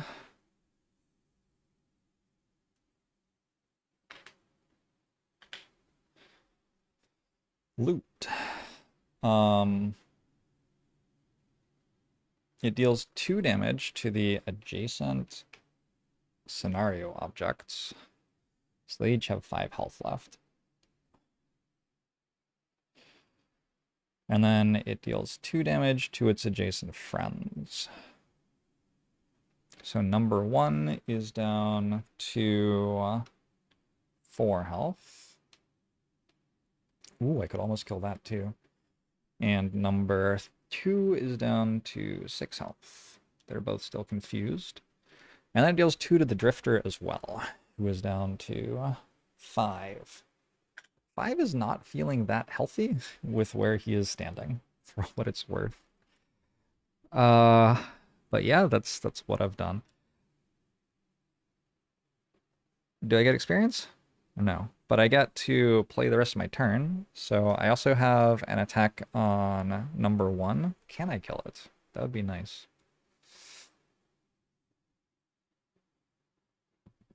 KCCK. 1, 2, 3, 4, 5, 6, 7, 8, 9, 10, 11. +0. So it goes to 2 HP, 4 HP, 2 HP, 2 HP.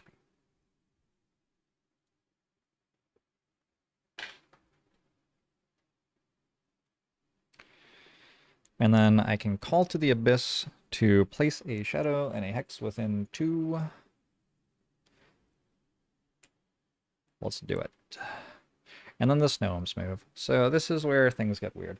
The snow imps are going to consume the life essence.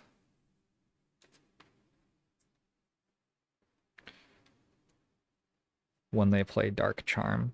So all of them are going to move up to 3, and then they are going to attack for 1 with Brittle, a target within 3 range, and curse it, and they're all going to have one more target. So number 4 goes first. Number 4 wants to get 2 targets for this. This tile doesn't have 2 targets because to count range to this, we have to go through the door. So we need to go to that tile in order to get 2 targets. Let me make 100% sure that this is the order that they want to do things in. I think I like remember which page this is at this point.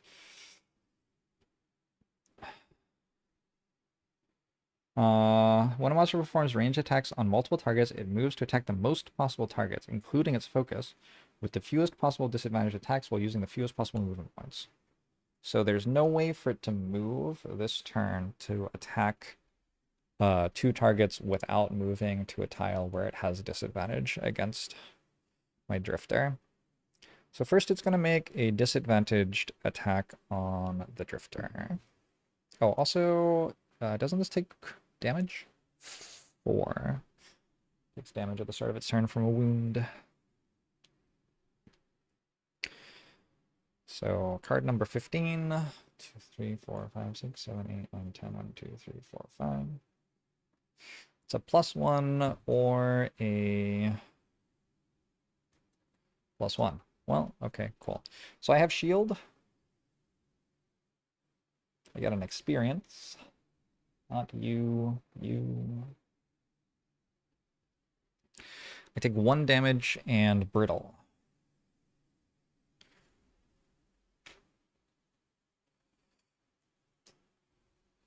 I retaliate. It takes 2 damage. I've just realized something kind of cool. All right, now it can attack another target. And I'm going to have it attack my skeleton, I think. It has range 3. I'll have it attack this skeleton, actually. I don't mind it killing that one. The other skeleton can get through the door this way. So this one isn't with disadvantage. 7. 1, 2, 3, 4, 5, 6, 7. What is ARCS?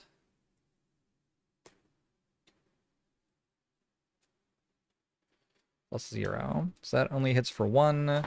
Skeleton number 2 is on 2 health and a brittle.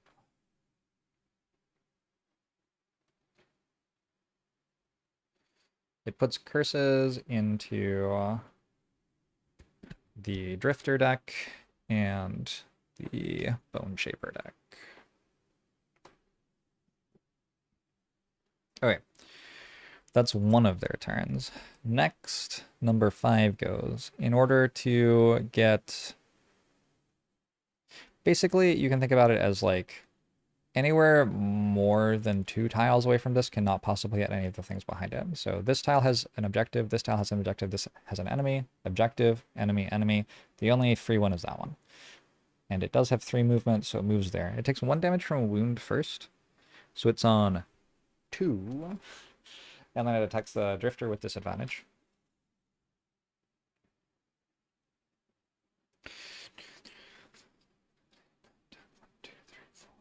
There's 14 cards in this deck. 12. 14, 13, 12. +1 or 13 cards in the deck. 1, 2, 3, 4. +1. Really?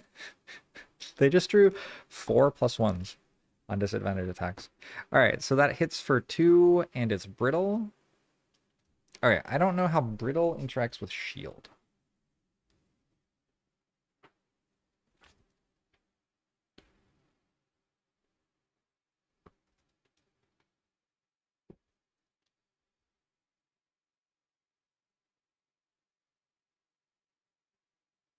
I don't know how brittle interacts with shield. Yeah, I actually just don't know. Where is shield explained? 31. It reduces the attack value of an incoming attack by X. That implies to me that it basically works twice here. It applies to the damage that goes through the shield. Okay, so that's good. So we take 2. And we are made brittle again. and we get a curse. And another thing happens, I retaliate for 2 and kill it. LOL.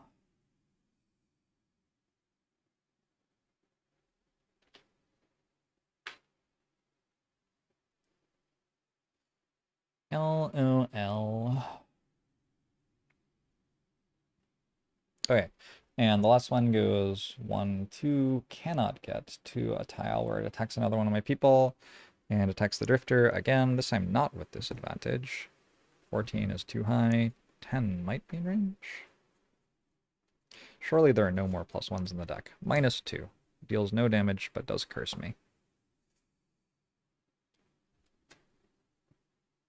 I think my drifter has a lot of curses. Brittle happens whenever you suffer damage. Yeah, I gotcha. I just wanted to make sure I was doing it in the right order. That's the turn. That was a kind of wild turn. My drifter's kind of standing in front of all the enemies with 4 health, and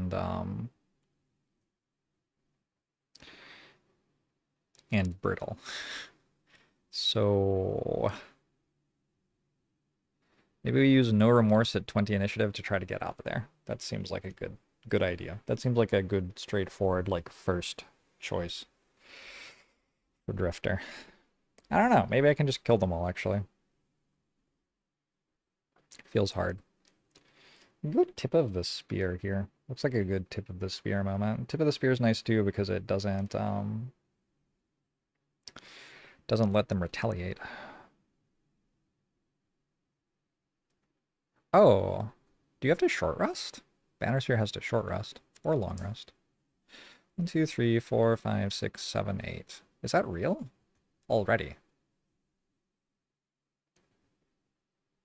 I guess so.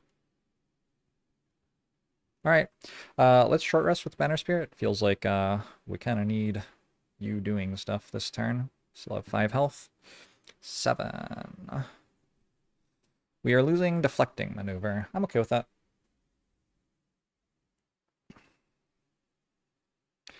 I would like tip of the spear to work.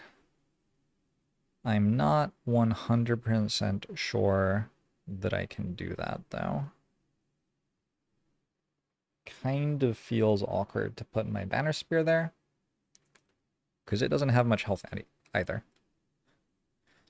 I think what I'm going to do is go Incendiary Throw with 22 initiative. And I can basically use that for top or bottom half.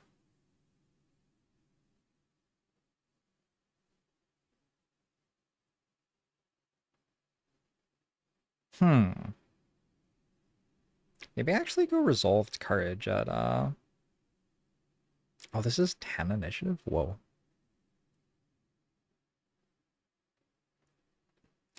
What if I tried to go Resolved Courage at slow initiative?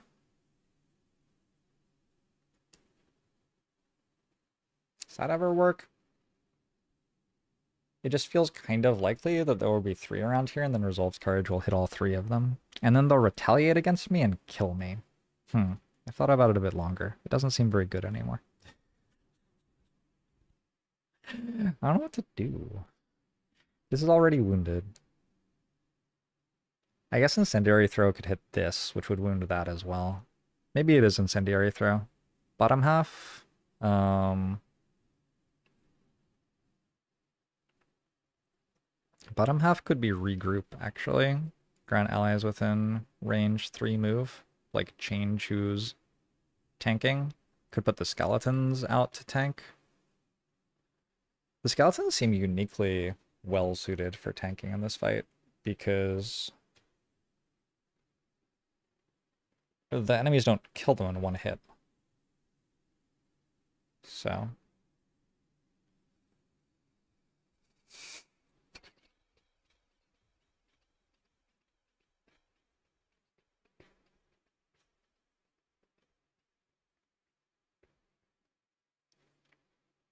the alternative is we're just like, nah, fuck it, and we kill them all.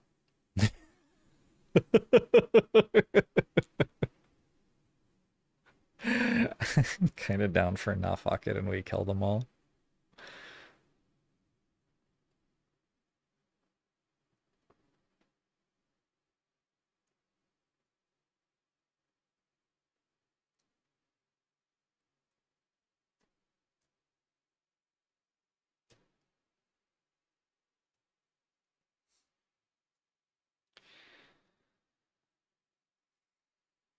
Already wounded.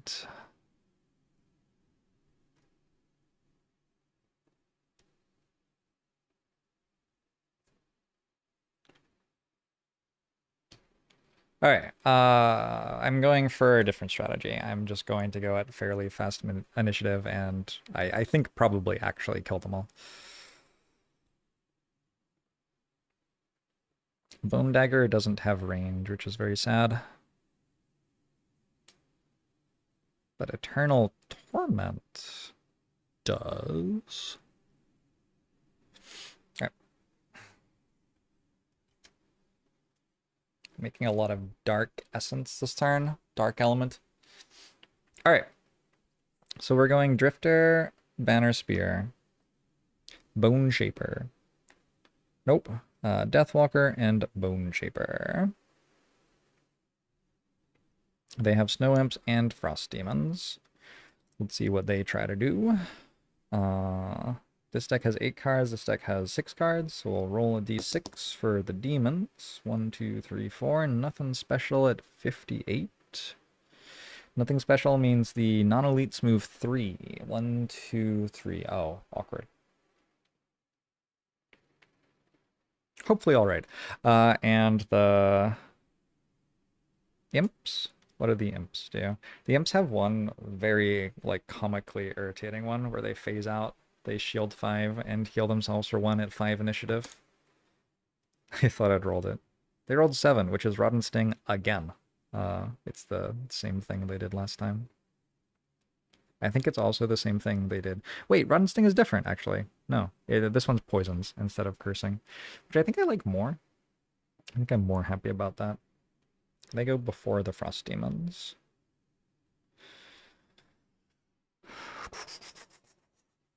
Maybe I shouldn't be making elements for them. I don't know.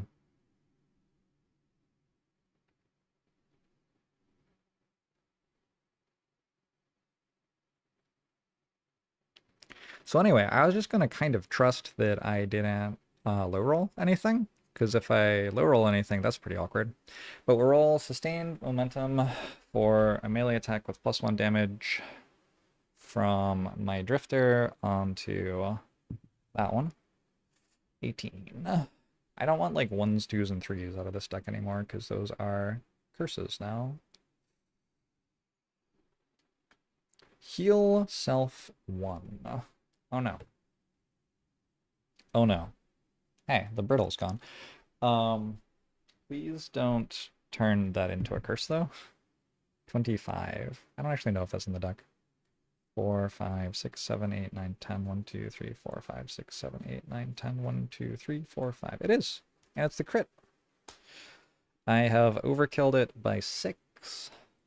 Unfortunately, this isn't a scenario where I took that as a scenario goal. You're dead.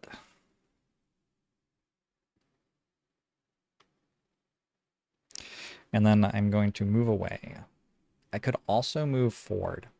Moving forward seems kind of bad given the number of objectives that deal damage to you for standing next to them that are there. So maybe we run away. So let's go back. It's really funny that the scenario was called Avalanche and the story was like, yeah, they're going to make an avalanche, but it'll take a really long time. Don't worry about it. You can take your time, and then you start the scenario and you get trapped in an avalanche. Like, there was just like, there was no way to know. How could I possibly? I mean, I mean, okay. This has 4, and this has 6.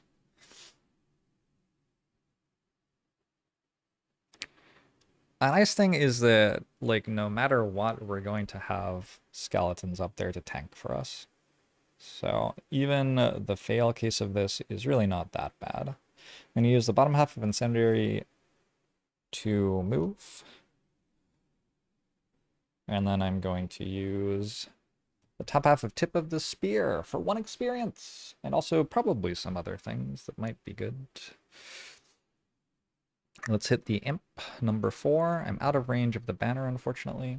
I don't think 19's in my deck. It's a 14 card deck. I'm starting to just know how big the deck is from like counting it. I just dealt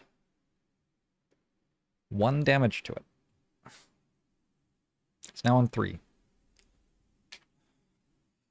Alright, and the Frost Demon behind it has 6 health. It would be nice if we dealt more damage to that one. Oh, it's a crit. Fucking love that for me. This deck rerolls, reshuffles rather. So does this one.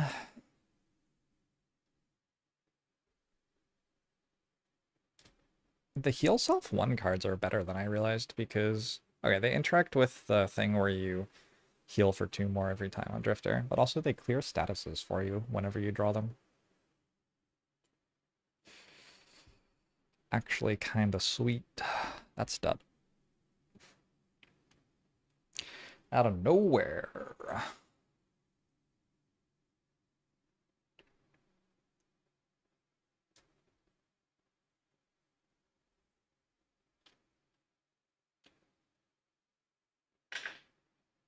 Am I correct that I confused those since the last time they acted? Like all of that stuff happened since the last time they acted? I think I'm correct. The Deathwalker has Black Barrage and Fluid Night. Black Barrage moves shadows forward. This is not a shadow tile. It is a shadow tile. Ooh. And then attacks for 5 out of them.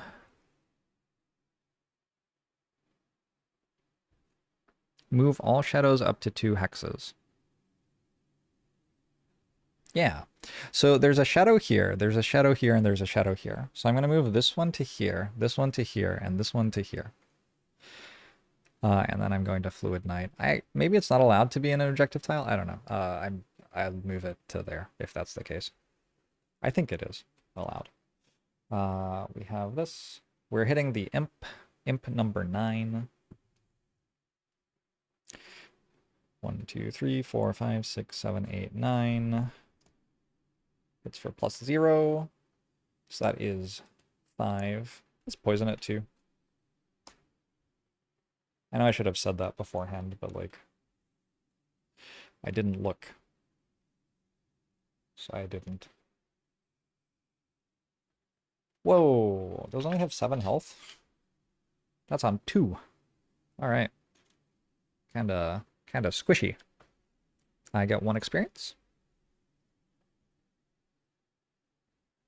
I'm starting to understand that like every time you make a shadow, you can turn it into 1 experience, basically.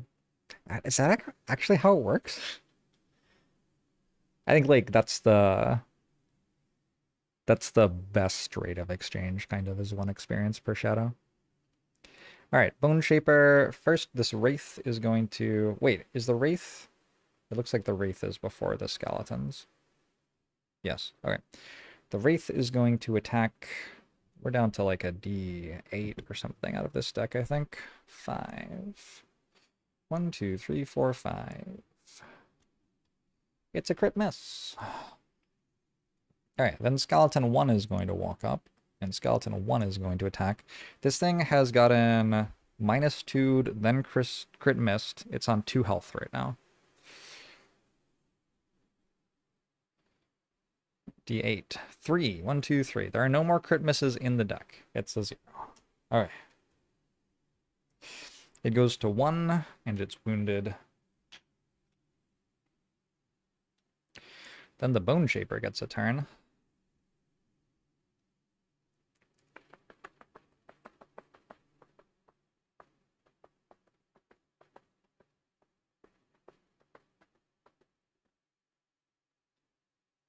I guess I'll just shoot it.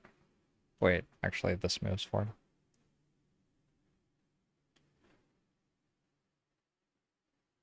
I can move up and shoot the other one. Yeah, let's do that. So I have an attack of range. Nope. No, I don't.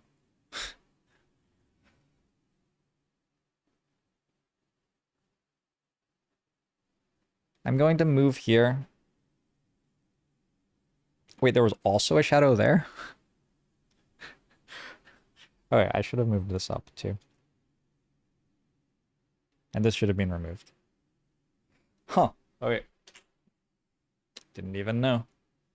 I am going to move up and I'm going to curse the enemies. And channel darkness again. But mostly I'm going to curse the enemies.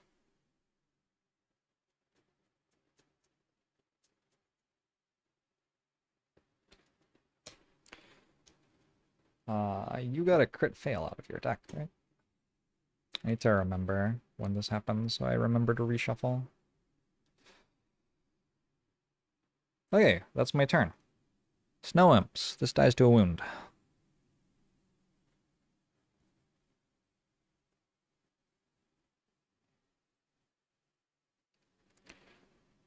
The other one. The other one is trying to Rotten Sting 2 targets, which it can already do. It's an attack for 1. It brittles. It brittles. It creates brittle.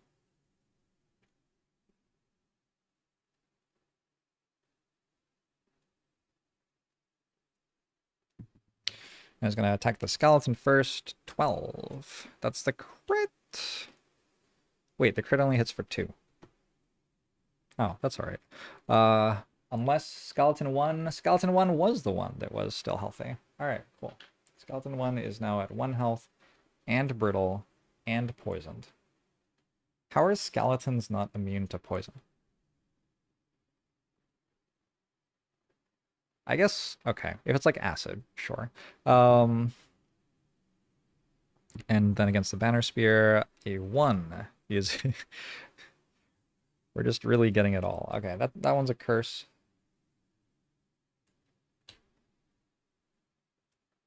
So we don't take any damage with the Banner Spear, but we still get hit with Brittle, and we still get poisoned. Holy Water is basically poison to skeletons. Do you think it has Holy Water on hand? Next. The Frost Demon does nothing special. It will move 3. 1, 2, 3. And it will attack our friend the skeleton for 4. This deck has very few cards. 9. 1, 2, 3, 4, 5, 6, 7, 8, 9. A -1 is still plenty to kill. So that's skeleton the first dead. Back to your discard pile.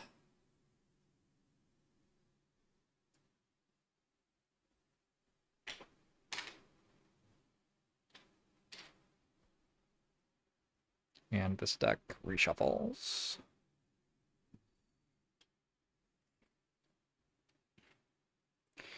Can 11.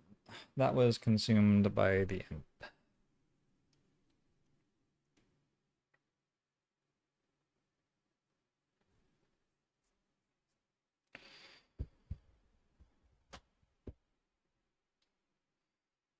I am lower on cards than I used to be.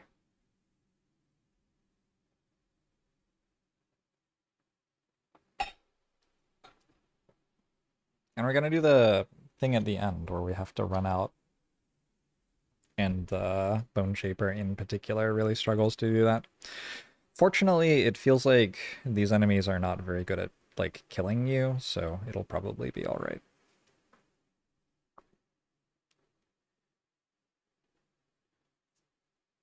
Skeleton 2 is going to walk up and die to Retaliation. I think Drifter might long rest back there. Like, we're not out of health, but we used our amulet. We're at 5. I don't think we're necessary this turn. It does kind of feel like some of this scenario is going slower so that your skeletons can just kill the stuff because, like, your people take damage for being next to it.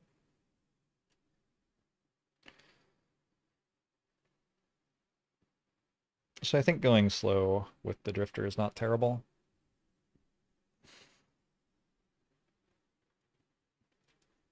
One, two, three, four, five, six, seven. Yeah, I think I'm gonna long rest with Deathwalker and Drifter. Deathwalker could definitely short rest. Deathwalker is reclaiming a Poison Dagger and a Spyglass. But also, like, there's a thing right there that you could just kill and then it wouldn't hit us. And having it not hit us feels good. Feels better than having it hit us.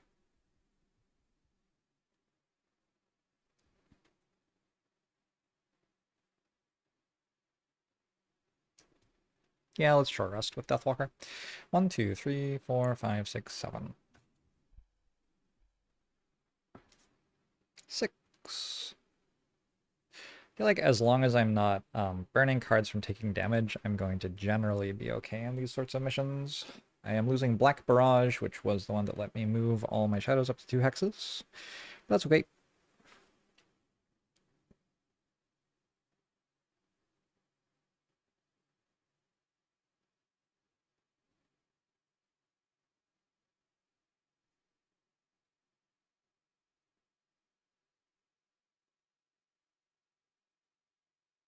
The movement must end in a hex with the shadow. Whoops.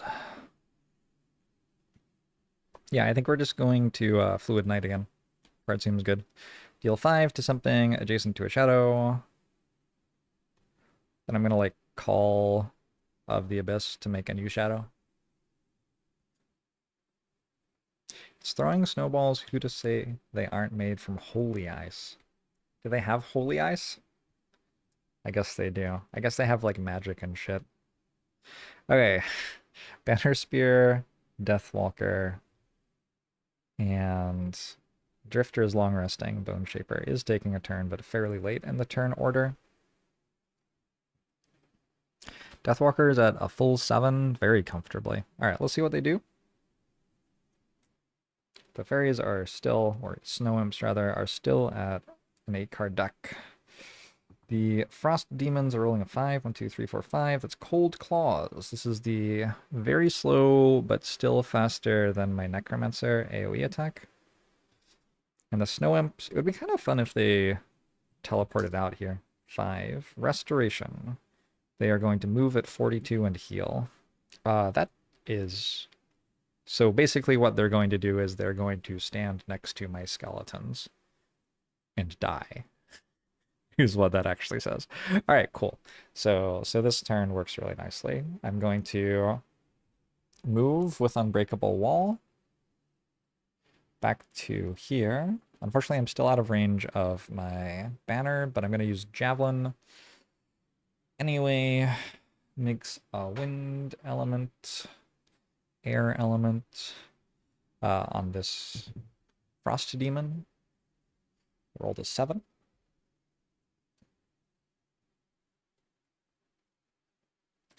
Plus a 0.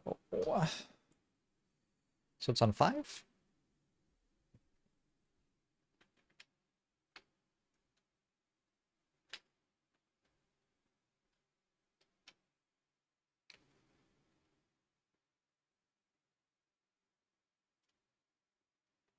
It is going to AoE me if it gets in the room. I've set this up kind of awkwardly. I guess what I can do is I can Fluid Knight it. So hopefully it will simply die. A 4. Oh, I crit up. Alright, cool.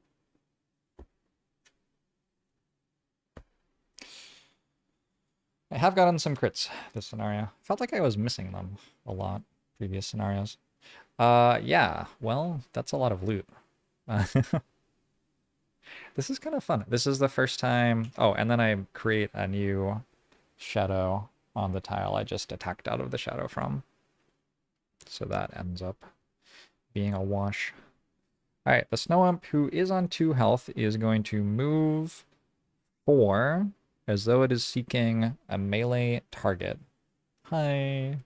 And then it's going to heal itself for 2. See how that works for you? And then my Necromancer's turn is... do I have an element? Nope.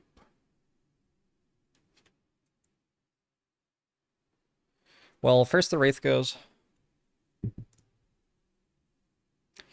with a 13.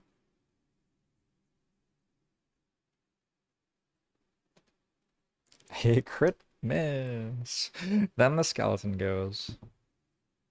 A 10. So 12, 11, 10. It's a hit for 3 plus a curse. Pretty cool. I think that's the first time I've drawn that card and had it do something. We now have a curse in the monster deck from it, which will maybe show up later in the mission to save a person some health. And then I'm going to grant a summon and attack with +1 damage. Do it for the skeleton, I suppose. 3, 1, 2, 3. Cool. So that's done. Map clear! Look at how far I have to walk before the next door, though. That's wild. That's actually kind of wild. How do I even get through all these obstacles? Feels like it's going to be non-trivial. Okay. Uphill both ways through the snow. Exactly. Drifter is healing for 2. Getting back the Amulet of Life.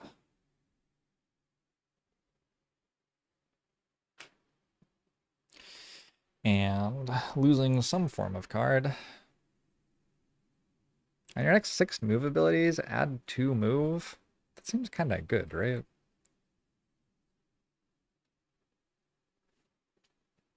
What's the goal? How do I intend to get out of here? I've just realized if my Banner Spear takes damage from an objective, she dies? She's poisoned. Poison only increases damage from attacks. So no, I only take 4. Easy game. Yeah. Well.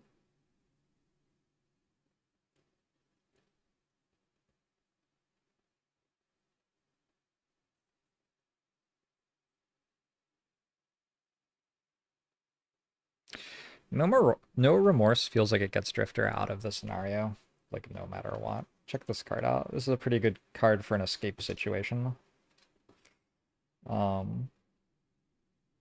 Move 3, attack 3, and then move another 2. I have Flying Shoes, and I have a card that makes all of my moves move me another 2 hexes. So maybe I'll hold on to that one. Draining Arrows feel good. Draining Arrows feel good because they deal a bunch of damage to the stuff I need to kill from range, and also they look at 3 cards in my deck, and my deck heals me sometimes. So I like Draining Arrows. Prudent Preparation is a bottom half of card heal. That's kind of nice. Vile Assault heals me. That's kind of nice. Deadly Shot? We could probably lose Deadly Shot. Let's lose Deadly Shot.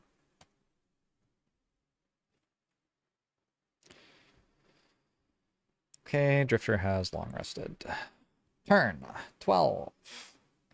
Air is waning.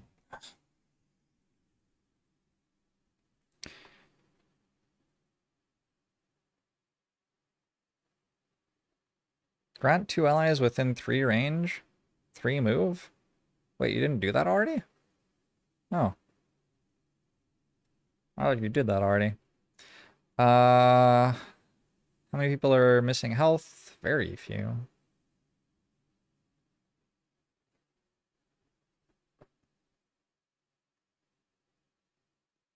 Okay. I think we're putting regenerate on ourselves with Banner Spear.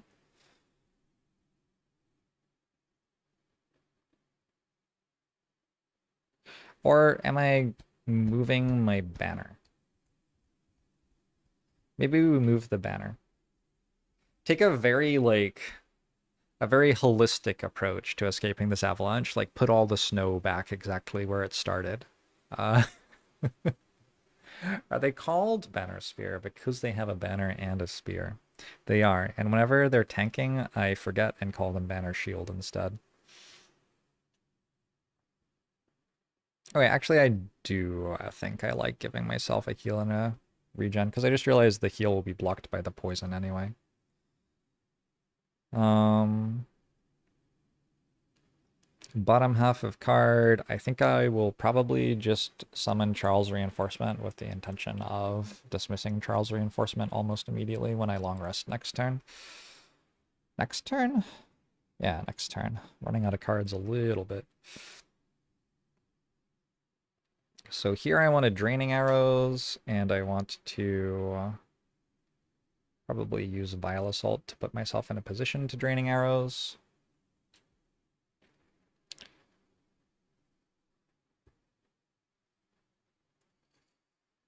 Here I want to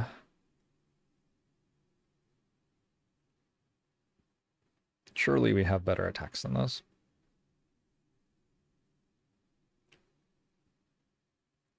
Shadow Step?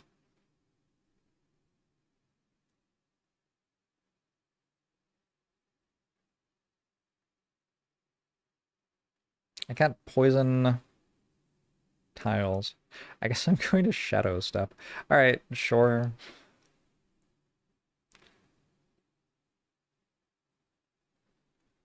Yep. And Necromancer is, I think, going to Long Rest. I have 8 cards. Maybe worth unsummoning the skeleton then? Hmm.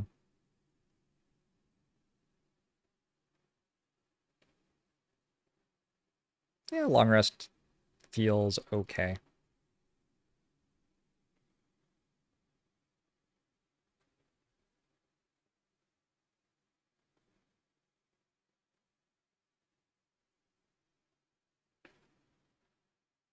Can you not just hit them harder, Drifter, my friend?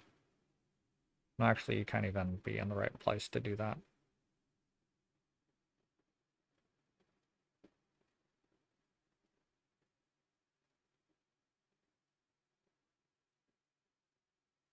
Huh.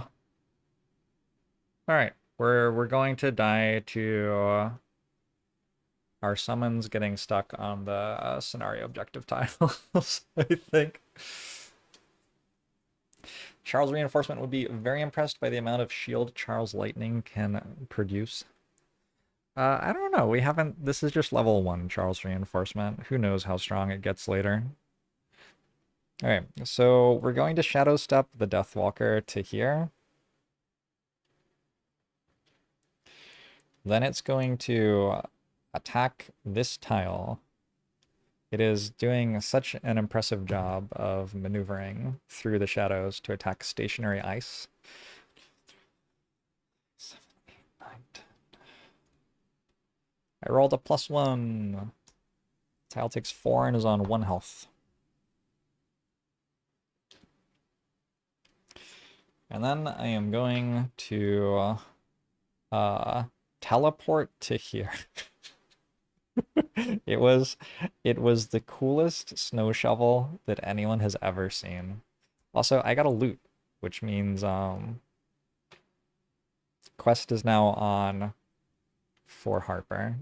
Harper has collected less loot than all the other characters. It's wood.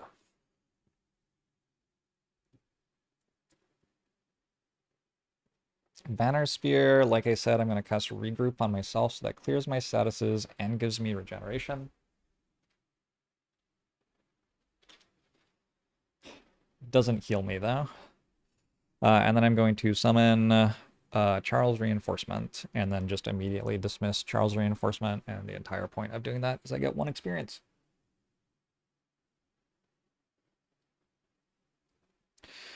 And then Sam is going to move into the doorway here.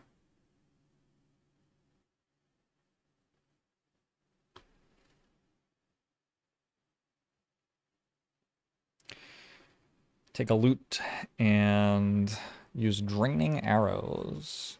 So I have attacks on all 3 targets. Top one first. Oh, I need a D30, I guess. 14. 1, 2, 3, 4, 5, 6, 7, 8, 9, 10. 1, 2, 3, 4. Hey, Sassy Waifu and Asif. I'm glad you're enjoying. Yeah, it's just a vibe. I don't know. My approach to this is like, I am not trying to get it done quickly or anything. We are just enjoying it. And I feel like a lot of the time when I stream, I am kind of focused on like, okay, I want to get through this. But I have a lot more fun when I am not focused on it that way. Sam has loot to pick up at the end of the turn. I don't know if 26 is in the deck. I really have no idea.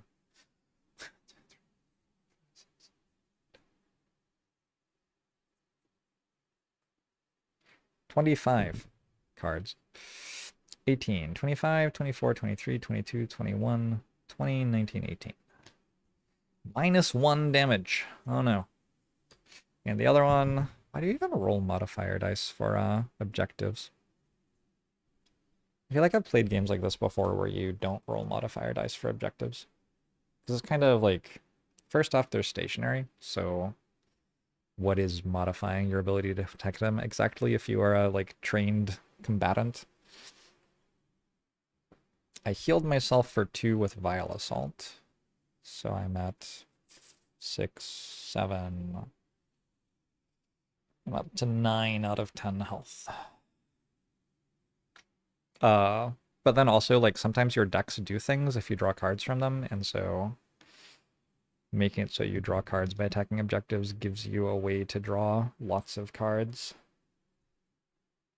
which can be, like, can start to feel kind of cheesy. Like, one thing Sam's getting out of drawing all of those cards is some of his cards heal him, so he's, like, attacking the ice, and also, by the way, sometimes that will mean he gets to full health. Okay, that's my Drifter done. Okay, now my Necromancer goes. So I think this has to move here to attack that. I'm pretty sure this deck is not... Oops.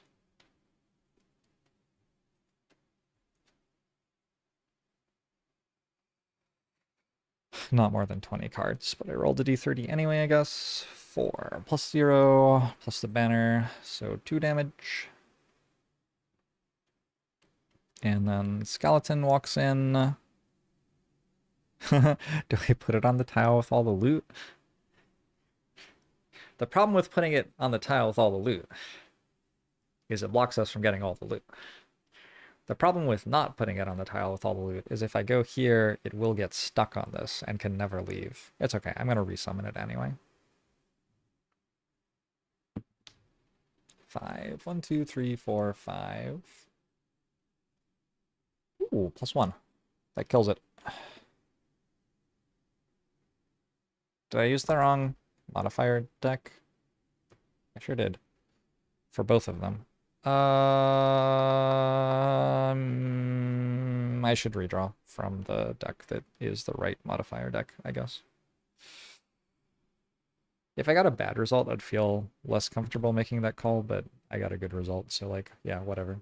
1, 2, 3, 4, 5, 6, 7, 8, 9, 10. 1, 2, 3, 4, 5, 6, 7, 8. A -1 and a -1. All right, yeah, that's a lot worse. So it's still at 3 now. Okay. And Bone Shaper long rests now. My cards are getting all messed up. Okay.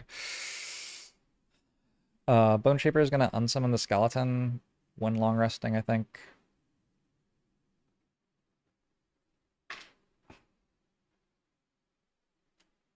So I have it back in my draw pile.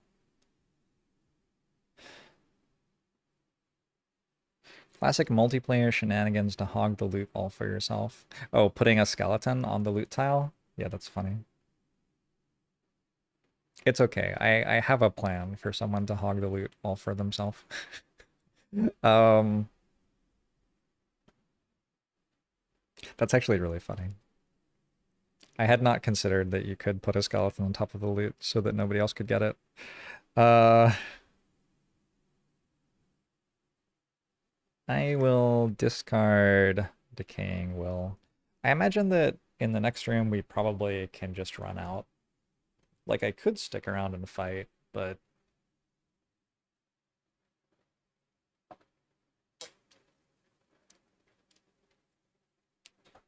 as we get closer and closer to exhausting all of our cards, it starts to feel a little iffy. We are already on round 13, and I tend to be ending missions around 16. I haven't had to burn any cards for taking damage, though, so we've still got a decent amount of stuff to work with, but, like, it is starting to run out.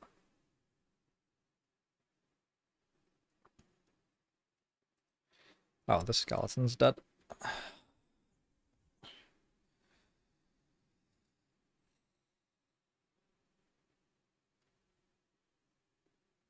Okay.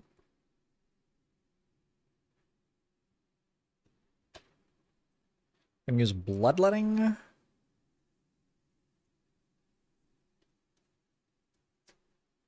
Intention being to hit that for 5 while moving forward 2.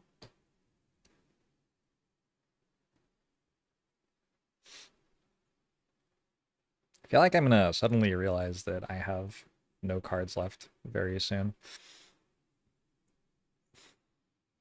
Oh, we healed 2 on our Necromancer from our long rest as well. And refresh Protective Scepter.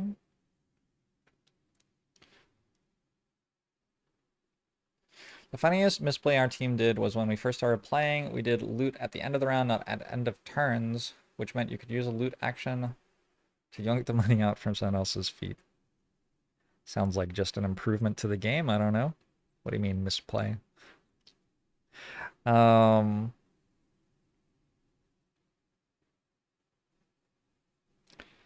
right, so I'm gonna move my Necromancer 4 and summon a skeleton, I think. So I am moving with a summoned skeleton and then also summoning a skeleton. Am I okay with that? I guess so. A lot of my cards are like make one of your summons do something. So as long as I have one summon, I guess those are okay. We have 1 turn left on Shadow Walker before I have to long rest again. I guess I will... Alright, how many shadow tokens do I have? Like 3? Do I still have the card that moves 6? I do. And I fly? No, but I move 1 further. Okay. I think I'm going to use Anger of the Dead here to cash in my experience from all the shadow tokens that I made. 1, 2, 3. There are 3 of them. And then move forward. I'm also just like trying to kill this so that it doesn't hurt people anymore.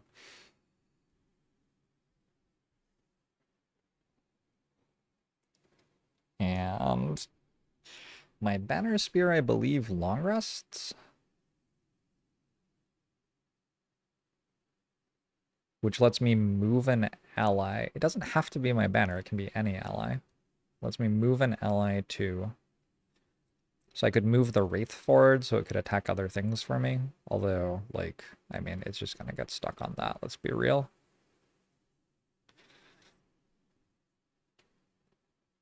Alternately, I can short rest and like try to run out of the scenario with everybody else. Maybe that's better. I'm starting to worry, like, I don't have that many turns left here on Banner Spear. Do I want other people to have to wait for you at the door? Not really. You healed yourself last turn, so regen will happen this turn. Yeah, let's short rest. I can abandon the banner. My Necromancer is moving fine. My Drifter is moving okay. Losing card number 1, which is not a card that has move 4 written on it, so I'm okay with that. And then I am going to use a aforementioned card that does have move 4 written on it. 1, 2, 3, 4.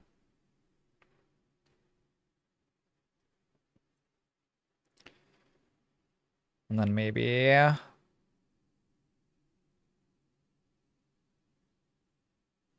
go top half of Javelin. I think that's fine.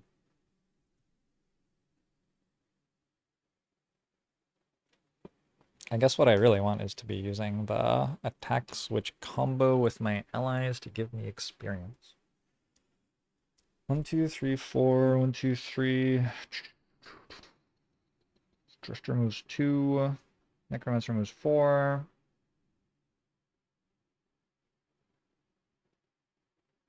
Okay, yeah, actually I will be able to. I think I can use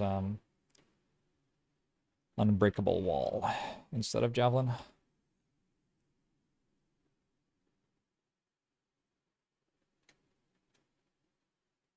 What number scenario is this? It's number 6 in the scenario book.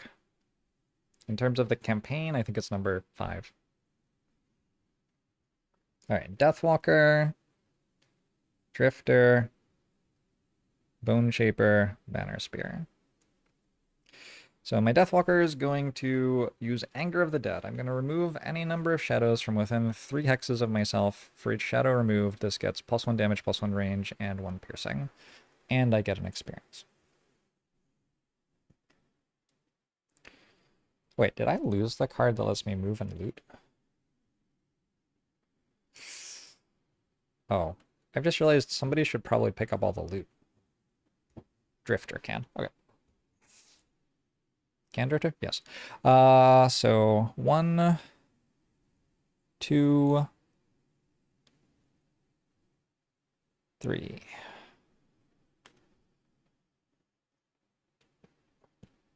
So this attack hits for 5.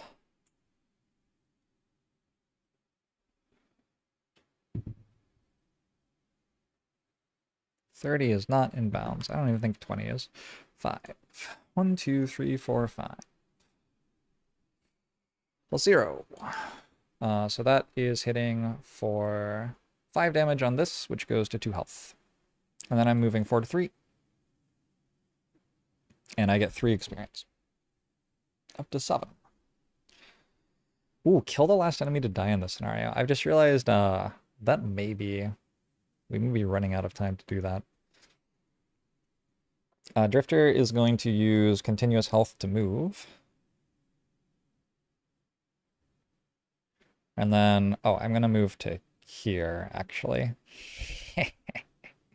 And then I'm going to attack this with Bloodletting.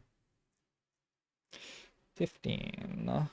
This needs a D30. I think that's a 6. 1, 2, 3, 4, 5, 6. +1. If I kill that, first off, it's a melee attack, so I get an experience, and I get to move back one of my continuous effects. Has Relentless really only gone twice? Has Unbreakable really only gone once? What a weird scenario this has been. No, Unbreakable's gone 3 times, I think. Because I got 3 curses, right?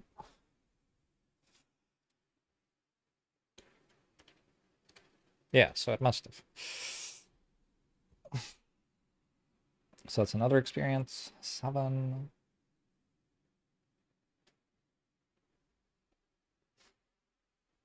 You don't remember this one at all. Snow melt letting, yeah. Huh. There's been a lot of walking around hitting snow. Also, there were some enemies. I killed those too. This, unfortunately, is allowed to attack that from here. So the Wraith will attack a snowbank and crit miss. Well done. And then I'm going to move forward 4.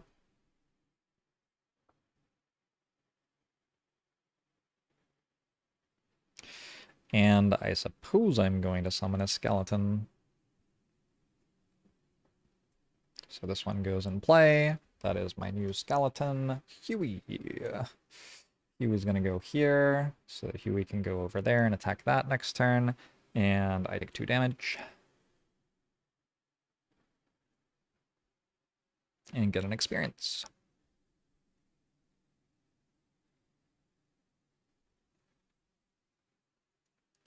And then my Banner Spear is going to move 4. And use Unbreakable Wall to attack for 3 on an enemy that has 2 health. How could this possibly go badly? Actually, if it goes badly, I take 6 damage on my team. +0 works. I get an experience for using that attack.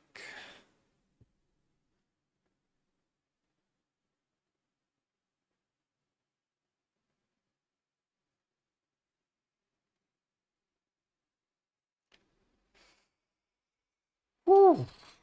I'm tense. I'm always tense toward the end of these scenarios. You do spend a long time playing them. There are 13 cards in this deck.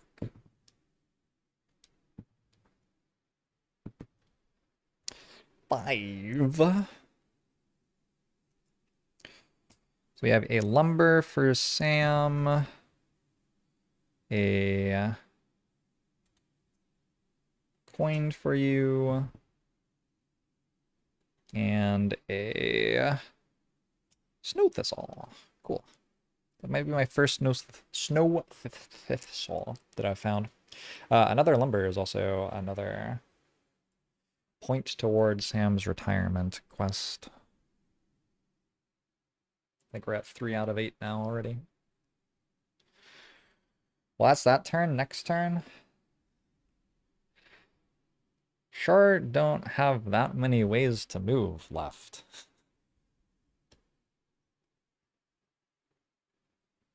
Like, you are using base move, and I don't think anyone can make you faster.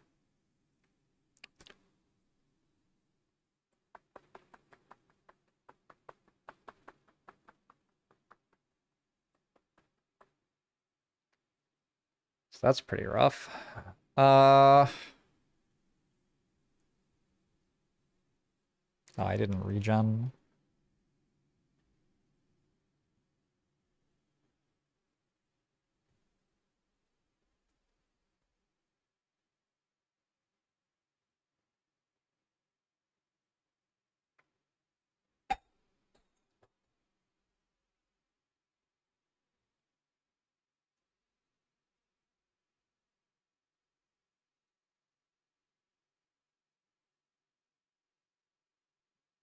I guess Sam will basic move and heal someone. Gwen will basic move and heal someone.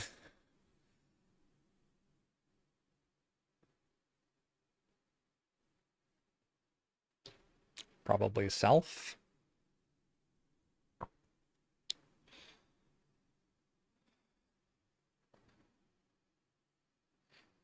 My Necromancer, like, simultaneously doesn't have any good move cards, but also has so many cards that it doesn't really matter. It's always how my Necromancer kind of feels. Ooh, I have an idea. can grant my summon a move, and then I can explode it. Oh, actually, no. That makes the card exhaust, which is kind of sad.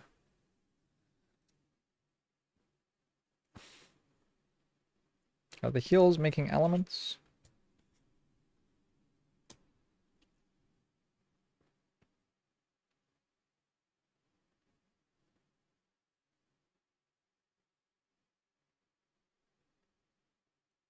Move 2 and move. Make it attack. I could try to bring the Wraith with me. It sure doesn't seem worth it. I think the Wraith is just stuck back there. Enjoy the avalanche, Wraith. Go in peace.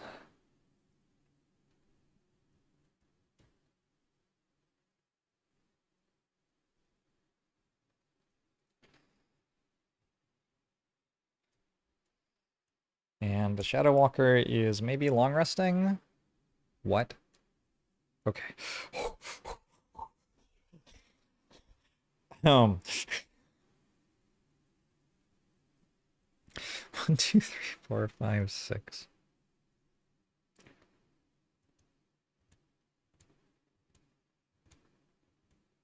Yeah, Shadow Walker will be okay. I'm gonna long rest. Deathwalker. Shadow Walker is my father's name.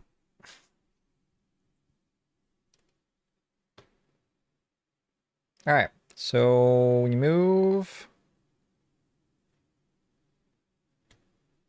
Well, first we heal 1.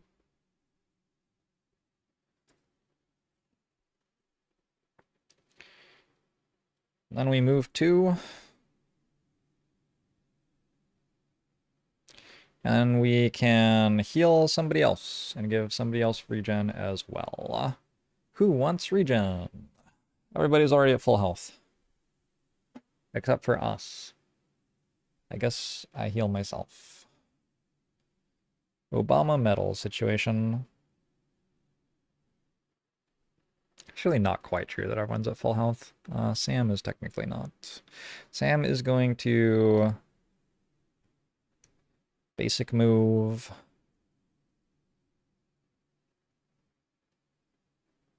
And heal self? Or Necromancer Friend? I think Necromancer Friend, who is also technically not at full health. Starting to feel like it might actually be a little bit hard to get closer. Also, the enemies on this mission have immobilize. It's only if there is ice, though. So it won't happen on the first turn.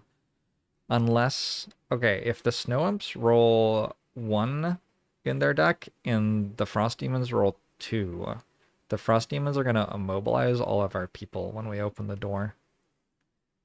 Can you imagine? That would presumably just kind of kill us.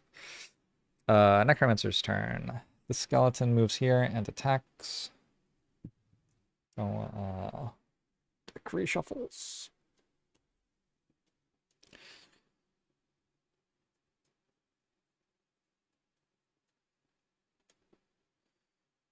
+2. It's on 3. No, it's on... Yes, it is on 3. Alright. Want to hit it again? I would be okay with you hitting it again. Top half of my card basically makes it hit it again, so... Yeah, let's do that. It does have +1 on this attack as well.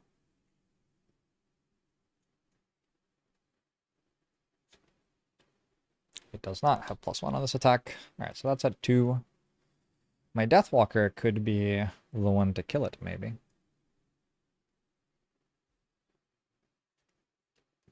And then I move 2 and grant a summon a move of 2.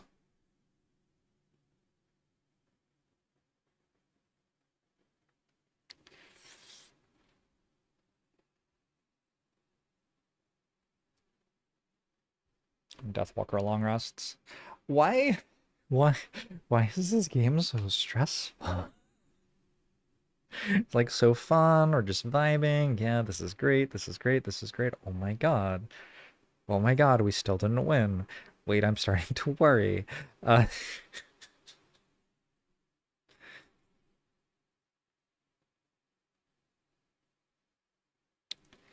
I'll lose Fluid Knight, I guess, now that all my shadows are gone. Doesn't really do very much for me.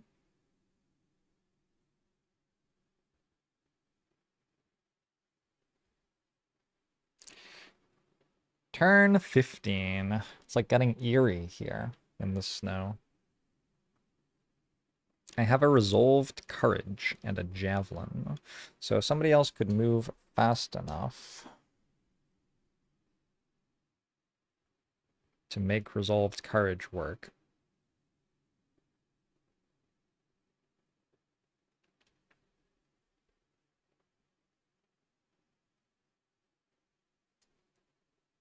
Could short rest. I could get one more experience. I just need to move faster than 21. That's a 10, right? Yeah.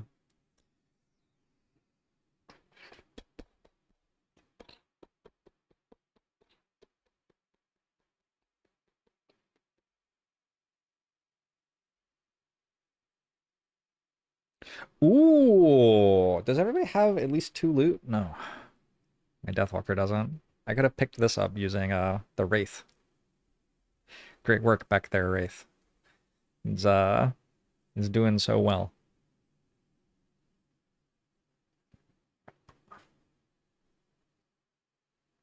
I don't see anything a whole lot better than just moving for 2 and giving my skeleton another attack with my Necromancer. Skeleton's trying to clear the snow for us. It's a good skeleton. Deathwalker completed long rest, yeah? Has full health, looks like it. You're about to have full health from regen over here.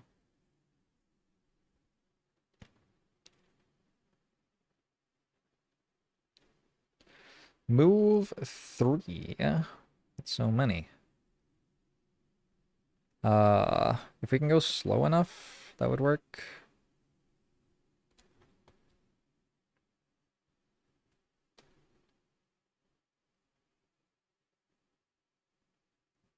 So this is going to attack this.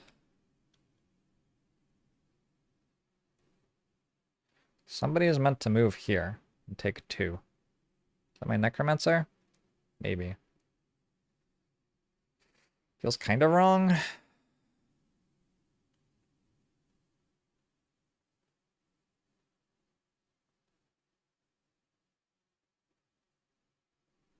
Hmm.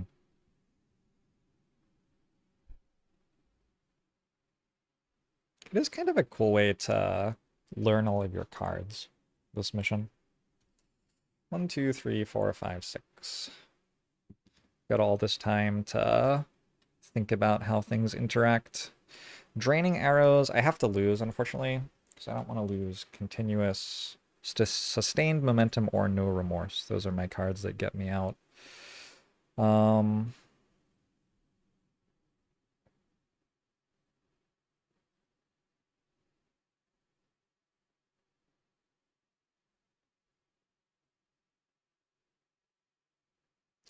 I guess I go prudent preparation to move faster than banner spear, and then we just go bloodletting again, snowletting.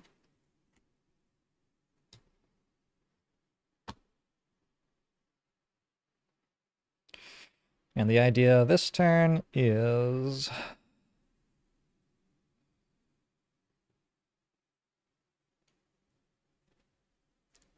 to go Drifter here.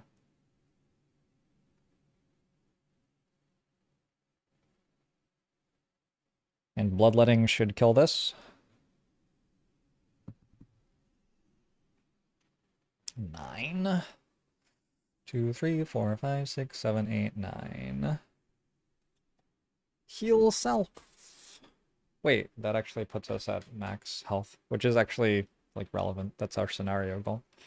And then 9 again. +0. So that kills the snow. We move this forward one, and then it moves backwards one again, so one more experience.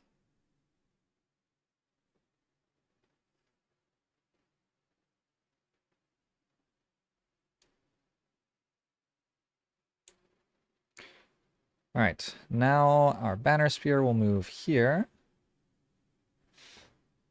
and use Resolved Courage, which will not only deal 3 damage to the snow, but also immobilize it.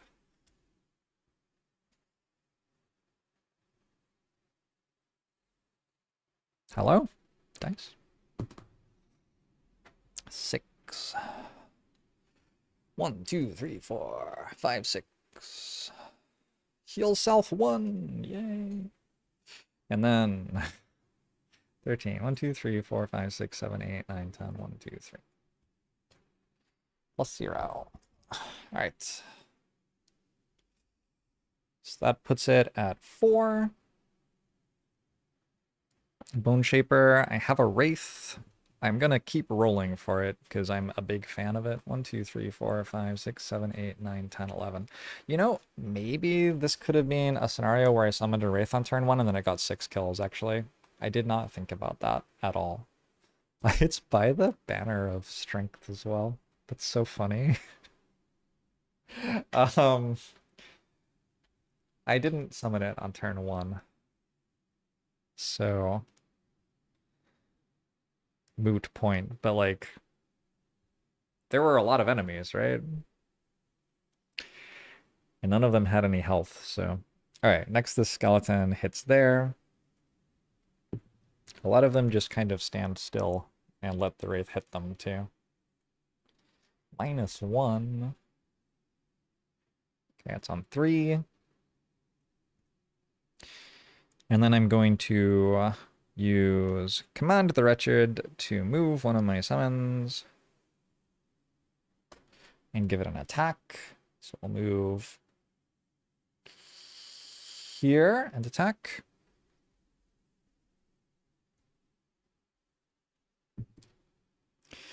One, 2, 3, 4, 5, 6, 7, 8, 9, 10, 11, 12. +1. Oh, that kills it. Okay, we are clearing a path through the snow. And then bottom half of Eternal Torment, I move here. Hey, these don't drop loot, right? Probably not. Maybe, though? Probably not. Just move 3.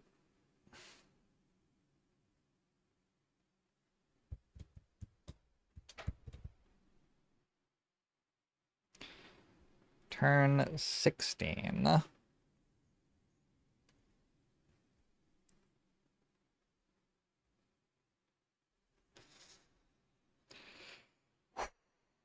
It's a scary looking door.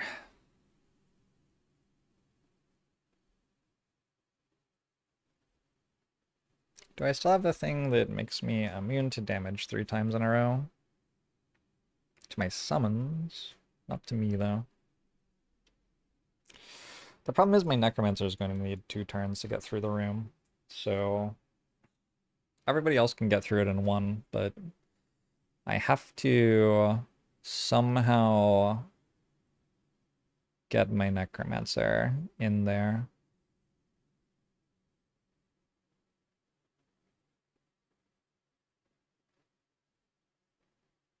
Without dying.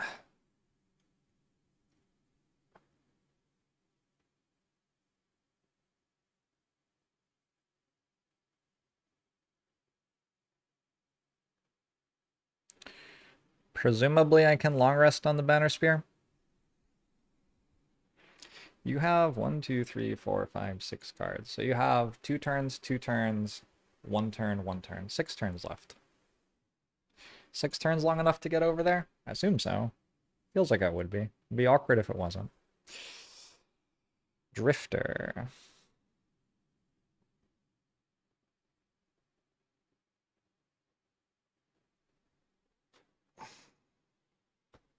Drifter also has 6 cards left, but isn't reclaiming yet. Just wondering if I use Sustained Momentum now.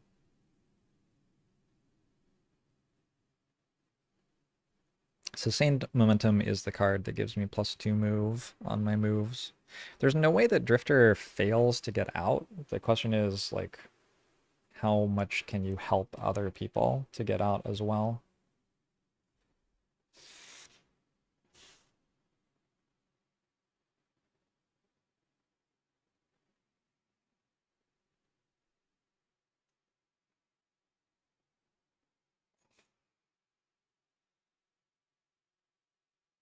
Oh, I just put it in play. All right, I guess I'm playing it then. Anybody not at full health? Everybody looks to be at full health.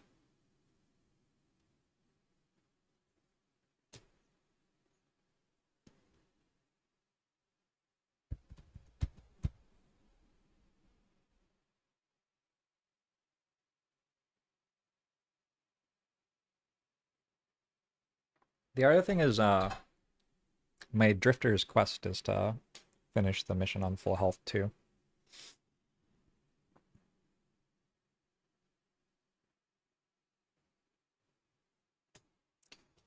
You just move, no big deal.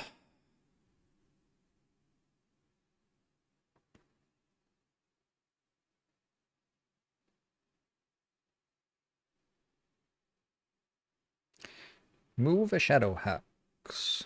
That doesn't seem like it's a thing. Alright, you just move, no big deal. Banner Spear long rests, which is fine. It's fine. Long rest, and then you move in 4, which can get you to the exit 100% of the time the turn after.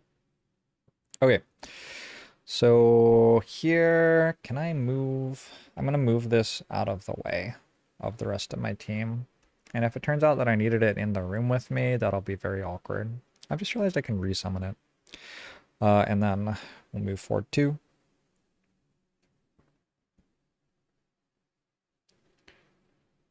And then Deathwalker, we'll move forward 2.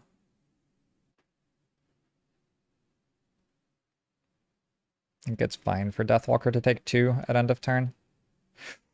Deathwalker was trying to get the last kill. Ooh. Wait, the skeleton has to attack, actually. Okay, Deathwalker's gonna kill this with the skeleton. The skeleton's gonna help. 1, 2, 3, 4, 5, 6, 7. +1. It's at 4. Deathwalker is going to...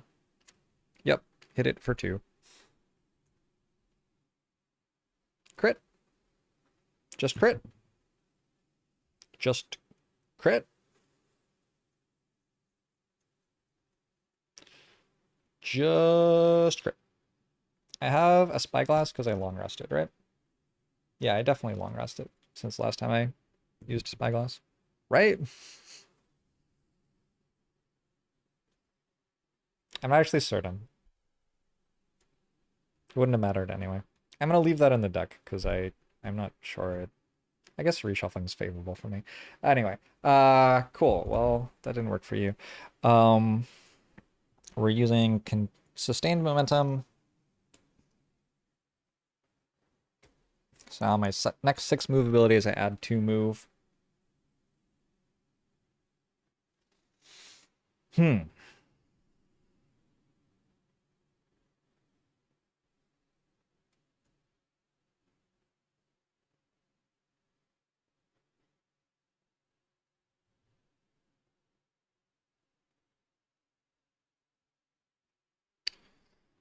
This is turn 17?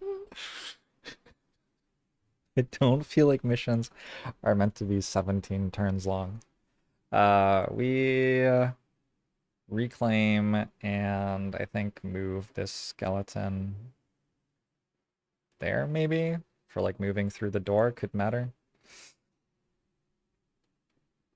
I'm going to lose, I guess, at all costs.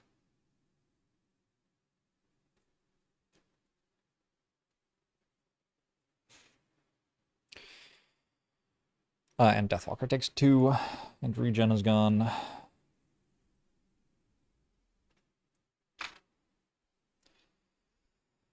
All right. I can grant 2 allies within 3 move, but then I am stuck. So probably I have to be using tip of the spear, and I will move slow this turn, and then I will just reclaim it and move at 10 initiative next turn and get out. Okay, Drifter can just use bottom half of Vile Assault, that's fine. Question is, who do I want to be tanking in this room? It isn't Drifter. Might also not be anybody else. I'm going to top half Dark Fog to try to kill an inanimate object, I think. And then 1, 2, 3, 4, 5, 6, 7 cards. 6. 1, 2, 3, 4, 5, 6. We lose Bone Dagger. How did Bone Dagger do? I thought it did fine. I think it was okay.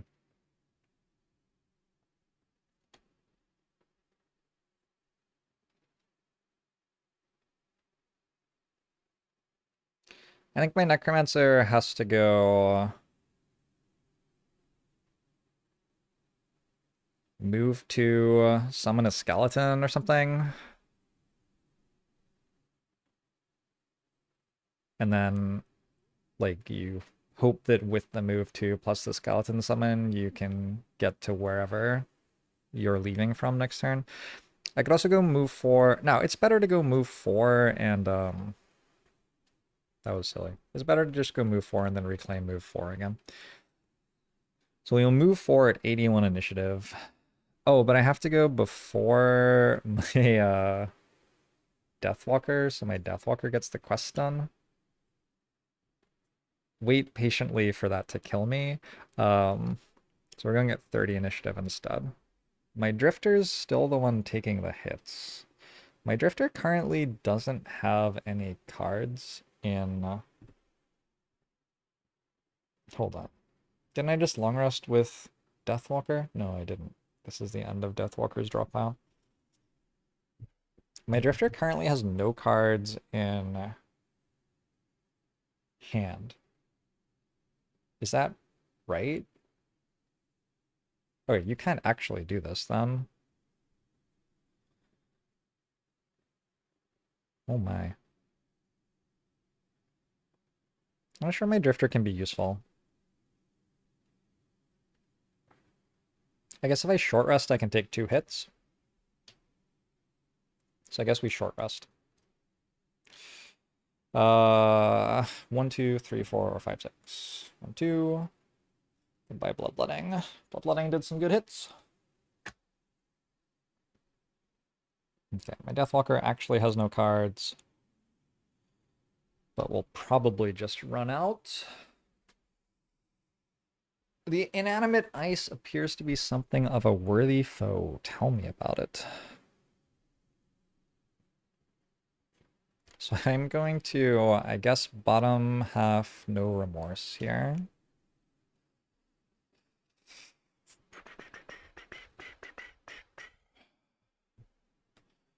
We have Drifter first.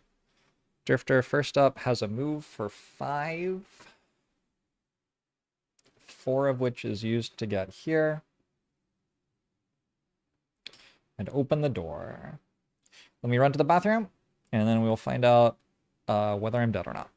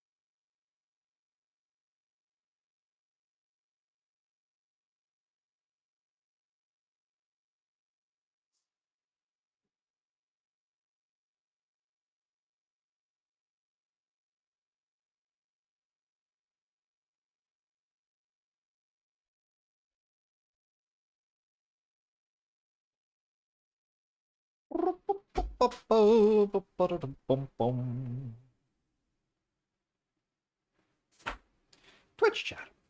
How are you? When door number 2 is opened, I just do that?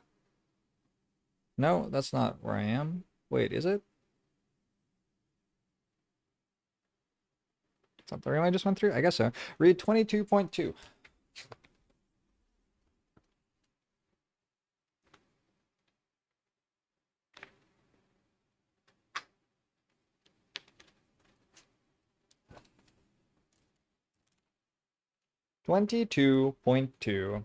It's just snow, you keep telling yourself. You face the giant Algox, packs of wolves, and far worse threats on your journey so far. You will not let snow defeat you. You won't even entertain the possibility.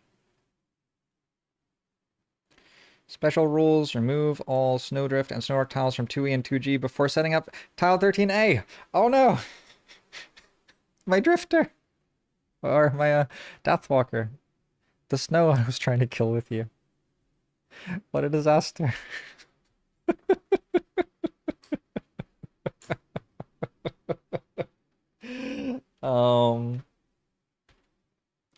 Snowdrift, snowdrift, snowdrift. Snowdrift, snowdrift, snowdrift. Ice, ice. There are also enemies. There are 4 regular imps.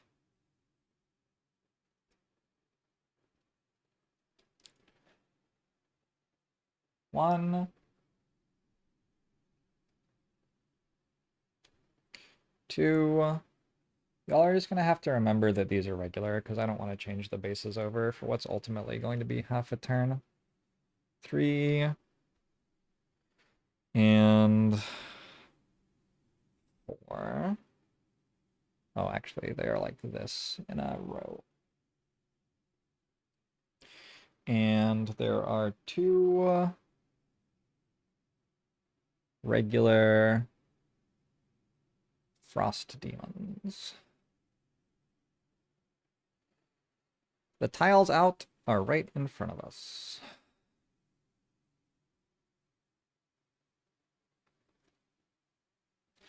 So, we roll what their moves are. 3 is Hasty Assault. At 38 initiative, they will move and attack. Oh no. Oh no, no, no, no, no. Wait.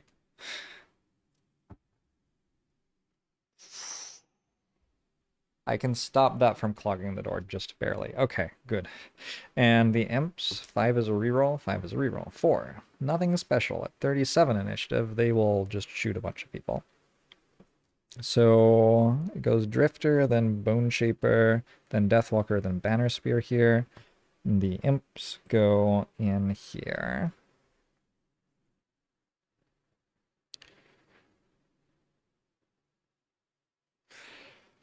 Whew. So Sam has 1 move remaining, then an attack, which obviously can't reach anything. Oh, and I guess the scenario exit is...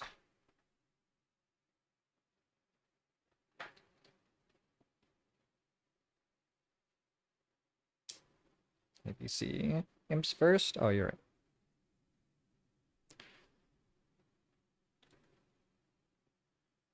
These are my objective tiles. How fast does he immobilize? Not super fast.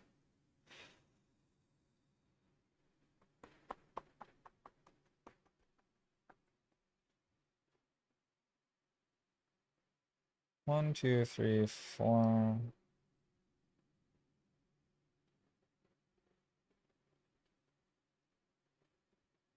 One, two, three, 4. Trying to do some, like, thinking. So my drifter's goal is to complete the scenario with full health. Boom, attack, boom, leave. Ah. All right, good luck with the rest of you. I got 1 experience from sustained momentum by doing that. I will be I will be a stickler for everything and even show it. 9 experience on the mission for my drifter. Nice. Okay, and you have your perk done.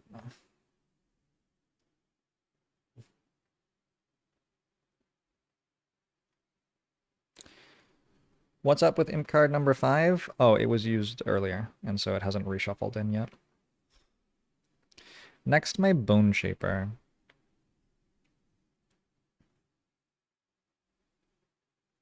You know, I didn't use a Vile Assault, but yeah, I wasn't next to anybody to use Vile Assault. Kind of awkward how they moved. Next, my Bone Shaper. My Bone Shaper is going to first have its skeleton move in. Skeleton is trying to hit imp number 4, 9, that one. Hit that imp. So if it moved there, it would be okay. I have 5 health and I have like 5 cards to burn. So the important thing for me is just to make sure I can leave next turn.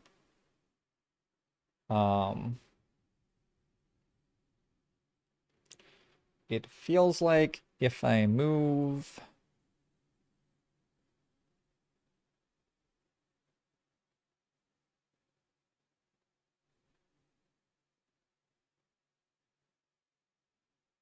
here,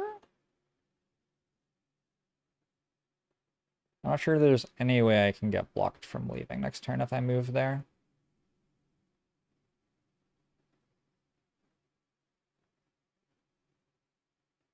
I have the ability to choose where they move to as well, I guess. So, like, I can say, okay, they're going to try to attack my Necromancer. They will move here, which is notably not in the way of my Necromancer leaving.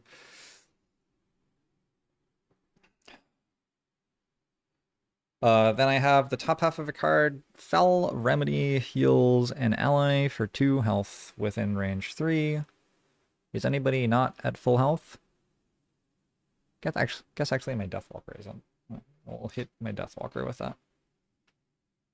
That was just a card because there was nothing else to do.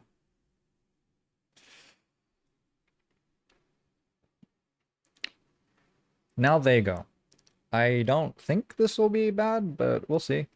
Snow imps are going. There's a regular snow imp. 3, 4, 5, 9.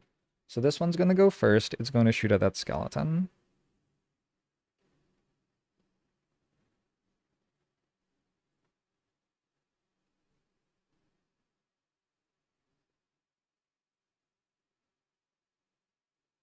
I'm a little concerned. All right. Going to shoot at the skeleton. Maybe I should have kept my drifter around. I think their deck's more than 20 cards, right? 5, 6, 7, 8, 9, 10, 1, 2, 3, 4, 5, 6, 7, 8, 9, 10, 1, 2. It's 22 cards. 28 is too high. 3, 1, 2, 3. It hits the skeleton for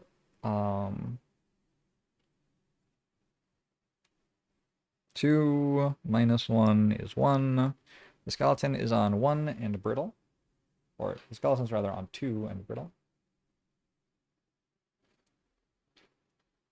Oh shit, I didn't move my wraith. Whatever. Don't think it matters. Next one. That was 3, now 4 hits here. 14. Should I have given my skeleton a shield with protective scepter? I don't understand why I wouldn't. Alright, let's give my skeleton a shield with protective scepter.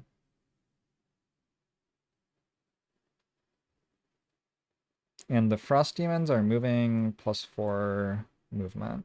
Okay, that's fine. So the skeleton having a shield means it hasn't taken damage yet, actually. This is actually like much, much, much better as a way to do it. So, okay, what I roll? 3? No. I rolled that, but there are too many cards on the deck. 16.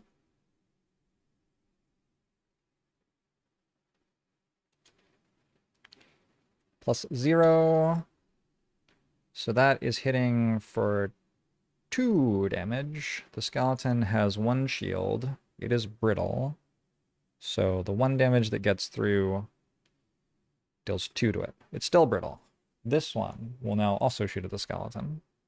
We're down to a d20 now. Woo! 18, 20, 19, 18. -1. So that one doesn't hit through the skeleton's shield. The last imp shoots at the skeleton. 18, 19, 18. -1 doesn't hit through the shield. Okay, now the frost demons go. This comes and attacks the skeleton.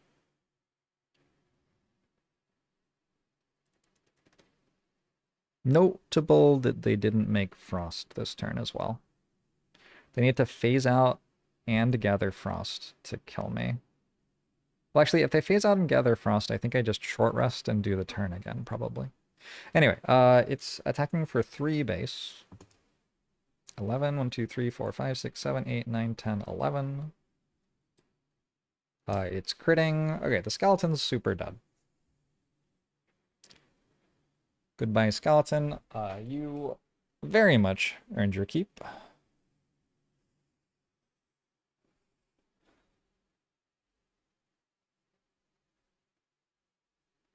And the last one is going to move here. And it's going to... Can they like... No, okay. I think we're good. I think we're good. It's going to attack my Necromancer. Base attack is 3 here. Plus 0, so it hits for 3. Necromancer takes 3. That's, I think, okay. I could burn it, actually, because, like, the imp's next turn will deal less damage than that, but I think it's okay. Alright, we survived that turn. Deathwalker. Deathwalker is going to move 6. 1, 2, 3, 4, 5. That's enough. And I'm going to Dark Fog. Dark Fog hits in a triangular shape. It also gives me an experience. 8 experience. Who knew it was possible? It hits in a triangular shape. It generates an element. Do I want that? I think it's fine. And it puts curses in their deck. So let's put 2 curses in their deck. Are the snow tiles not difficult terrain? No, they are objective terrain. They hit me for 2 if I end a round next to them. Oh shit, I've just realized my Necromancer is standing next to 2 of those. I thought I was standing next to 1 of them. My skeleton was standing on top of the other, and I didn't realize what was going on. Okay. So I'll take 2 and then burn a card, I guess. Yikes. Totally missed that the Drifter decided to peace out? Yeah. Alright. We'll put 2 curses in here, and now we are shooting at number 9 first. 7. 1, 2, 3, 4, 5, 6, 7. This time I didn't long rest, right? I don't think so. Fuck. No. How fast can I go next turn? 14?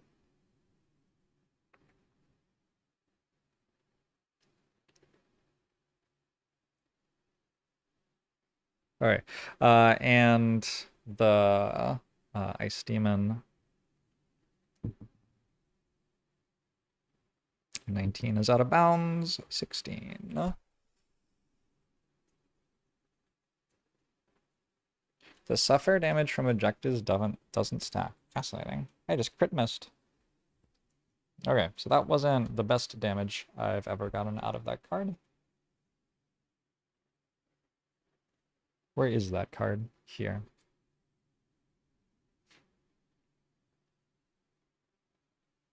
Oh, this is in play.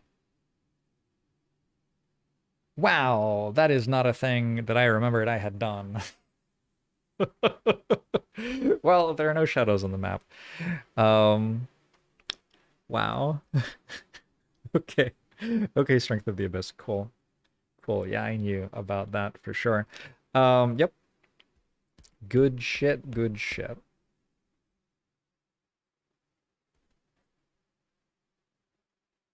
All right, Deathwalker is gone.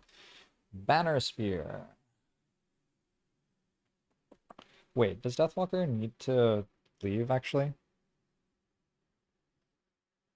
Banner Spear is going to move at 10 initiative next turn. Oh, Banner Spear has winged boots. Yeah. Banner Spear will move here, and I could, in theory, do an attack, but I actually can't. Okay, end of round, 2 damage to my Necromancer, 2 damage to my Banner Spear, he loses regen.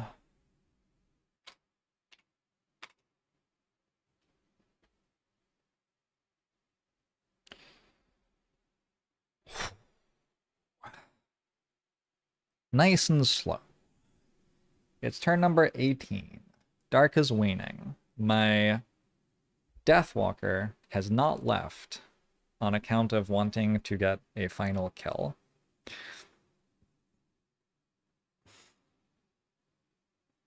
Trying to remember... I'm pretty sure I reclaimed, yeah. Pretty sure. I'm going to use top half of Anger of the Dead and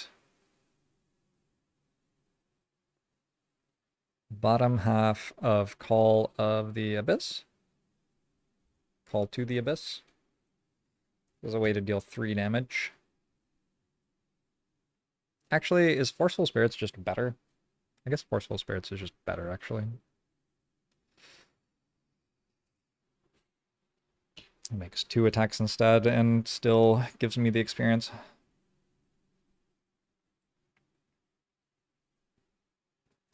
Necromancer has to move 4. Seems like a good idea, so we're going to short rest. 3 cards in here, so 1, 2, 3, 4, or 5, 6. 4. 1, 2, 3, 4. Okay, don't have to reroll. What's my best initiative to move 4 with? 21? 18. 18 better than 21? Actually, yes, meaningfully. Well, not meaningfully. But it does go before they do. Just doesn't actually do anything. Okay. Drifter already left. See ya. And then we're going to short rest here. We are flipping a coin, so 1, 2, 3, or 4, 5, 6. We're losing the top card. Okay, I'm going to have to take 1 damage to reroll that. And instead we're losing the other card.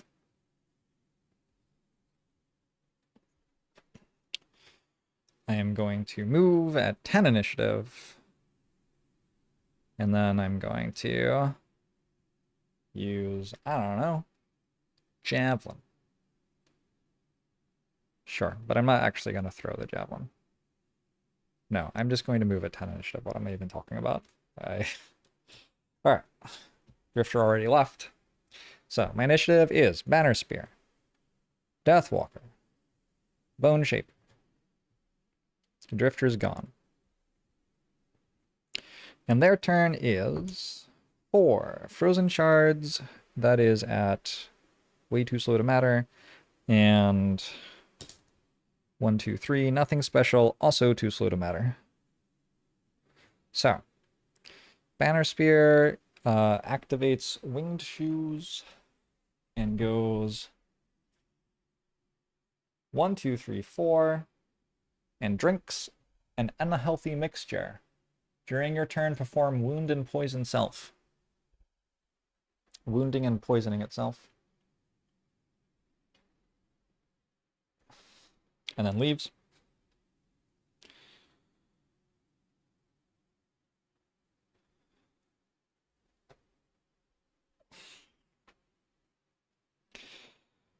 Am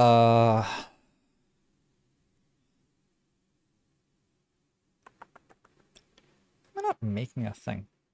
Oh, I guess, okay, I see. Forceful Spirits for Deathwalker is going to deal, attempt to deal 3 damage to this and this. So we'll go against this first. It has 1 health. I did reshuffle because I hit a curse. 6, 7, 8, 9, 10. 1, 2, 3, 4, 5, 6, 7, 8, 9, 10. All right, good. 1, 2, 3, 4, 5, 6, 7, 8, 9, 10. 1, 2, 3, 4, 5, 6. It's dead.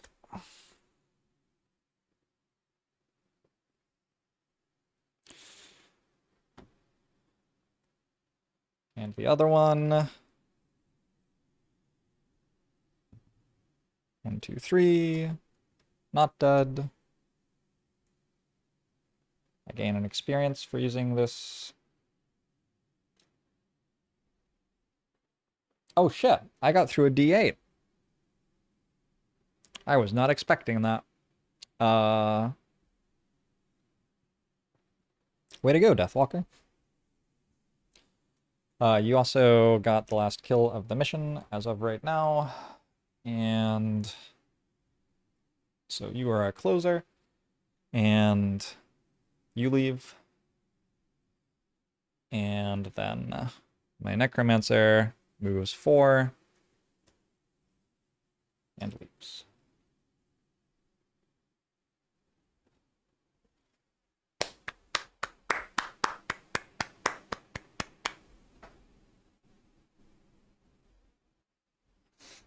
Why not drink the unhealthy mixture? After all, why shouldn't I have some unhealthy mixture? Okay. We now do the post-scenario shit. That was a good one. That was a good one. I felt like it was really easy, really easy. Ooh, kind of iffy. Uh-oh. Yeah. Rapidly felt less comfortable about it as it went on. Ending a scenario. Recover all discarded and lost items and ability cards.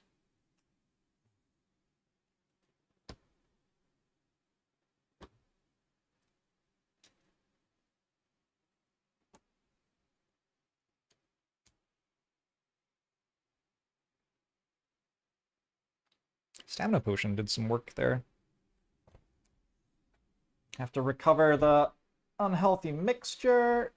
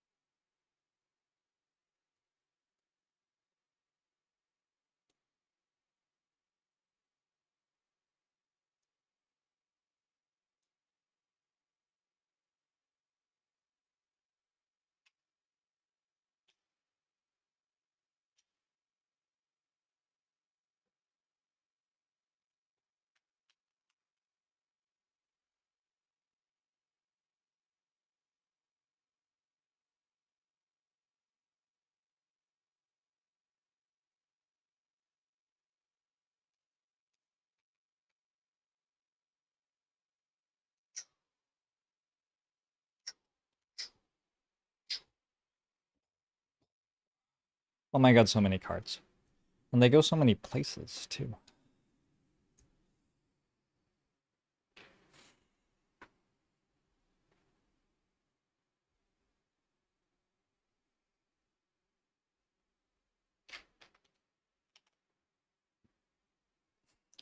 Reset health dials to maximum. Sure.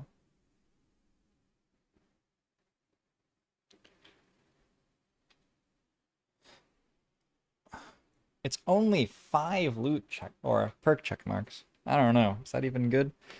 Remove all conditions, remove all curse and -1 cards and stuff. from the decks.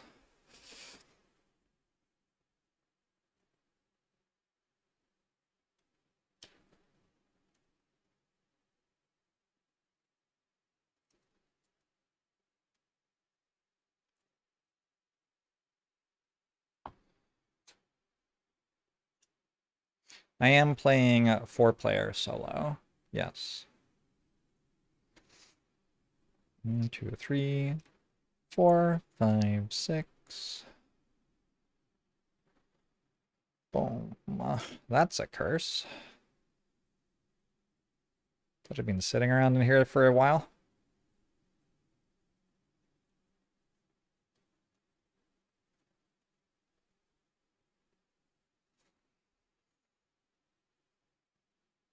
I need to stop. This goes with that. If I want to use it, I have to take the -1. I have to stop changing the rotation of these cards when I put them back on top. It makes it a lot harder to sort through them at the end. That's a curse. That's a curse. That's a curse. Holy shit. We were a little cursed.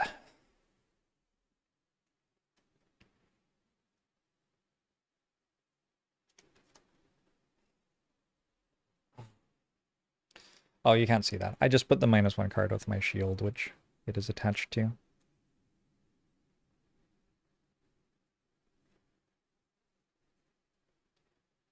Right. All the modifier decks seem to be better.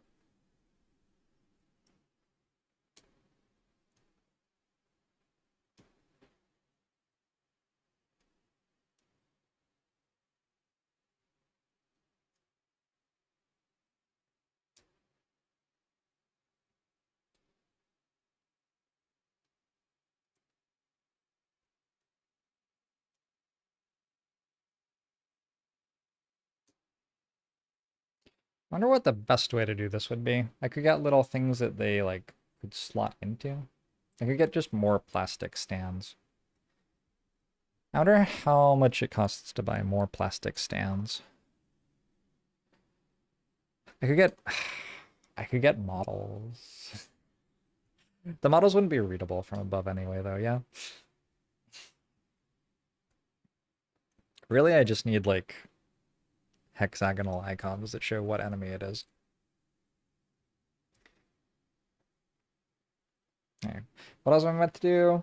Gain experience from dials, gain gold from loot cards. Okay, gain experience from dials. So Verna is going to gain 8 experience. 51. That means if we get to go back to base after this, we are leveling up, but I'm not sure if we're going to. Samuel is going to get 9 experience. That is also enough to level up. Harper is going to get 8 experience. Level 1 is 45 experience to get to level 2, and level 2 is only 50 experience to get to level 3. Oh, it goes up by 5 each time. So it's like 45, then 50, then 55, then 60, then 65, then 70. So scaling experience isn't that bad, I guess, is what I'm saying. Lyle got 9 experience. I feel like I understood the Deathwalker a little bit better that run. 46 minus 18 is it 18 or 24? 24? I don't know. I don't know how many life lessons I've done. I'll work it out. Okay. Yes, I have gained experience from the dials, gained gold specifically from loot cards, but then I also gain resources from loot cards immediately. Why does that have me do it like that? I don't know. Okay. We got 1 lumber for our friend Lyle, who now has 1 lumber. We got nothing for Harper, because Harper had a quest not to loot anything. Try letting the other people have some stuff. We got, for Sam, a snow thistle. That's fun. A Actually, I got 6 coins. So that's another 12 gold. Sam is rich. Sam has 24 gold, and like most of the other people in the team have 0. And a lumber, which is our first lumber. Well, not really our first lumber, but we didn't have any before picking it up. We're now at 3 out of 8 for searching for the oak. We will unlock our retirement quest, where we go look for a tree relatively soon, if we keep this up. What if I had stands that had a slanted entry slot so the cardboard was tilted and visible by top-down cameras? That'd be interesting. That might look better, I don't know. It might just not be very readable anyway. That would be my concern, I guess. Oh, there are a lot of herbs in this one, and I didn't actually find that many, I feel like. Just found all the gold.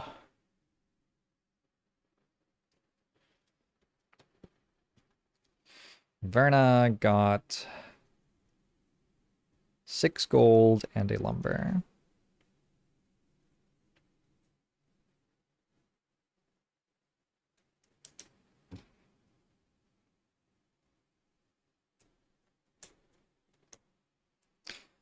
Wait.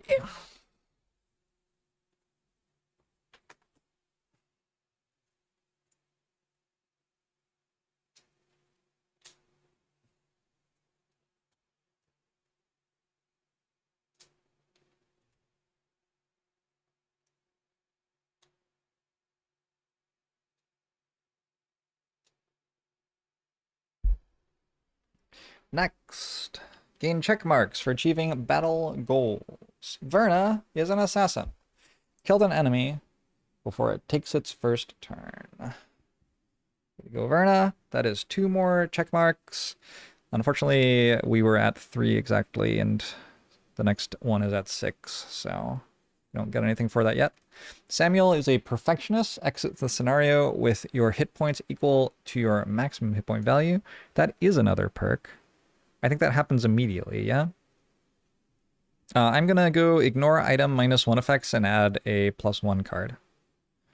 That is something that I wanted to do anyway.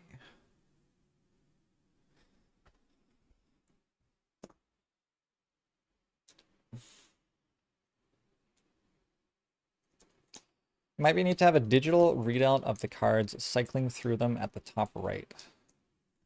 Also, maybe bot commands? We could do this with bot commands and it would maybe be easier. Just have a, the ability for someone to write, like, exclamation mark card name, and then it says what the card is. Is there something like that set up for Frosthaven yet? A lot of games have that already.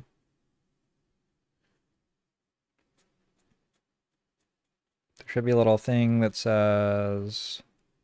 Oh, actually, there isn't a thing that says ignore item -1 cards. All right, well, we ignore item -1 cards. Way to go, us. That means that on top of upgrading our shield, we can also get some armor with no drawbacks. It supposes that the card names are readable. Well, I'm also often saying them out loud, was the hope. Or if somebody's wondering what it is, somebody who knows what it is could call the bot command. But yes, I take your point. Harper is an aesthetic. Collect fewer loot tokens than any other character. That gives you a perk check. That also gives you another perk. I could kind of see the just starting with Wraithen play being pretty good.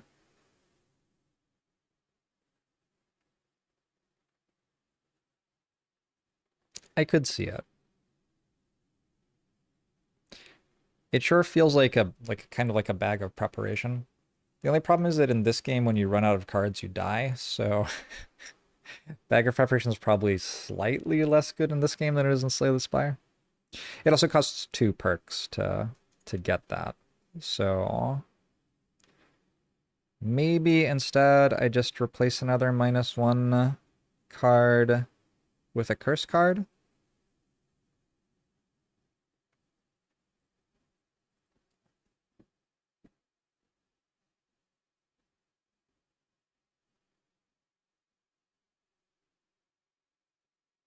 A good link to check the different cards for the classes is this one. I have complained that Harper has nothing to do on turn 1. Yeah, nothing to do with bottom half cards on turn 1. Top half cards, it's always just summon, summon, summon. But then you need something to be doing with the bottom half of your cards, because moving isn't very good when your attacks don't care about where you are, because you're just summoning things and that's your attack.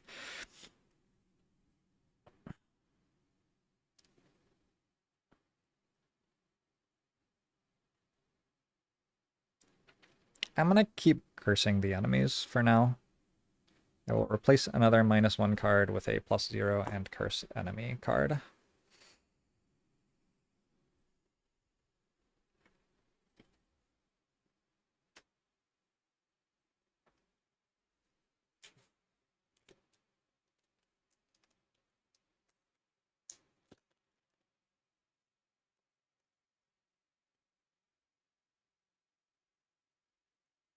Okay. Who next? Lyle. Lyle gets 1 checkmark for being a closer. Gets to 5 out of 6. Severin's at either 5 or 6. People are sticking together pretty well on these battle goals. Next, read the scenario conclusion.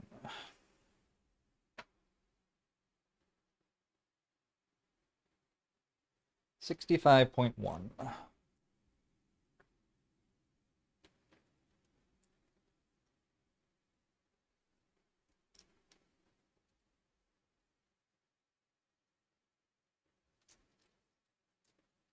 Falling from the snow.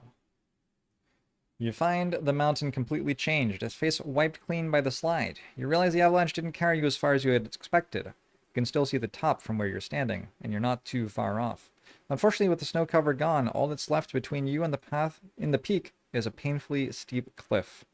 And you're not equipped for that sort of gear. If you want to press on, you'll need to return with better gear, a harness and ropes, and as many pitons as you can carry.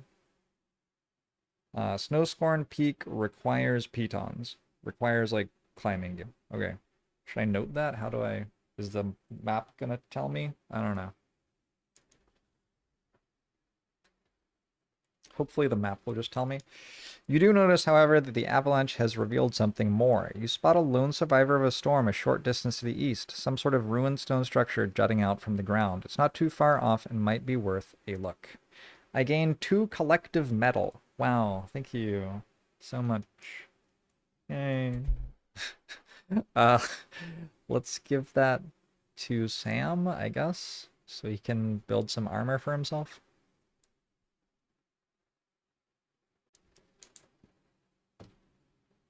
That's at the top of the scenario book